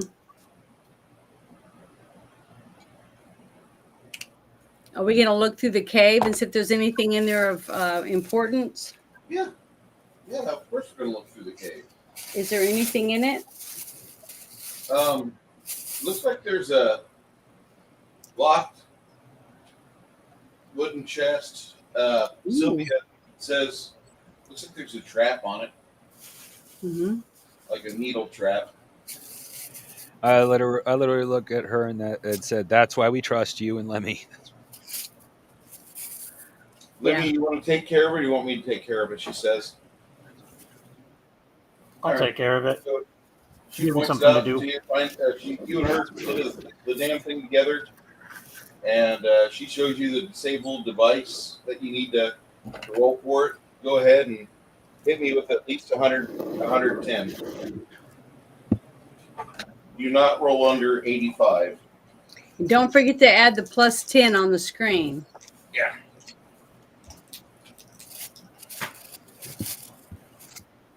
It's 96. That's not low enough to. Or not high enough. That's not high enough to unlock it, but not low enough to set it off. Okay, so now Sylvia's got to try, right? Sylvia, try.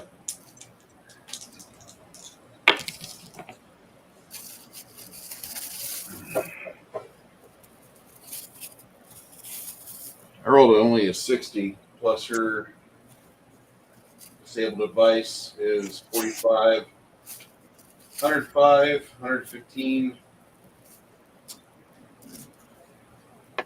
Between the two of you, you guys unlock it. You're fucking with it while she's trying to shove one of her lock picks into it and hit the trigger. A little percussive maintenance. Between the two of you guys, you managed to knock it out. Pain in the ass. Yes. Yeah. So once you've gotten that taken care of, she just kind of grins a little bit, and then you see her open up the chest safely.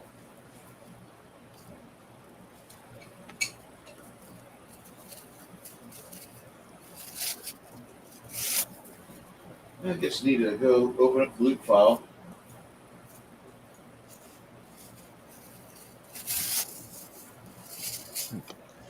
All right. No, that's something I've been not utilizing that I should be. What? Arcane lock. Good. And no, it doesn't unlock things. It actually locks things. So in some of the dungeons we've been in where there's only like one entrance, it'd be nice to use that on it. Yeah. Well, just try to remember. Yeah.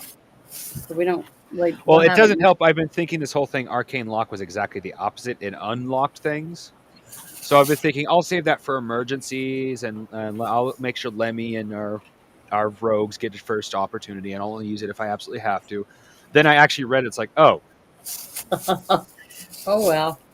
At Yeah. least you figured it out. Yeah. So what's in there?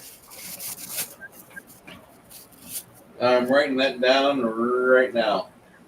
Good. When I went to the bathroom, I went out to check on my mama hen, and then I remembered I gotta check my mail. Well, I did, and guess what was in it? Vulture's clearing out. What? All my ears that I ordered. Nice. I got some elf ears, some Romulan ears, some Vulcan ears are the same, and some fairy ears. And they're in Actually, a hard plastic box. I can keep Nice. them. Well, Vulcan ears are actually like a true Trekkie will be able to tell the difference, provided that those were made properly, between a Vulcan ear and a Romulan ear, because a Romulan ear is slightly sharper. Yeah, more pointy. Yeah, because I have my Vulcan ears in my Star Trek box in that cabinet back there. But I can also use those if I have to. That's why I ordered them. Yeah, you got to watch out for the Trekkies that are all into the foot fetish thing. Reprobates. Just complete degenerates. Oh, Janet, I've got a potion. Could you do me a favor and just like put on the heel of your foot and just rub it into my cheek and forehead? Like this. Here. But look at this. You guys get to see this. See my toenails? Oh, God. Has American flag on it. Nice. Janet, you could have I had to charged pay for the $4. $200 on OnlyFans. You could have charged. Oh, Janet's feet. No thanks. I'm not interested. Yeah, see what a mess I look compared to last night. It's like I just put my hair up and went out and been taking care of chickens and working on bags and all that good stuff. Is that a hooded sweatshirt, honey? Yeah. So anyway, this cream that I need applied facially. Help me, Obi-Wan Kenobi. Don't go there. Don't go there. It's raining out right now. We keep getting all these. We got a hell of a rainstorm coming to us. Yeah, I got a big storm coming too. Coming my way. It's been We sprinkling. had a little thunder shower. What was it? 2 days ago. Yeah. The wind picked up. Things were flying all over the place, and then for a good half an hour there was thunder. Mm-hmm. A little bit of rain, not a whole lot. It's been rather hot the last couple of days.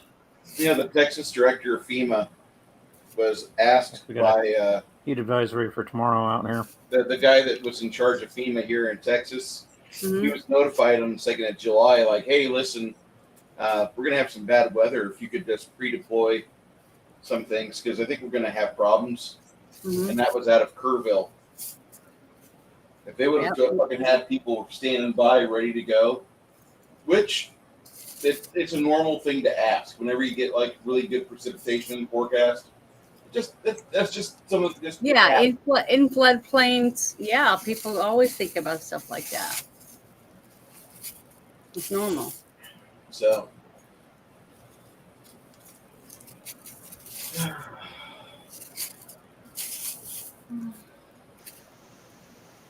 Ogre, we destroyed a troll. Yay! We killed him, and you're healed up. Both Yay! I'll admit I was starting to feel a little sympathetic because I don't like killing creatures that are completely in fear. That's just not really my thing. But then it said things like, I'm teaching my children to throw rocks at the farmers. It's like, okay, I don't care if you're afraid. You're just straight. You're dying. You're evil. Uh-huh. But this was our land first. Yeah. It's stolen from us. Sorry. Up your ass, as far as I'm concerned. He's no longer among the living. Every time I hear something stupid from somebody in real life, like trying to defend some near to well, I just am like, I wonder how many experience points it'd be worth to not have to hear you ever again.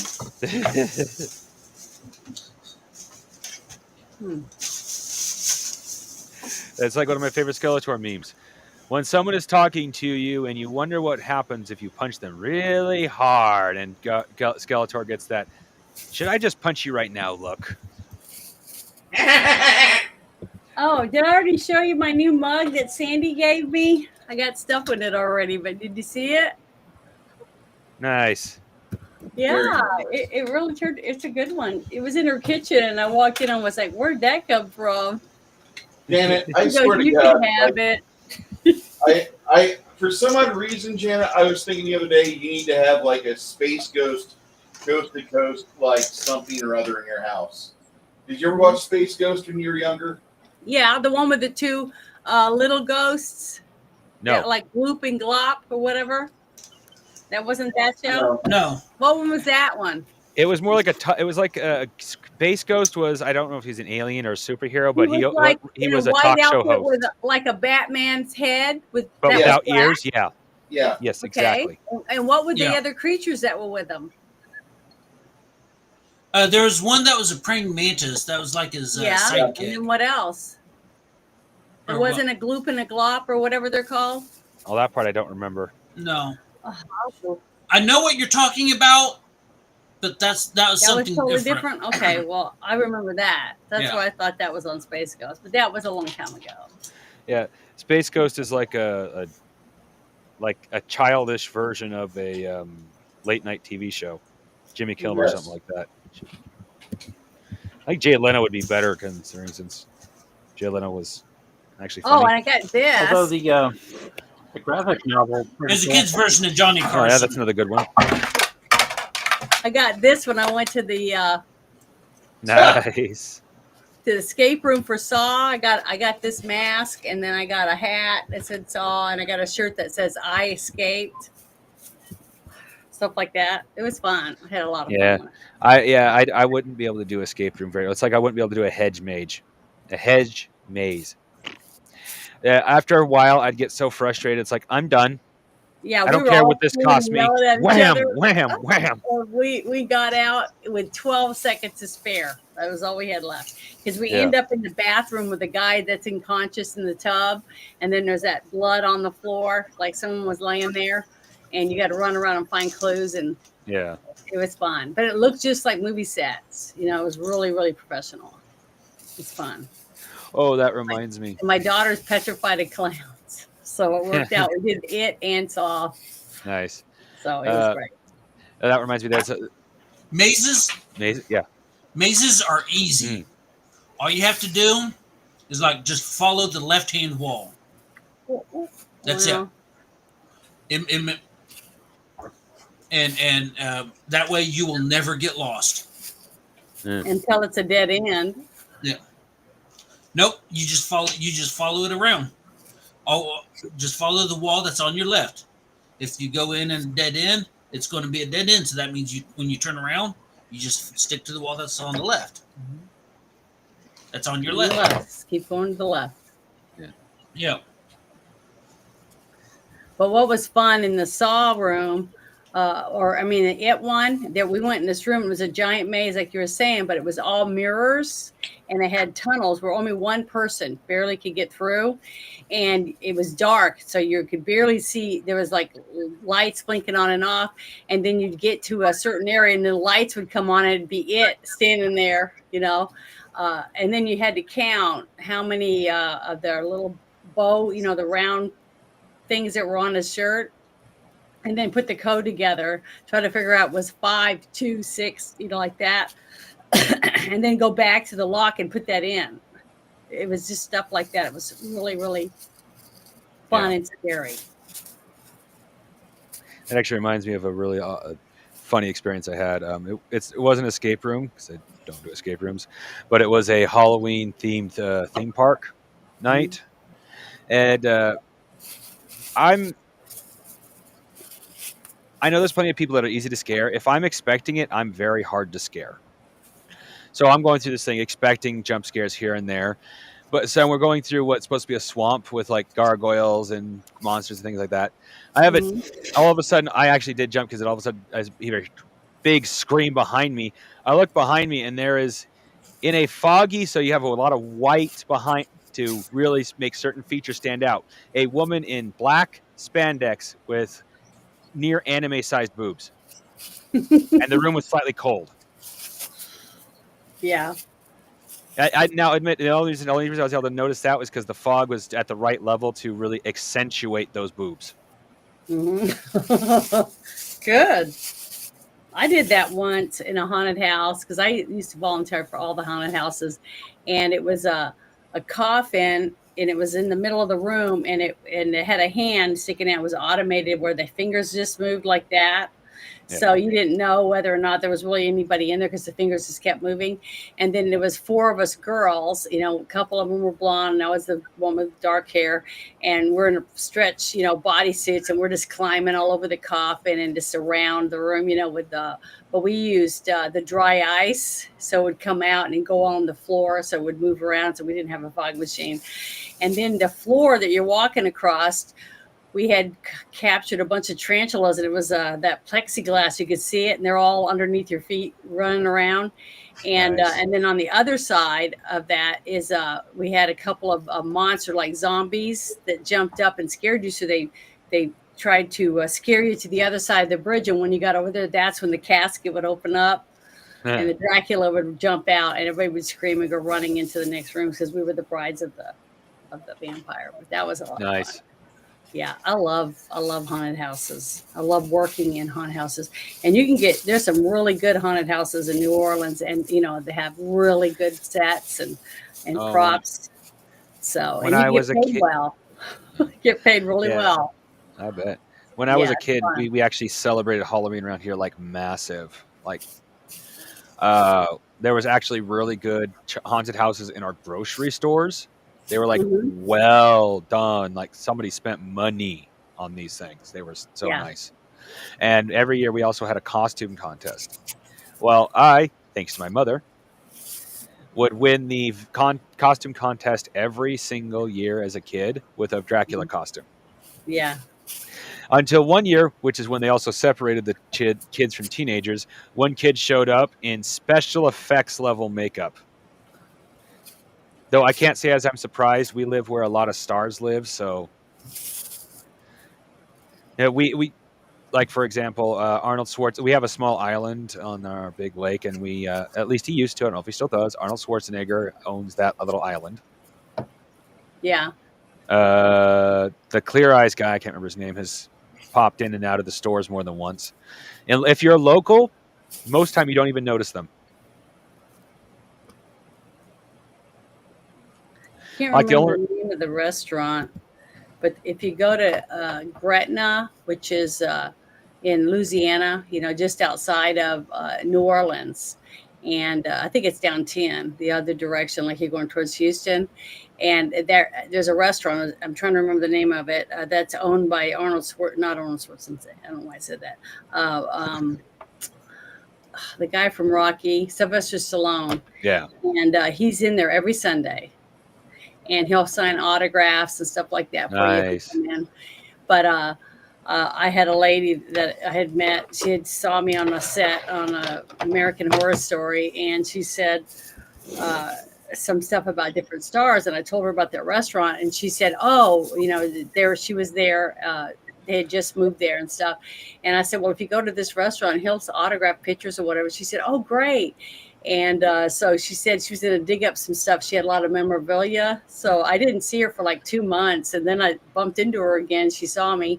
And I said, "How was the restaurant?" She goes, we got thrown out. I asked her why. And she said, "Well, I took some stuff in my house when we went in my bag to get autographed." And he was real nice and cordial. And we got our booth and we were sitting down. And I pulled out my old Playgirl magazine.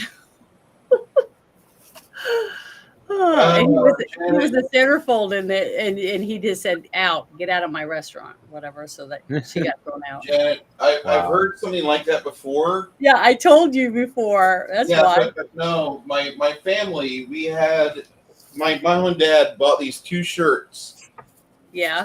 Stop me if you've heard this before. There was 2 shirts my dad bought in the 70s. Yeah. And they were written really, really like Caesar had done the font on them himself. Yeah. And it was I'm trying to find I think I can get the shirt here. No. Damn it. Oh, you bastards. Give me because the font that they have for this is different than the ones that we had from the 70s. Mm-hmm. But these shirts, one of my cousins, Caesar, tried getting his Italian Stallion shirt autographed by Stallone. And he wouldn't do it? He wouldn't sign it? He wouldn't do it. But the Italian Stallion is the name of the movie that Stallone starred in before he did Rocky or anything else. And it's like a softcore porn. It is a fucking softcore porn movie. I know. It's written the same exact way as on the DVD, which I've seen numerous times. And all this is not the font that they use for this movie. It's more like Pizza Caesar-y, I guess. Yeah. But it's from the 70s, and I didn't realize this movie was a porn. My mom and dad sent me to church. We live across the street from a Baptist church. And you're wearing that shirt?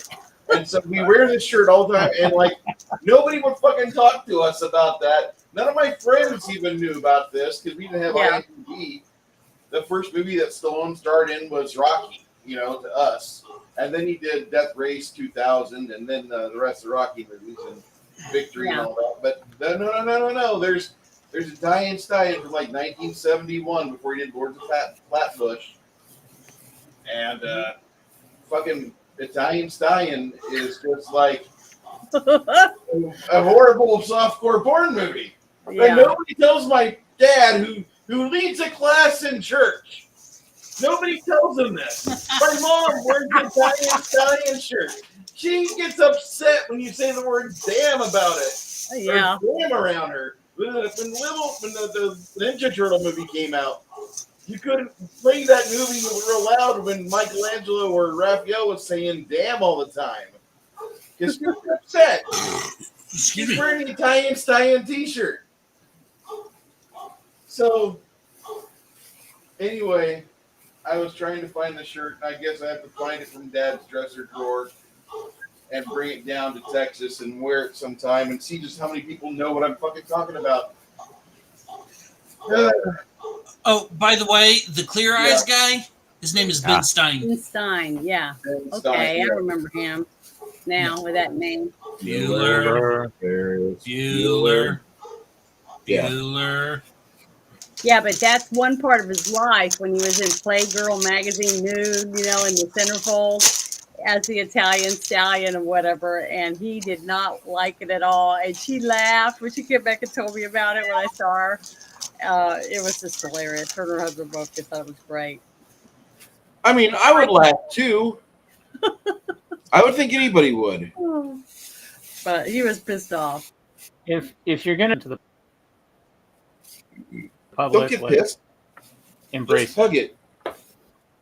roll with it. It meant well. It paid your rent. Be proud of the bad porn you were in. Because it's just get upset. Lisa, you're tearing me apart! Yeah, that's just funny. Hey, Janet, have you watched the movie The Disaster Artist? I don't think so. I never heard of it.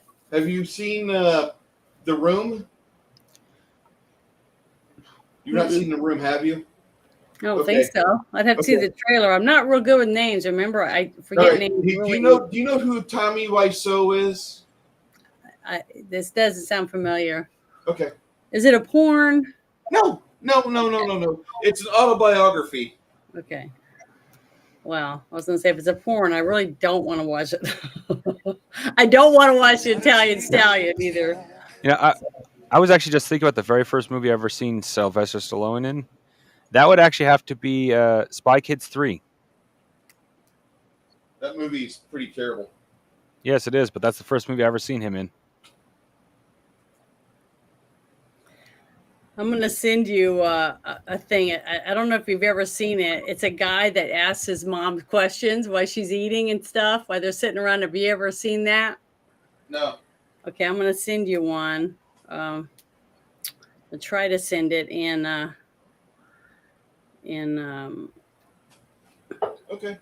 Discord. So hold on. Okay.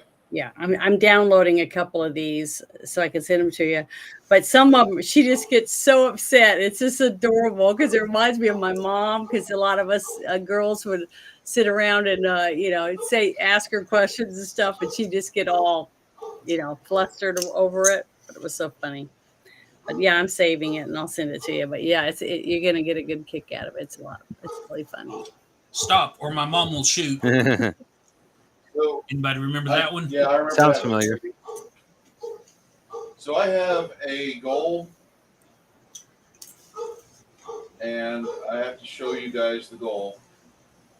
The girl's not included. She's already married.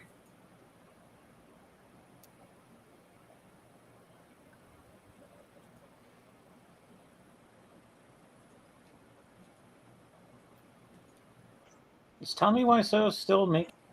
Yeah. This is in a chat in the Troll Lord Discord.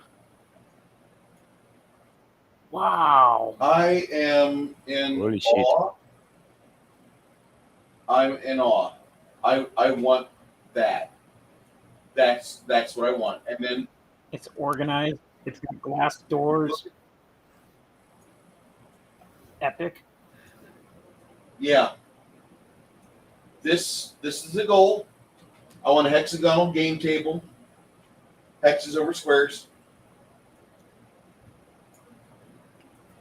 Yeah, I've seen those tables before. Yeah, there was a Kickstarter way back for a 3D printable gaming table that looked really awesome. Wasn't able to afford to kick back at that time. Plus, that time I wasn't 100% sure what a Kickstarter was. I kept counting kickback was. Nowhere near the same thing.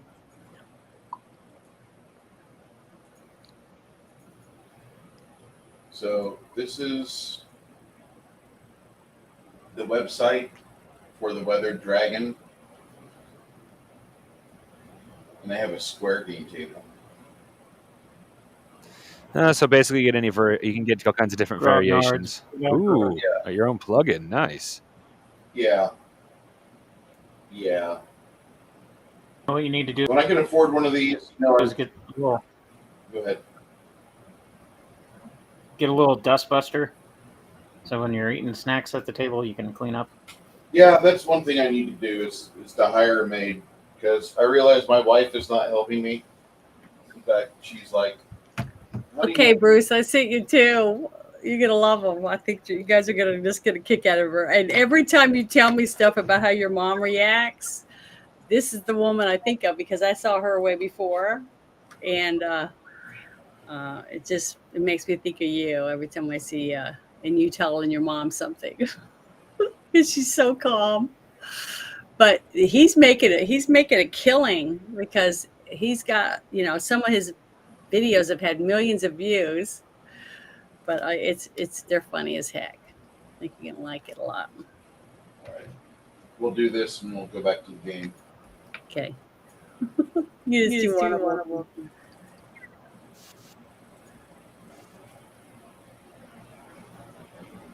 What do you call two lesbians in a closet? A liquor cabinet.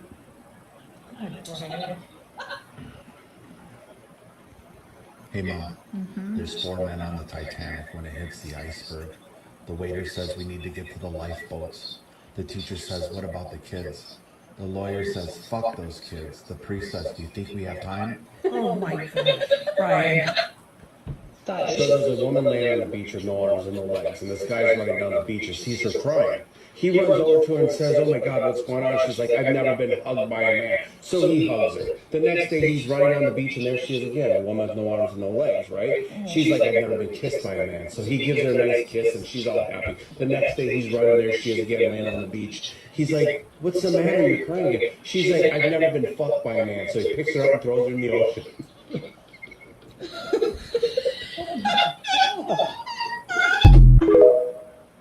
She definitely got the physical facial. She's got my mother's exact look. Did you guys see that? I'm sorry. Okay.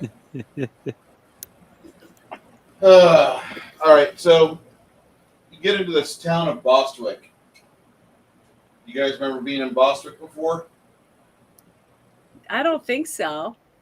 Have we, guys? Sounds familiar. Yeah, I think that's where we came from.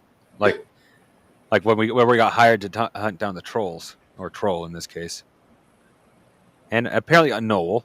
Bostwick? Yep. Oh, I don't remember the name of that. Yeah. Sorry.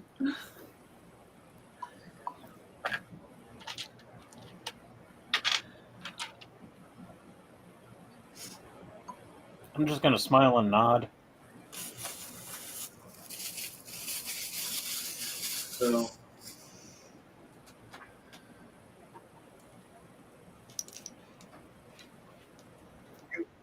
Cute and cuddly, boys. Cute and cuddly.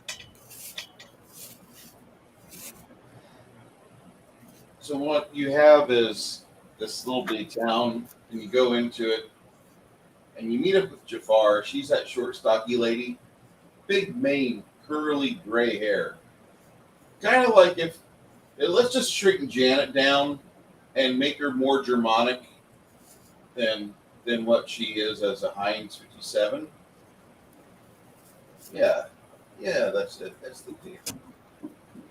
She looks like this. About 5 foot tall. Jafar kind of notices you're walking a little bit happier. It's early afternoon. Did you go over to the Bernie farm? Yes. I'm sure they'll be happy. We also ended up killing 2 trolls along the road, and a Knoll that we thought was, might have been working with the trolls on the road, actually, given the prints we found. Huh. I thought we killed more than one. No, we killed 2 trolls on the road. No, we killed 2 or 3 dire wolves. Yeah. Okay. And only one, which I have a pelt that I'm planning, like I said, turning into a robe. I don't expect any armor out of it. It's just at this point, that one killed my friend, or almost killed my friend, and now I'm going to wear it. The part tells you, she's like, got any wounds that I need to take care of? I'm willing to take care of any bandaging you got for active friendship like that, that'd be just fine. Thankfully, I'm good for the moment, but I appreciate it. Well, may the blessings of Freya flow abundantly from you. And if you understand what I just said there, the next beer you have is going to be extra tasty. My visiting friend, she just kind of gives you this kind smile that you would give a stranger in public when you're like, I've never met somebody that's an Oriental before. No. And that's kind of how she's acting because she's never met an Oriental before. She tells you that she's like, if you're willing to have breakfast with me tomorrow, then I'll be more than happy to chat you guys up a little bit more. But whatever you have to do, you do it. Yeah. Some breakfast before we leave would be appreciated. I want to take a nice hot bath. Oh yeah, well we cleaned up and all that. Well, it's there's only one inn in town, and that's the Goat's Beard. I don't know if it's any good, but I like the name. Well, you can see it from here because it's just on the shore of the Twain River. The Goat's Beard is, everybody just kind of seems to call it the beer. But it's the only tavern. It's good.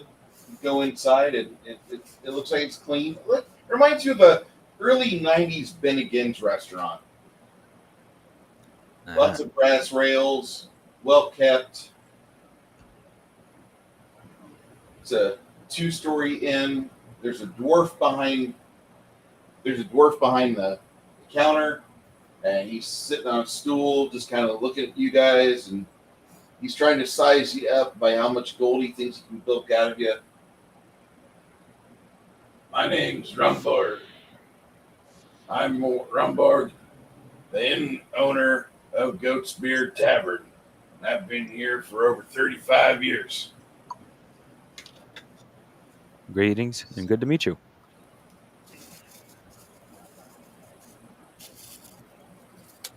Nice to meet you. As you see that, you see a mildly attractive young lady.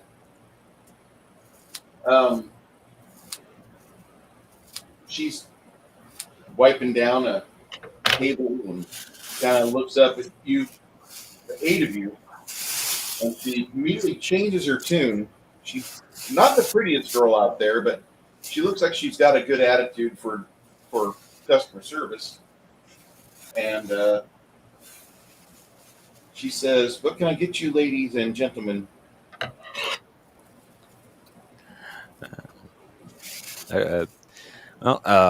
Good meal and a hot bath would be appreciated.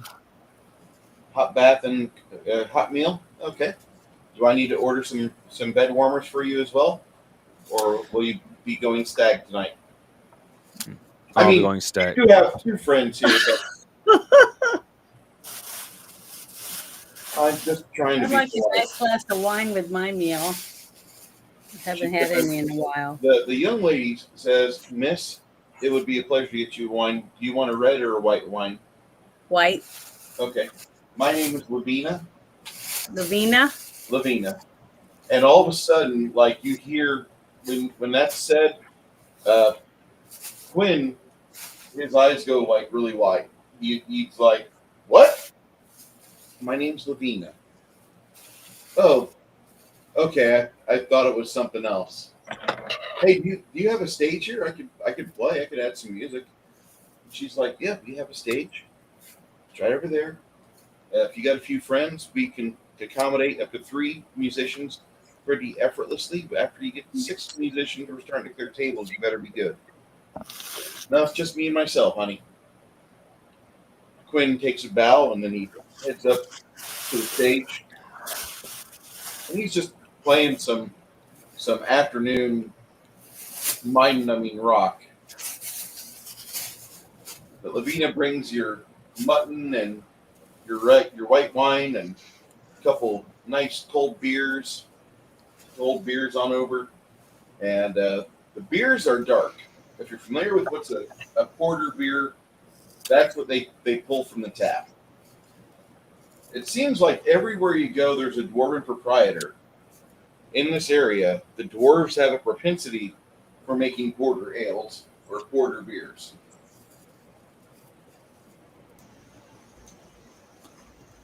Well, if you want to get beer, go to the professionals. It's not a bad beer. I mean, it's got a good taste to it. She brings some an oversized plate of nachos and a little bit of skirt steak chopped up on it, and pico de gallo, some fancy white soft cheese. She says that's post oak smoked Havarti. Mm. And then we also have some hard goat cheese too.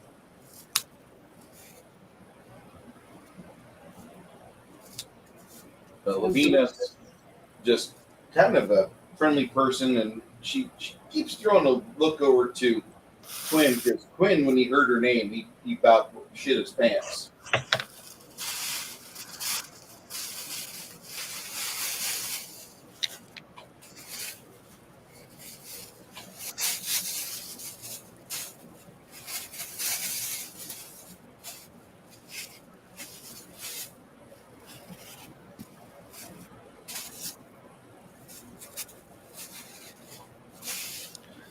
I wonder what, Go ahead.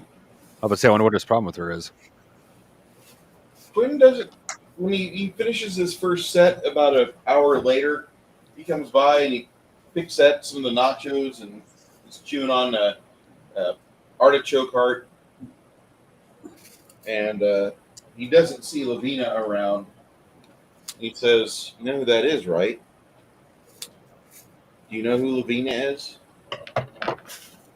Not top of No. my head. No. Okay, you remember the little fat girl that is at the wines place in Pembroke? She's got that ginormous gem on her fucking chest, Yeah. sitting right up above her titties. That ginormous red gem was bought for the fat girl because her husband got caught fucking that cute little thing. Ah. Okay, so that she left town then. She's always been here, but apparently some of the things I heard is that girl does, one, a lot of wonders in bed. Two, she's not been the same ever since that she got jilted, because she's cute, but she ain't got the hips that the other girl has. The other girl was able to pound out like 3 or 4 kids. This one here gonna be kind of tough. She built slender.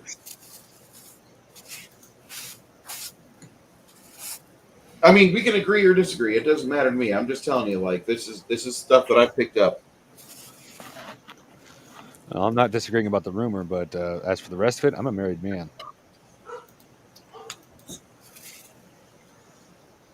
Yeah. So you want I'm not married, but I'm not on the market. Sylvia looks over at you and she's like, "Honey, if you're ever on the market, we figured it out as to what happened beforehand. Don't worry. But I don't think it's ever going to happen. I'll do my best for you." Okay.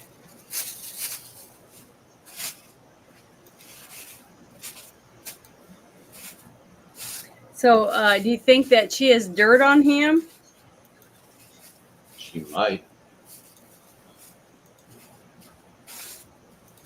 Wasn't there something that we wanted him to do, and we were trying to figure out how we could get him to do it? Not with this guy. We were just getting paid. We were actually getting ready to leave when he asked us to do this. Okay. You're thinking of the person before that, which we did get him to do that. I forgot what that was though. While you're sitting there with your buddy Quinn, you see 2 human guys walk out from the upstairs area. And they're creeping down the stairs, just kind of eyeballing y'all. They're not really making any overt movements, but the way they're looking at you, you feel like you're being sized up. Jealous.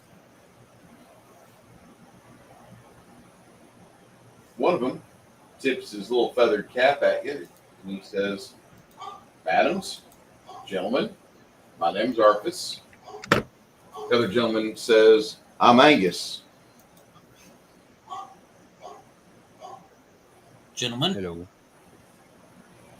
And as they do that, Janet, roll me some bardic knowledge for our bard. What is the percentile? Yes, ma'am. Okay. I rolled a 79. This is why I asked you to do it, because you can do it. The two men kind of get a little worried because you notice that Quinn's eyes narrow whenever they say Angus and artfully he waits until they leave.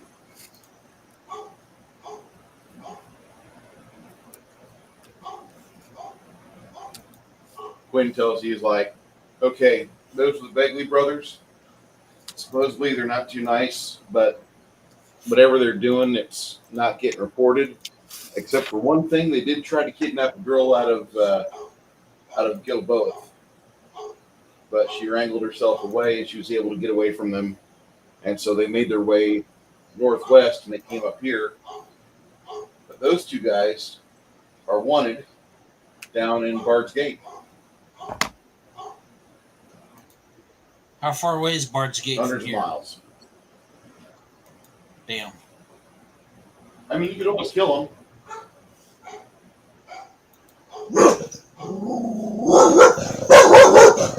To hear some puppy dog barking. I want to pet the puppy. Yeah. I thought that was Six Nations dog, but I know that's actually Ogre's. Correct? Oh. Yeah. I'm back. Yeah, that ain't my dog. He's a little tiny min pin or muggin. Well, Part dog, what we can do if we want to. part miniature pincher, and Harley and Kelly, which are Sorry about that. Australian Shepherd and a Border Collie mix. We don't know what she's mixed with, but Well, she looks like a goblin dog. well, if we want, what was I saying? Crap. What were we just talking about? Like, what were you just talking about, Bruce? I should say.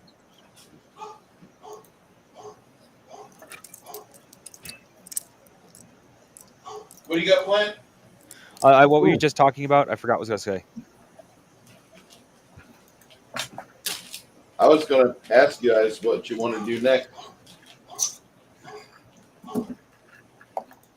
Is it still nighttime? It's fucking mid-afternoon at best. Yeah, I'm Where's wanting the to next- eat and then Oh. go take a bath. Okay. You know, and relax. I didn't know if the day. What's the cost on these bed warmers? You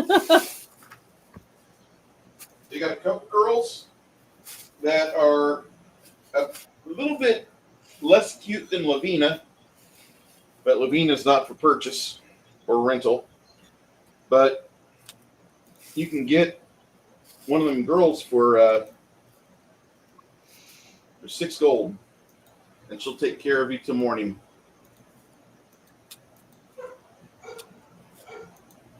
Hmm. 2,300 gold.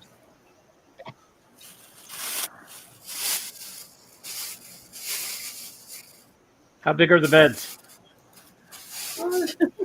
How cold is It's it? queen sized, and it is about 75 degrees at its warmest. Oh fuck, that's not gonna work. I sleep hot. Yeah, I'm gonna pass on that.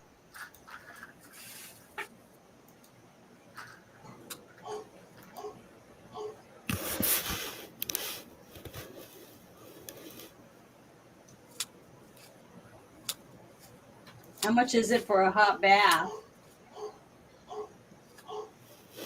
Hot baths are included. For the APU, it's going to cost 5 gold. Okay. Sounds good to me.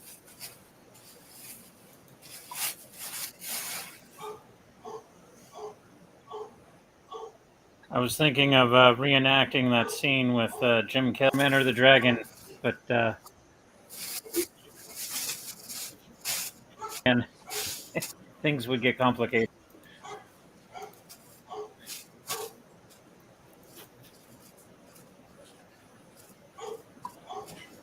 Bruce, I put a message, I put a meme in Discord specifically aimed at you. That isn't for you to look at right now. That is for so you know which meme I'm pointing at for you to look at when I say, this is kind of how I feel with Kai and I when it comes to certain subjects. You shaving your head?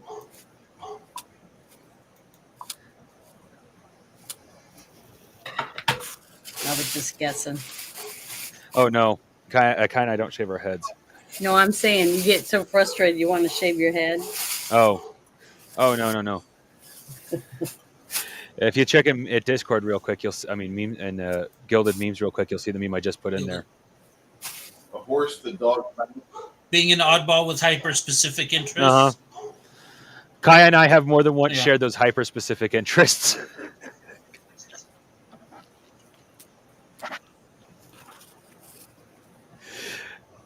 Kai and I, it's not a 100% joke, but there are a few things where Kai and I will just talk for hours.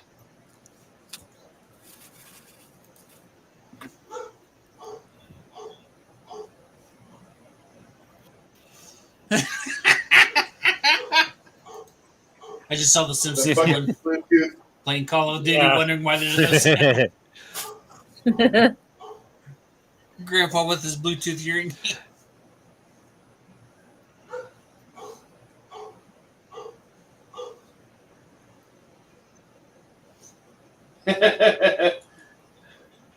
Yeah, I know that feeling, dude. You're good, man. So that's why. But yeah, that last one, the one with the hyper-specific interests. Oh, damn it, dog! Hang on.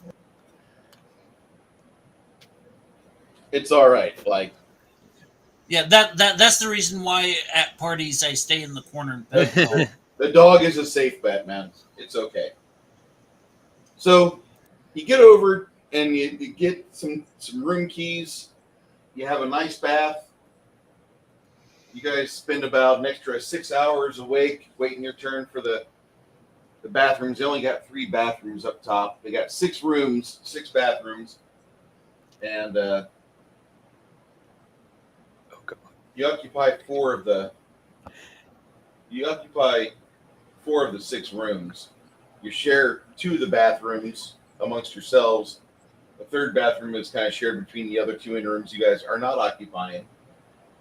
But you're hearing a lot of people as you come downstairs. After the Bathapalooza is over, you guys kind of go downstairs and listen to Lemmy play his music, because that's just kind of what you do. You support each other and you do that. Another lady has decided to join Lemmy at the stage, and she's playing some sort of wind instrument, some sort of flute, and he's doing It's Queen.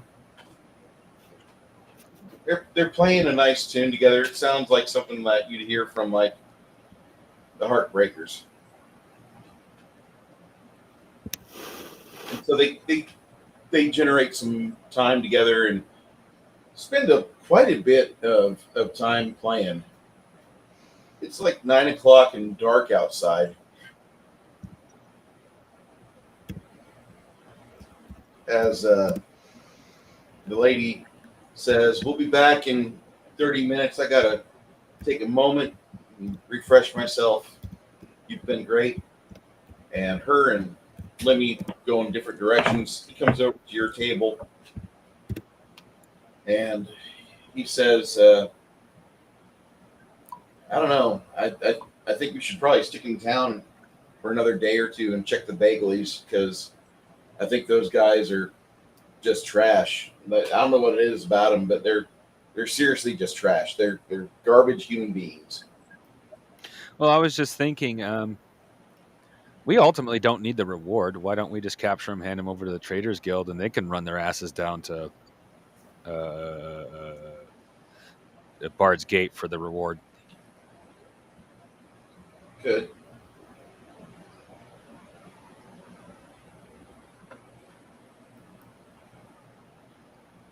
We definitely could.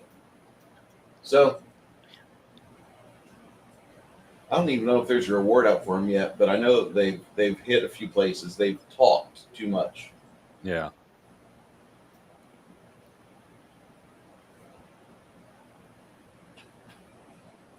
I was just reading earlier about how this California couple had put a bike in their driveway in front of their car,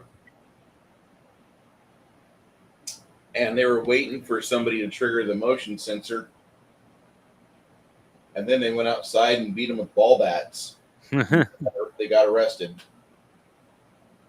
Not the thieves that were trying to steal the bike. The Yeah, of homeowners course. that went outside to go have fun with the thieves. And they said that because their vehicle had been reported broken into 3 times beforehand or 2 times beforehand. And they were just tired of thieves and they just wanted to get at them. So they recorded 6 separate incidents where they beat the shit out of a thief with not life-threatening injuries. And they got arrested, and then they were unable to be convicted because the police had not shown any institution of trying to protect people's private property. Oh, well, don't you know? Most crimes are committed by black people, and you can't persecute black people. Oh, shit. Did I just say that? Yeah. Good night, everybody. Right. I know, right? I didn't exactly know what to say there, but whatever. Abandoned Films has taken away their fucking best videos, by the way, because they're apparently hate speech. All right. So, I got to stop looking at them damn. Piracy is the only way to live now. We're all pirates. Yeah, we need to be pirates. Yarg. So once you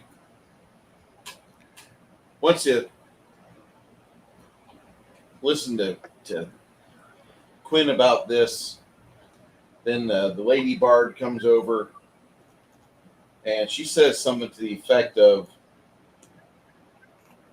I'm telling you, whatever's going on with the Begleys, it's never going to be good. Those two are human garbage. And what they do is they go and they've done stuff. They've done kidnappings before. So they're here and they're setting up for something.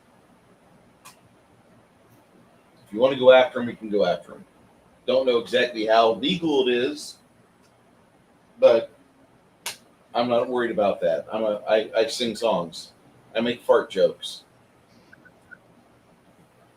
I've got an idea. We bag them and tag them, bring them back, and to where? We'll keep sacks over their heads, and we'll beat the crap out of them while Quinn and the Lady Bard sing "Up Where We Belong," like in An Officer and a Gentleman, over and over and over again until they're. And then you to do it again. I've got an idea. We follow them. We wait until they go to do something. Kidnap whatever it is they're here to do. We stop them, put a bag over their heads, and then we charge like a silver piece for 3 swing. We charge the people in the town 3 silver piece, 1 silver piece for 3 swings. And then whenever they're all done used up, we take all the money that we've made from it and we give it to the to the victims. Huh? That would. I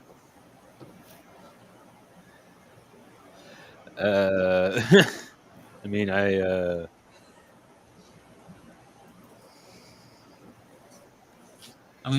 We stop a crime. We help people. We do it in Yeah? the most sincere way possible. Oh, excuse me, good sir. Would you mind stepping into this bag, please? Thank you very much. Wow. Wow. Yeah. I'm just saying, it's an idea. You know, something to kick Yeah. around.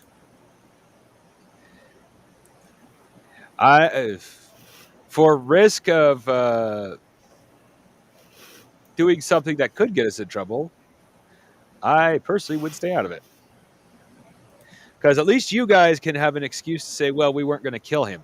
Once magic gets involved, there isn't really much. It's either you're going to kill him or you're not. There's not really, oh, we weren't going to kill What him. magic? I mean, me. Magic is so Oh. ridiculously powerful, and they're probably high enough level, sleep won't work on them, which means the only thing I could do is intend to kill them. You guys can at least say, well, we intended to capture them. What if I douse Well, them it with a doesn't bucket of matter, water 'cause and if we we just end up- use shocking grasp? Oh, Bucket of water, shocking grasp. Bucket of water, shocking grasp. well, I'm more referring to the whole secretly let the whole town have access to them. It's like, yeah. But if we're just going to capture them, it's like, well, still, I'm not much help. I do so much damage, I could potentially kill them.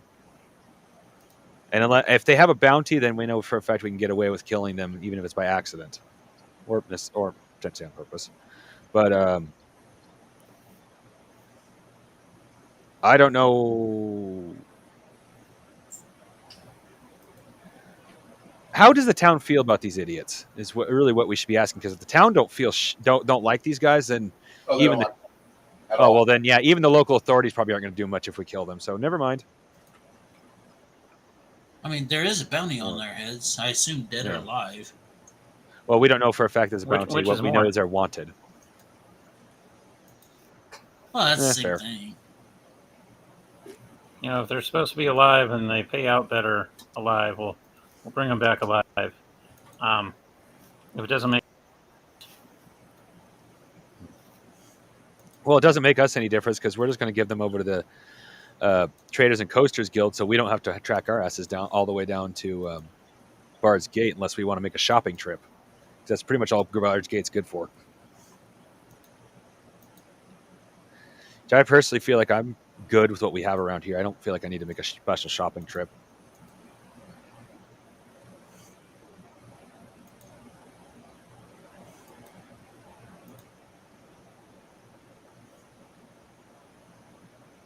Am I still here? I'm still here. Okay. Yep. Well, when everything goes silent, my first thought, internet just crapped out.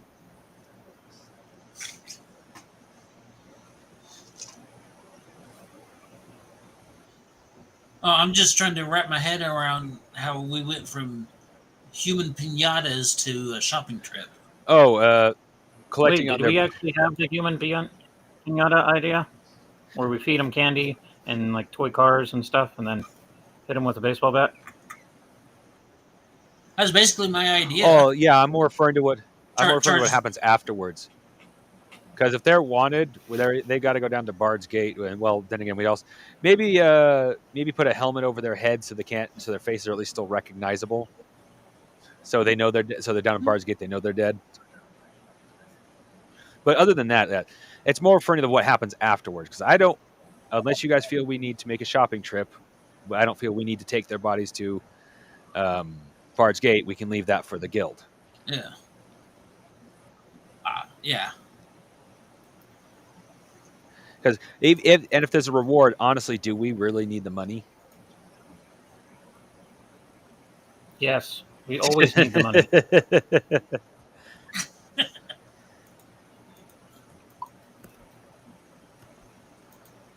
If not now, later. Someone's going to need to be resurrected. Got to get drunk. Don't we have a canine that needs to Yes, get we do. resurrected? How much does that cost? Thankfully, not as much as a human, but it's still going to cost gold, I'm willing to bet.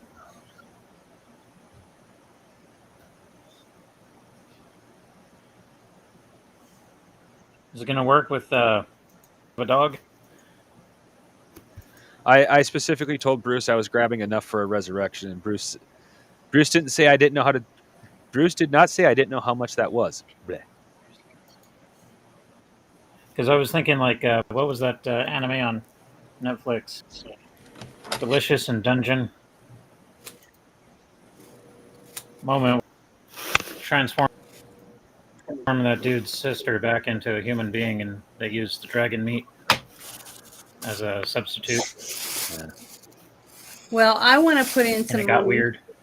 So how much do I need to donate Well, For what? for the Other- puppy to be re brought back again, resurrected or whatever, reincarnated? Are you talking to anybody about this, by the way, or are you guys just sitting at the table? oh, I was getting ready to ask, do we have a church large enough in this town to do that?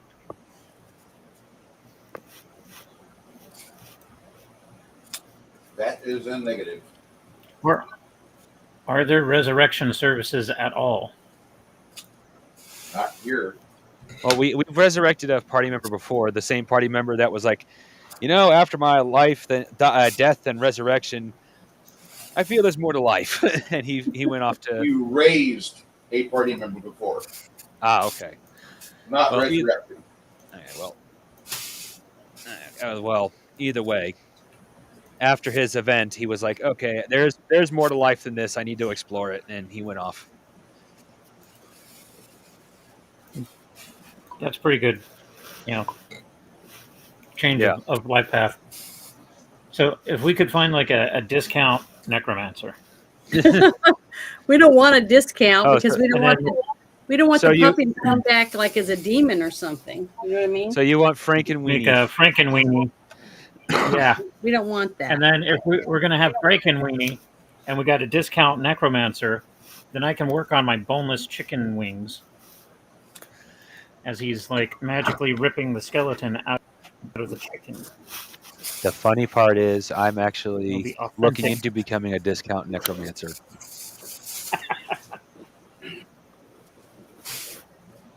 No, I can't do that.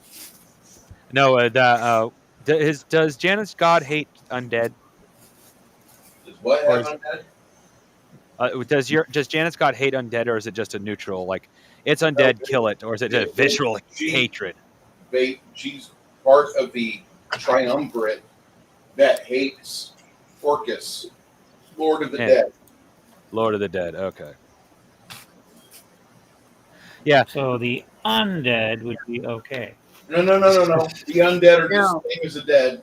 They The don't dead belong. and buried are okay. Not the zombies or whatever. Because then we could get cheap labor and get the discount necromancer. We could start Mort's mortuary. You snuff them, we stuff them. Another.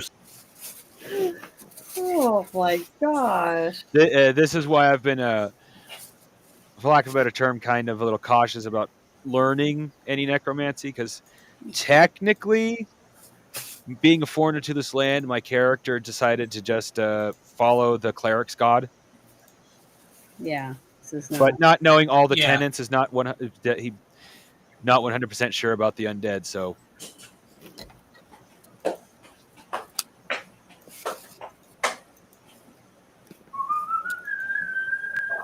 well, not foreigner. Technically, I'm first generation in this land, but still, my parents worship their gods, and I'm like, I'm in these lands. I might as well worship one of the local gods. Well, our cleric has a god. Well, I'll worship that god. Bruce sounds very happy as he's cooking his bacon. Well, how can you not be happy? Exactly. I don't know. I made it in the oven. It was perfect. I've tried turkey bacon before. That was kind of unhappy. I don't know what to tell you. If you eat turkey bacon, you do not have any. Do not presume you are eating bacon. You Just so deserve that. If you're making that, and there's no need for you to have turkey bacon, it's like you complain about, like, I jacked off with sandpaper and now I can't walk right. You fucking jacked yourself off with sandpaper. You just ate turkey bacon. Well, same it was fucking one of level those of things sin. where my aunt was confused about a certain type of bacon, and it was a different brand. And she bought Oscar Mayer turkey bacon, and nobody wanted to eat it. And I was bored and wanted to cook up something different. And so I figured, it'll taste like crap, and then I'll Don't ever say throw it that. out. It's good. It's not so bad. I've had way worse. Spam is worse. Hey, I And, love spam. Oh no. Spam is awesome. My wife a long time ago when we first got married, she was wanting to start eating healthy. So we figured we'd get some ground turkey and make turkey burgers. It looked horrible. I mean, it was gray. Even after cooking it, it was gray. You couldn't brown it. Didn't look like it tasted horrible. We set it on the floor for the cat to eat it. The cat sniffed it and then tried to cover it up, like started pawing at the plate like it would in the litter box, you know. So from then on, no ground turkey. The only time we ever get turkey is either as lunch meat or on Thanksgiving. yeah, I got to go I either actually do eat turkey bacon. whole bird or ground turkey. That is the curse that I bear. Of course, the turkey bacon I eat is also saturated with so much salt.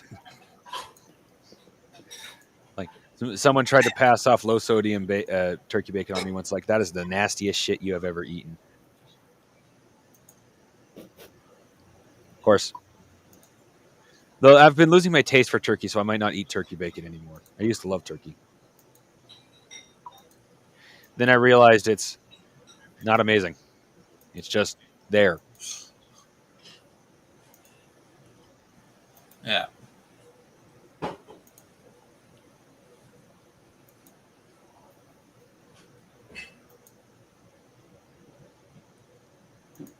Dear God. What?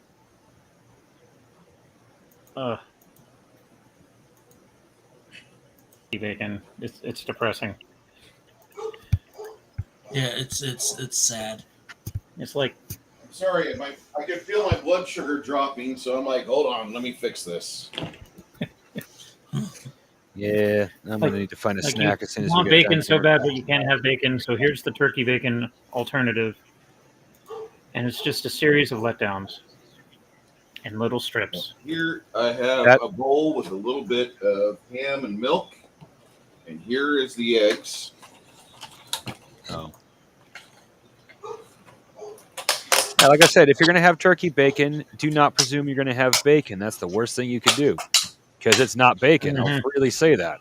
I mean, if you want turkey bacon, No matter how much they modify it, it's not bacon. as long as you can recognize, no, I'm not eating bacon. Like that's the main thing. Did you lie to yourself? Nope. I knew I was not eating bacon the whole time. It's just if you go in with that mindset, it's not that bad. The moment you say, "Oh, this is bacon," you're like going to be so disappointed. You're going to think it tastes so fucking nasty.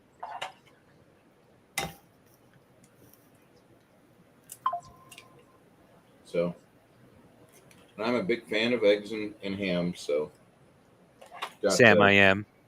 It's just a perfect dinner. Beef bacon, I hear, is good. It's not exactly ham or pork, but it's close. Beef bacon gets this. I've had it. It's this really weird taste. Honestly, it's. I wouldn't say it's close. It's like turkey bacon tastes like turkey that has the flavoring of bacon. Spicing. Thank you. Spicing of spacing. That's how beef bacon tastes too. It tastes just beef with the spices, which is not bad, but. It's like pork adjacent. Yeah. Where turkey's a little bit farther out there. Well, here's the difference between turkey and beef. Turkey, low fat. Beef, high fat. So that gives it flavor. That is one of the reasons why turkey bacon is not turkey. You actually need the fat for bacon. Blech.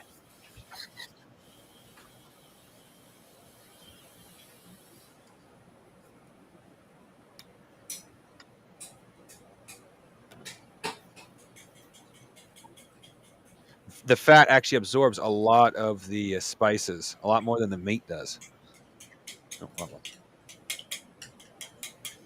Okay, so you guys want to go after these Bagley fellas. You wait till about 10 p.m. at night, and then they both kind of saunter on in the front door of the Goat's Beard Tavern.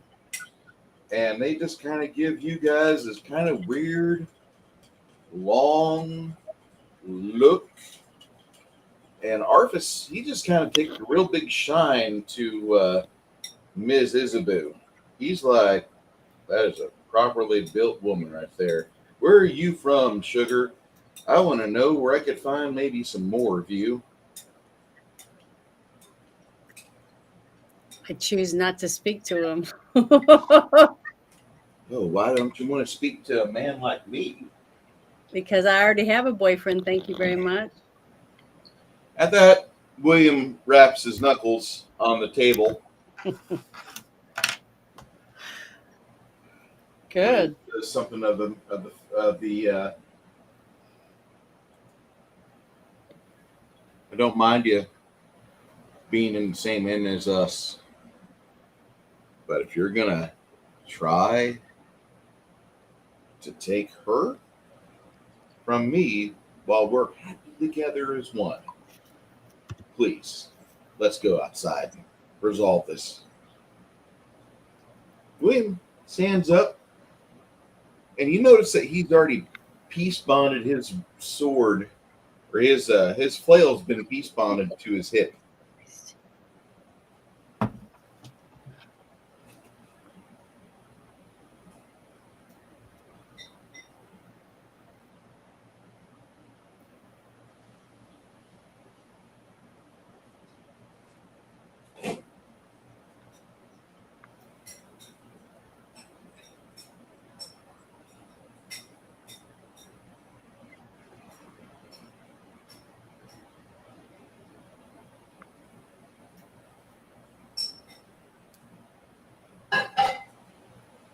Of course, neither one of the men decide or elect to follow William outside. Neither one go. They just kind of watch him saunter on out. Now that he's left, how about it?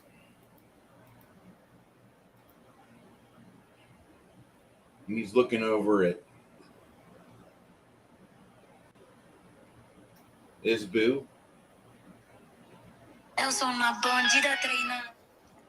Yeah. He says, if your boyfriend's that eager to fight about something, I'd be fearful of your safety, miss. William opens the door, and he's just staring right at Arthas. You're going to talk to my girlfriend in front of me like that, and you're going to wonder why I want to remove your jaw. Or at least give you a hell of a thumping. Arthas and Angus Bagley go on upstairs. They don't seem to do much more. The rest of the night, maybe 30 people join in. A few of them are looking for places to sleep, but with only one room available, people are passing. Lavina, tired and tuckered out at about the 11 o'clock hour, she leans against Lemmy. She's like, tell me at the end of the night I get a foot rub. Come again? Lavina asks you for a foot rub at the end of the night. Is it going to cost anything?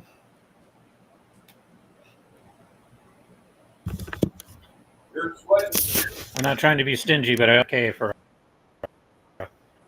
a foot rub.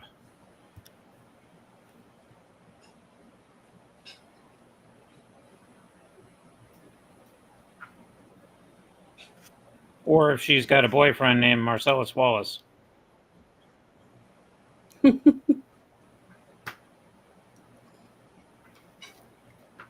Rocky. Or She doesn't say a thing about a boyfriend.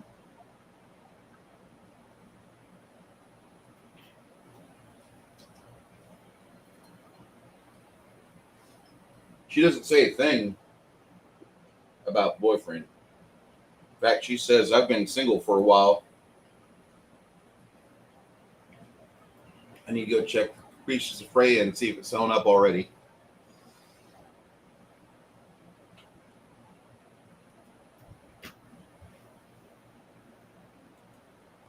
Once you guys watch the Lavina try to swing and a miss on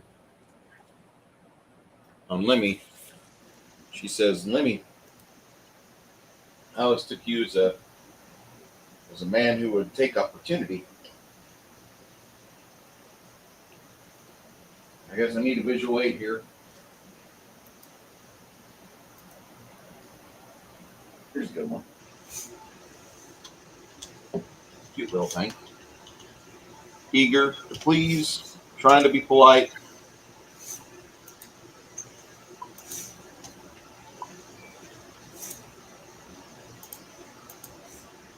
Not much of a brain in her head, though. She just wants our local midgets man meat.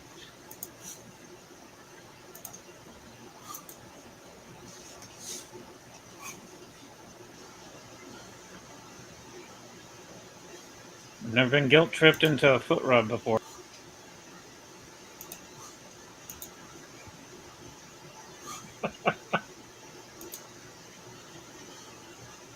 And you said this town doesn't have a cleric? At least not one.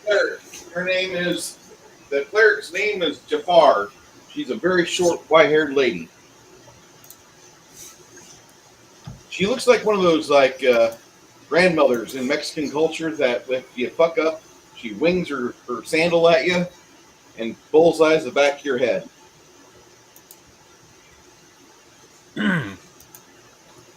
I just heard Nerdy Ogre wince. He knows what I'm talking about. Yep. I know what you're talking about. So, my late abuelita, 4 foot tall and like the most intimidating woman in the house. I mean,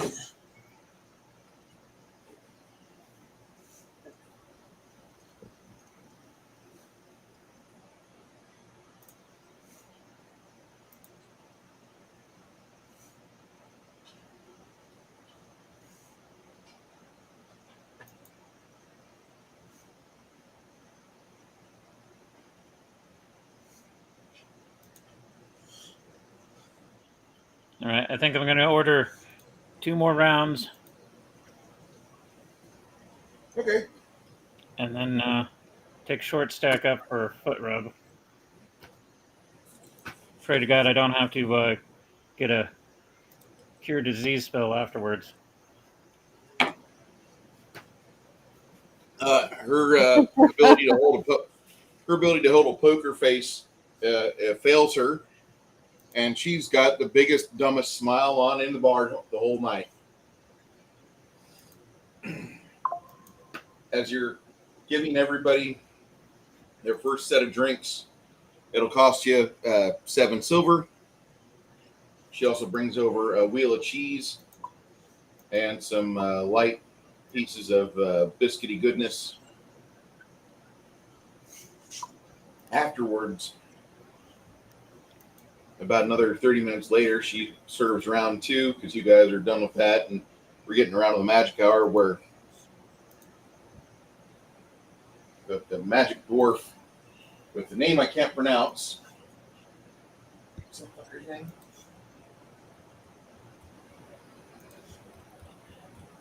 Is that like Tinker Gnomes, how they're Snervevlin, or however the hell you pronounce that shit? You got too many consonants? Yeah, he's got a lot of consonants. In their name?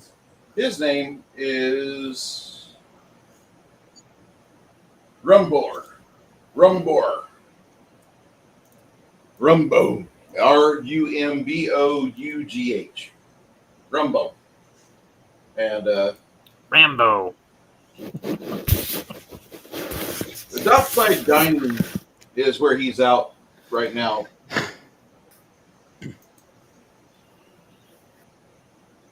He's taking care of some of the bearded men that are pulling their barges up and pulling in for the night.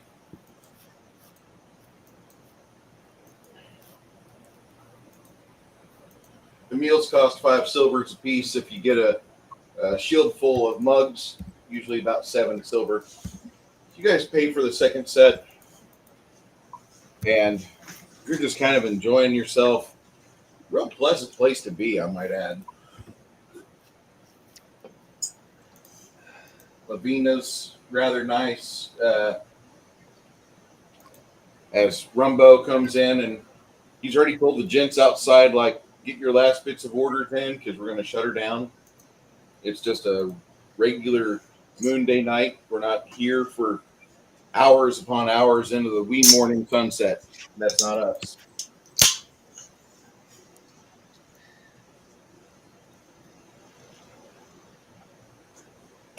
This is Bruce back there. Janet, I just put a meme in the Gilded just for you. Okay, I'll check it out.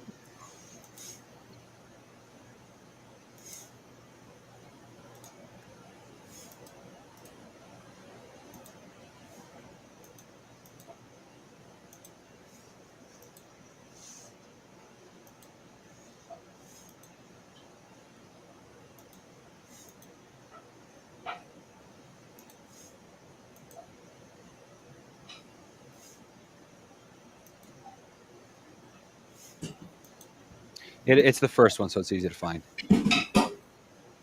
I'll be there in just a second. That's good. I got a meme I know Janet will enjoy. Just a minute, I'm answering a couple texts. Oh, okay. Sorry. I thought you went blowing past it by accident. No. Okay. Not yet.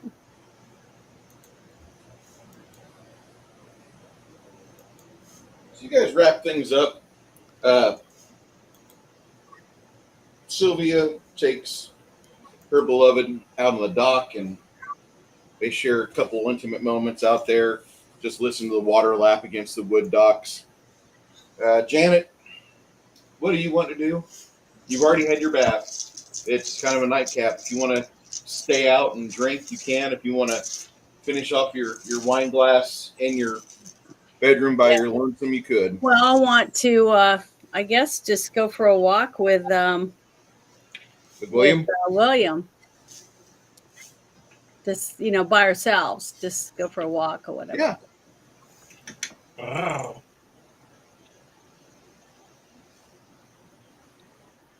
Okay, that last meme that you posted. I think, like, what if you get stuck in the void and then there's all these floating boobs?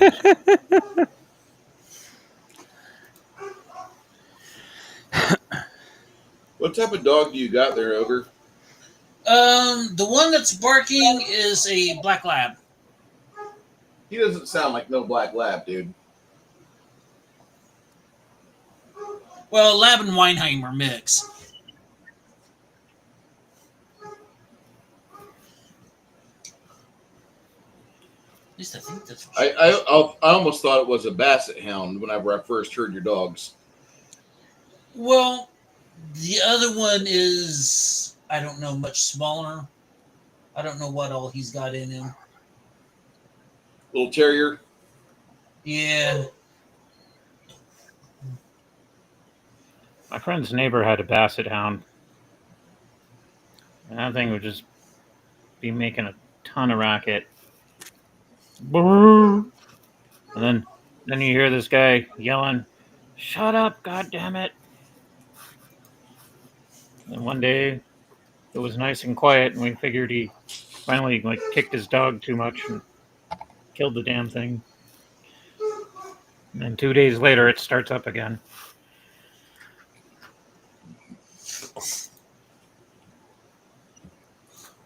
I mean, no offense, but 2 days later is not that bad.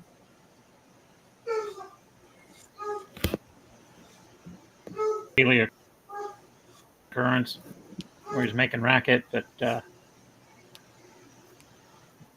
I guess or something. Took the dog with him. And we're like, wow, it's been quiet for 2 days. Is the dog dead? My neighbor's got a cattle dog like that. Every day between noon and 2 during the week, he's very, very active. But on the weekends, he takes his dog to the wife or the girlfriend or somewhere. I guess they have like shared custody. I didn't believe that people were doing that with dogs. Like with kids, I see it, yeah. But with dogs?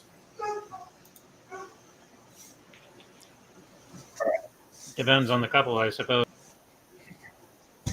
Your dog.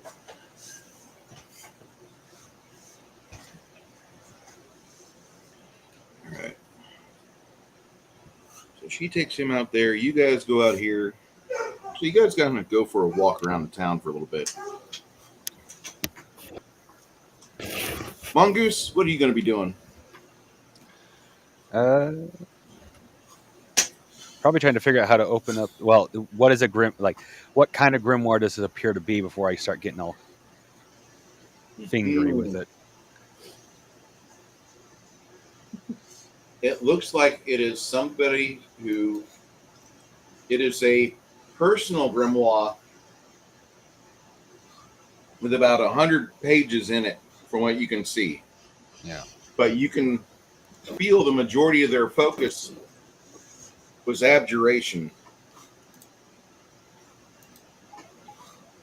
Okay, I'm personally not familiar with that.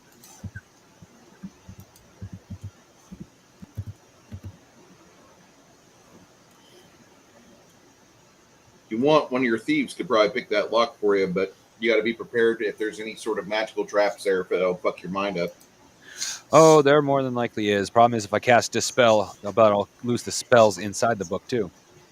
No, you won't. You won't lose the spells inside the book. You just get rid of the traps that are ensorcelled on it, or any boons as well. Well, I'd rather risk losing the boons than getting like a brain foogled forever.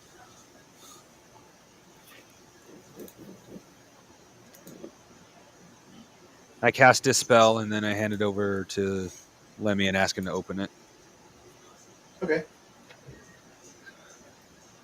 All right, roll the dice. Roll the dice for me, Lemmy. Perception. All righty. Do.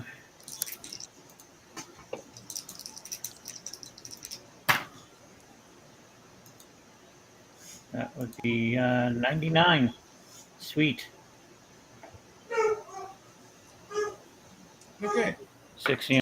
You see that plus 30. There is a magical trap on here that you can disarm, but the trap that goes off looks like it's some sort of summoning spell. Oh, Jesus. You want to take a gander at it there, Mongoose? Yeah. Let's see, Arcane. Knowledge Arcane. Correct. Roll me a spellcraft check. Oh, spellcraft. Okay. Spellcraft. That is. Where is this spellcraft? Oh, summoning spell that right in front of me. 92.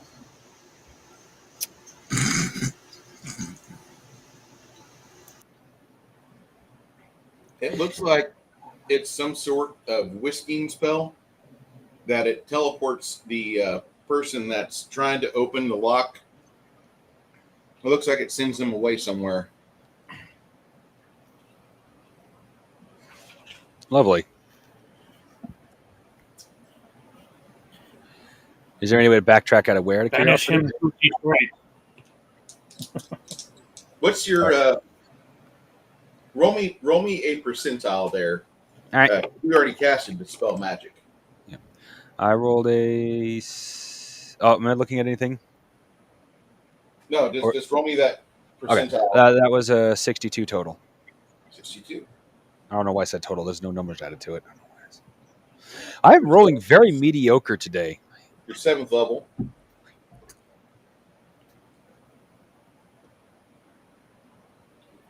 You see the conjuring summoning spell get unraveled. Yeah. By your Dispel Magic, and you don't even see like a secondary trap go off and arm itself. Nice.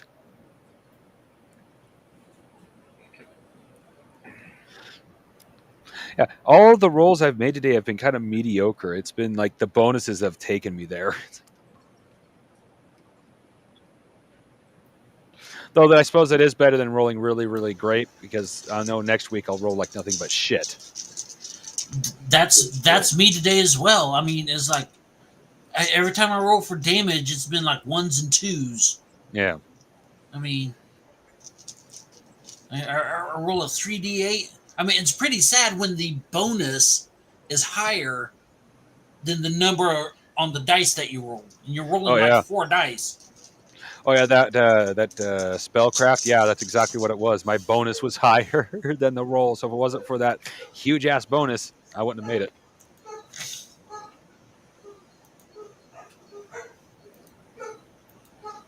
Well,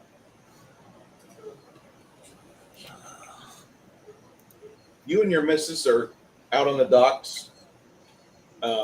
Janet takes Isabu and Will down the street towards the wishing well. Roberto, one of the most accurate human archers you've ever met, he's inside the bar area, and he's looking at one of them bed warmers. Hell, I only got to spend 6 gold. 6 gold, that's it. We're going to be here for 2 days straight. I mean, might as well buy it for both nights, right? I do want consistency. So he forks over some money.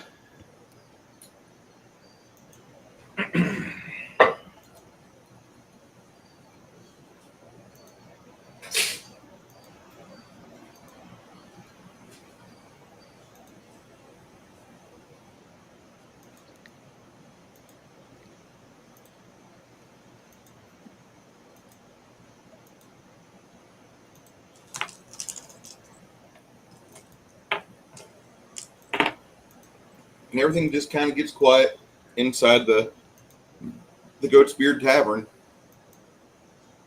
The wizard fills this whenever he's studying various spells, things like jump, or things like levitate. Some good general purpose spells in here. This was an accomplished generalist wizard. Yeah. Okay. I know this leaves things a little bit up in the air, but on the same hand, if you want, so you don't have to look up everything at once, you can wait to put in spells in the grimoire based off my level. I will. Okay. I don't need to know everything right now. Okay.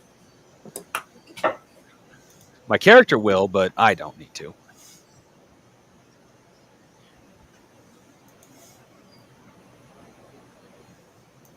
Oh, Jen, have you had a chance to look at that meme yet? I haven't had a chance to look at it yet. I'm sorry. No, just 1 second. I'm almost finished. I'm sending something to Sandy. Okay. I'm not very good at it, so I'm trying to figure out how to understand. share an app with her that she's wanting.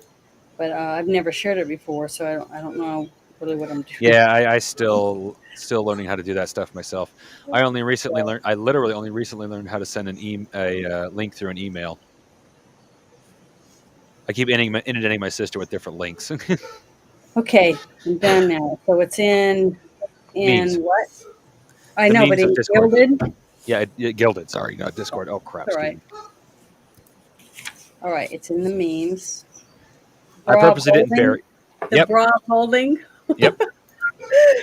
Oh my god, that's hilarious.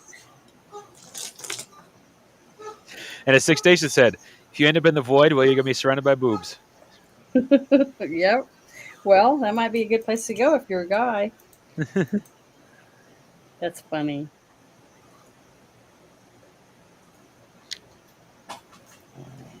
I have seen a costume Excuse a girl me. was wearing at one of the cosplay events I went to, and she had two molded hands, like you'd buy in a prop shop, and she had made a bra that looked like two men's hands holding her boobs up.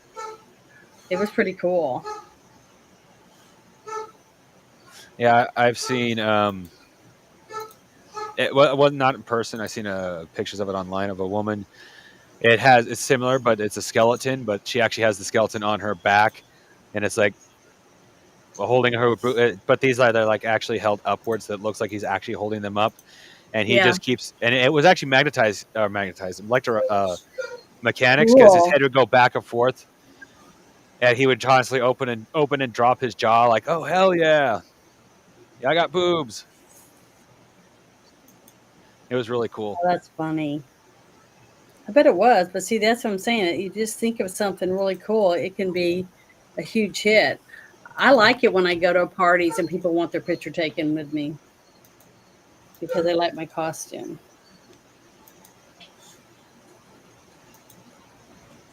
So, as you two are at the wishing well, Aw, I love it. William starts to speak, and then you realize like something's kind of wrong. He's like, "There's a boo," and you look over at him, and you see a tiny dart protruding from his neck,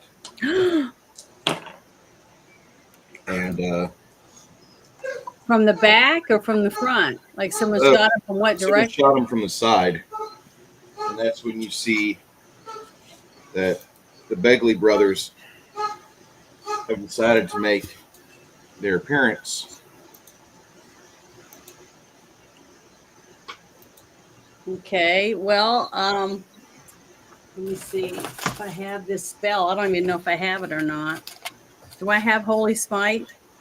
No, dear, that's a bit too high Damn level. it. Okay. Do I have any good spells?